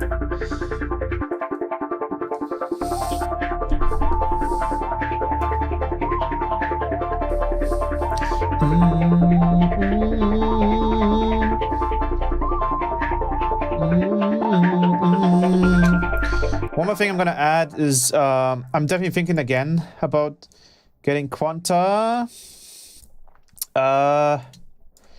What we could do though is we could obviously just, you know, we could just do this. I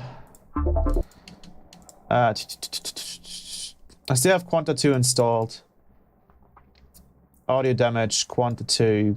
Obviously I only have the demo version, but since this runs 20 minutes, I can definitely drag something in and use it real quick. So this. Because I'm hearing this.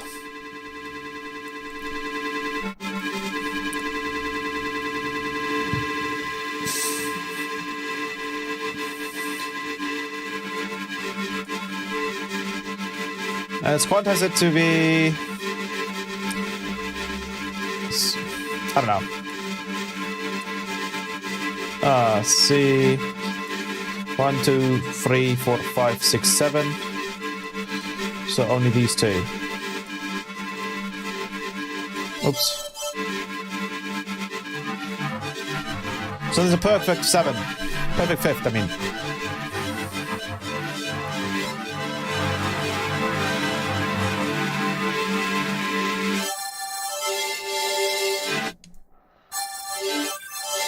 Oh, that sounds funny. It reminds me of, is that like the sound from PS5? What does this remind me of?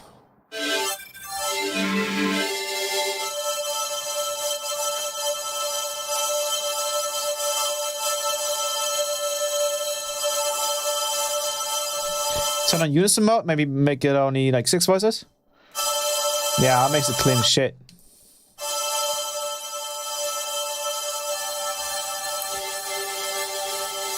Xbox 360 startup, right?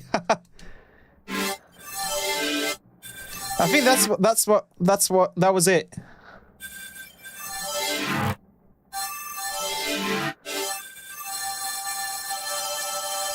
And now we can probably use the built-in reverb. Play it. What, you not? He doesn't like the built-in reverb, I guess. Maybe it's what? What? What? Okay, never mind.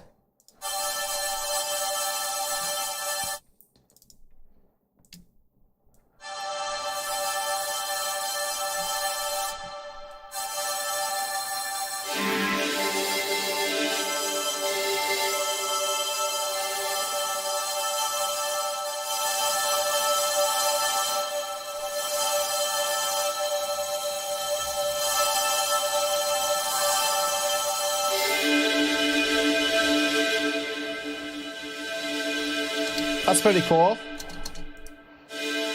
Okay, shut up.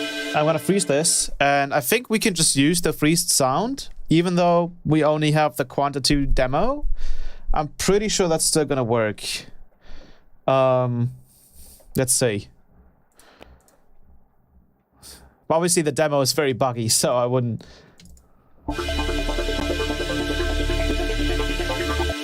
Yeah, it looks like it.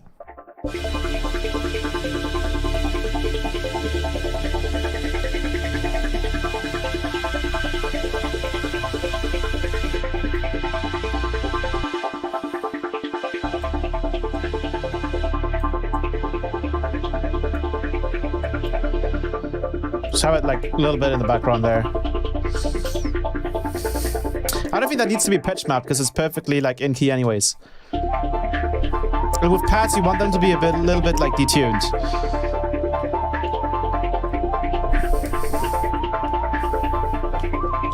Oh, another thing that we could add though is one of the pads from the Volume 5 pack. This one, this is in D sharp, but in D, just, you know, put it down one And we could get a lovely pad. Yes. And a little low pass.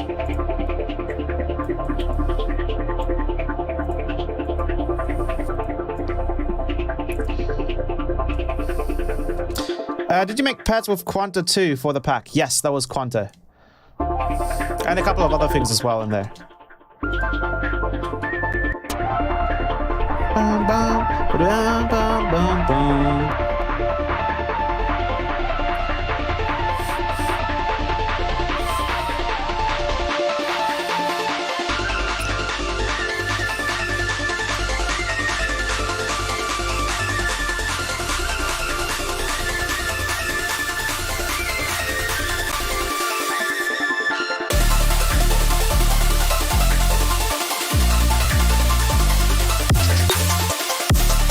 Anyway, it's so fat.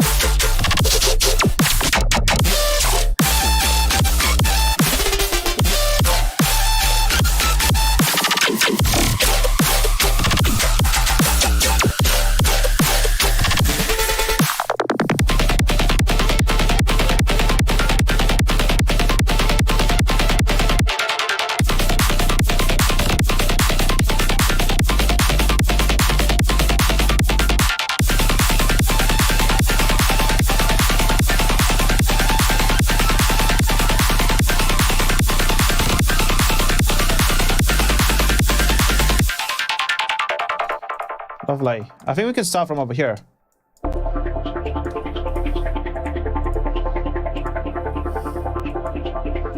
We should be allowed to start from over here.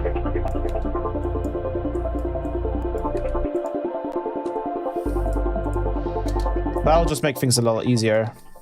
And make the intro a little shorter, because it's a bit too long.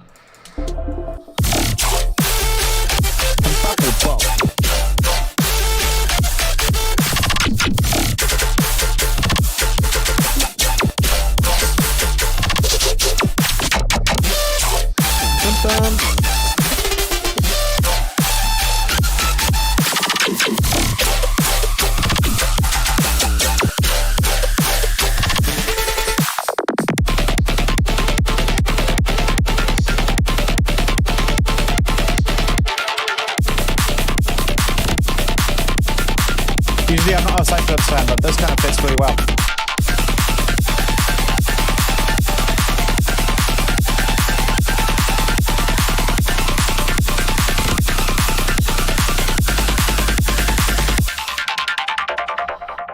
It's like melodic psytrance. I mean, obviously psytrance is usually melodic anyways, but most of it is actually kind of atonal sounding as well. Yeah, I think this turned out really, really cool. I'd say we finish up, or we wrap up the stream with a little bit of a just chatting. I'll literally just play the track in the background, and we can just have a chat. You guys can ask any questions, and if you have any questions regarding the Kickgen XT or SNARE-GEN XT or the comp filter, go ahead. I'll switch back to Alt 3. Hope to God that this works. Sweet. I'm gonna play this in the background so you guys can still hear it.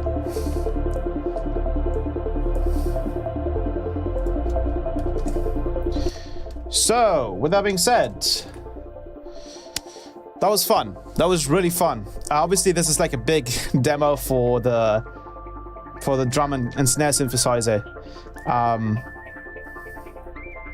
How do you know when a song is done and ready for release? I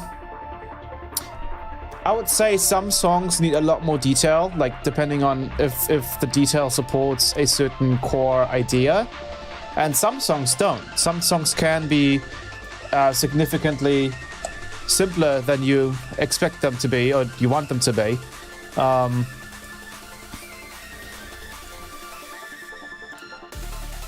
So I'd say kind of figuring out whether a song, whether a song needs to be more and more complex and needs to have more and more work done on it. Best way obviously is to just have friends check out your song and tell you like, hey, this is like too complex, it's too much going on, or the core idea is there, you know. You can definitely do too much, I would say. Like, a song is never done because you can always keep polishing it.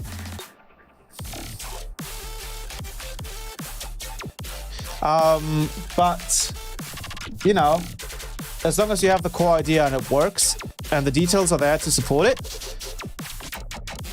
I don't think you need to like overdo stuff. That's what I can usually say. So try to not overthink it, because otherwise your song just will just end up staying in your, you know, work in progress folders forever. Getting like real feedback is really important.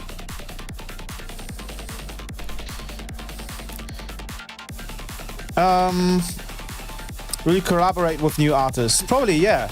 I just need to get my own music done and released first. What makes a better impact on production?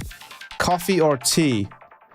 I don't drink coffee and I don't drink tea either. But I would say with tea, you feel a little bit more relaxed and less anxious, probably.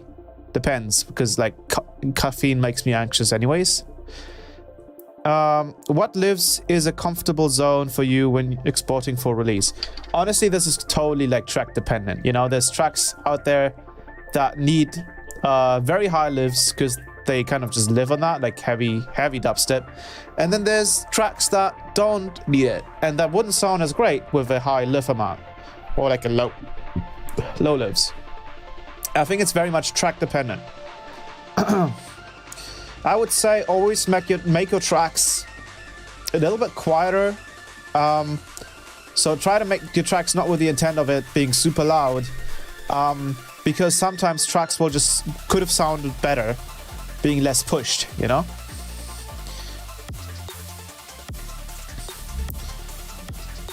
The best thing I can tell you is like every single mixer channel in your DAW should never exceed 0 decibels unless it's like a final EQ out on there after like a limiter or a saturator that's just cutting lows or something like that, then it's fine. But none of your channels should ever be louder than 0, and then you're kind of bulletproof when it comes to mixing.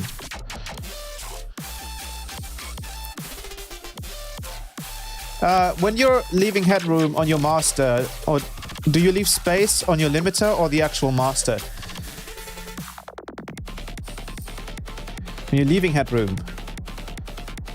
I'm not leaving any headroom usually. Or are you talking about the? Wait, I'm gonna switch it. 1 second. Are you talking about this thingy here? The gains? These are actually a way to kind of bypass the soft clipper. So the way this works is, this is like difficult to explain, but the way this works is we also have the cat drummer here.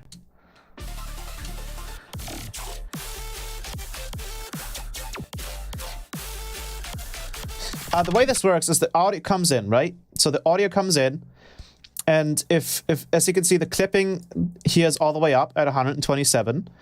So you can see that these utilities here are not doing anything, right? So they're both at 0 decibels, so basically not doing anything. So what happens is the audio from my mix down here is just straight going into the smart clipper, which is just a soft clipper basically with a low dedicated limiter. So if I push this, just makes the whole thing cleaner. Also, let me check out one more thing. I want to actually do a quick little resample and just check out the drop. Let me turn this up a little bit. Wait, this resample looks weird. Why does this resample look so weird? 1 second. Oh, because the sound ID. Okay. I was gonna say that looked so weird. Yeah, I mean, the sub looks fine. I remember a patron of mine mentioning that this preserve here could potentially, you know, be lowering your drums, but it looks fine to me. Let me try and do... This is going to be really loud. I'm sorry. Let me turn off the preserve. Wait, oh, I have the sound ID on again. There, and... It looks identical, actually. It's not doing anything to the sub. That's interesting. Preserve here. I don't know if Hitasim, if you're watching this, but apparently this isn't really turning down the sub of my kick drum here. So it looks like it's pretty safe to use this this rack on the master, even for drums. I'm gonna push in the body shift here a little bit further. Just want that to be a little closer to my kick drum there. Oops, sorry. Looks pretty fine. Has like a minimal change there. Let me see. Yeah, just a little bit over here, but that's like almost nothing. Should be fine then. Actually makes the kick sound a little cleaner as well. But anyways, so the way this works is you have the audio coming into the saturator. So this could either be in Smart Clip or a saturator or a soft clipper. Same thing. And since these utilities aren't doing anything, the whole volume just goes straight into the Smart Clipper. If you were to turn this off, it would go into the limiter, right? But the thing is, you can hear... Doesn't sound all that great, right? And then with the end drive, the limiter basically gets nothing because the soft clipper is in front of it. That kind of just makes sense, right? So what happens is if you turn the clip down, you can see that the input volume, or the volume here before the soft clipper is being turned down, and then after the soft clipper, it's being turned up again the same amount. So we're not changing, so we're not getting any difference in volume.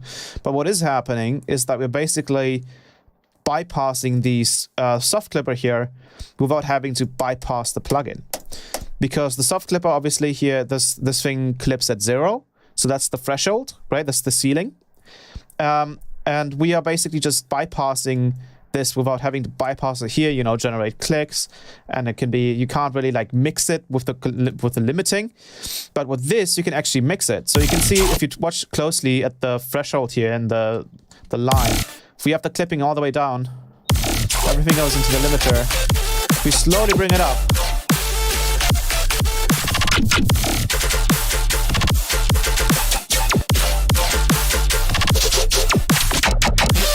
it's like we're catching the peaks more and more until we hit 0 decibel ceiling again. So I'm not really like, I don't really do any headroom. What I do to achieve like a clean mixdown or a clean master is just by having the limiter active almost all the way for intro stuff. And the drop, I switch to soft clipping, and then I go back to limiting. And I can even do like, you know, here, I did a little bit of a mixture between the soft clipper and the limiter.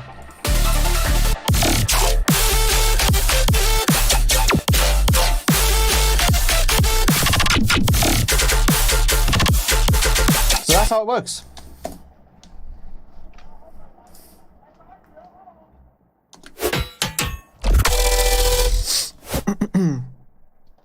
No problema. No problema, no problema. Let me quickly save this as well.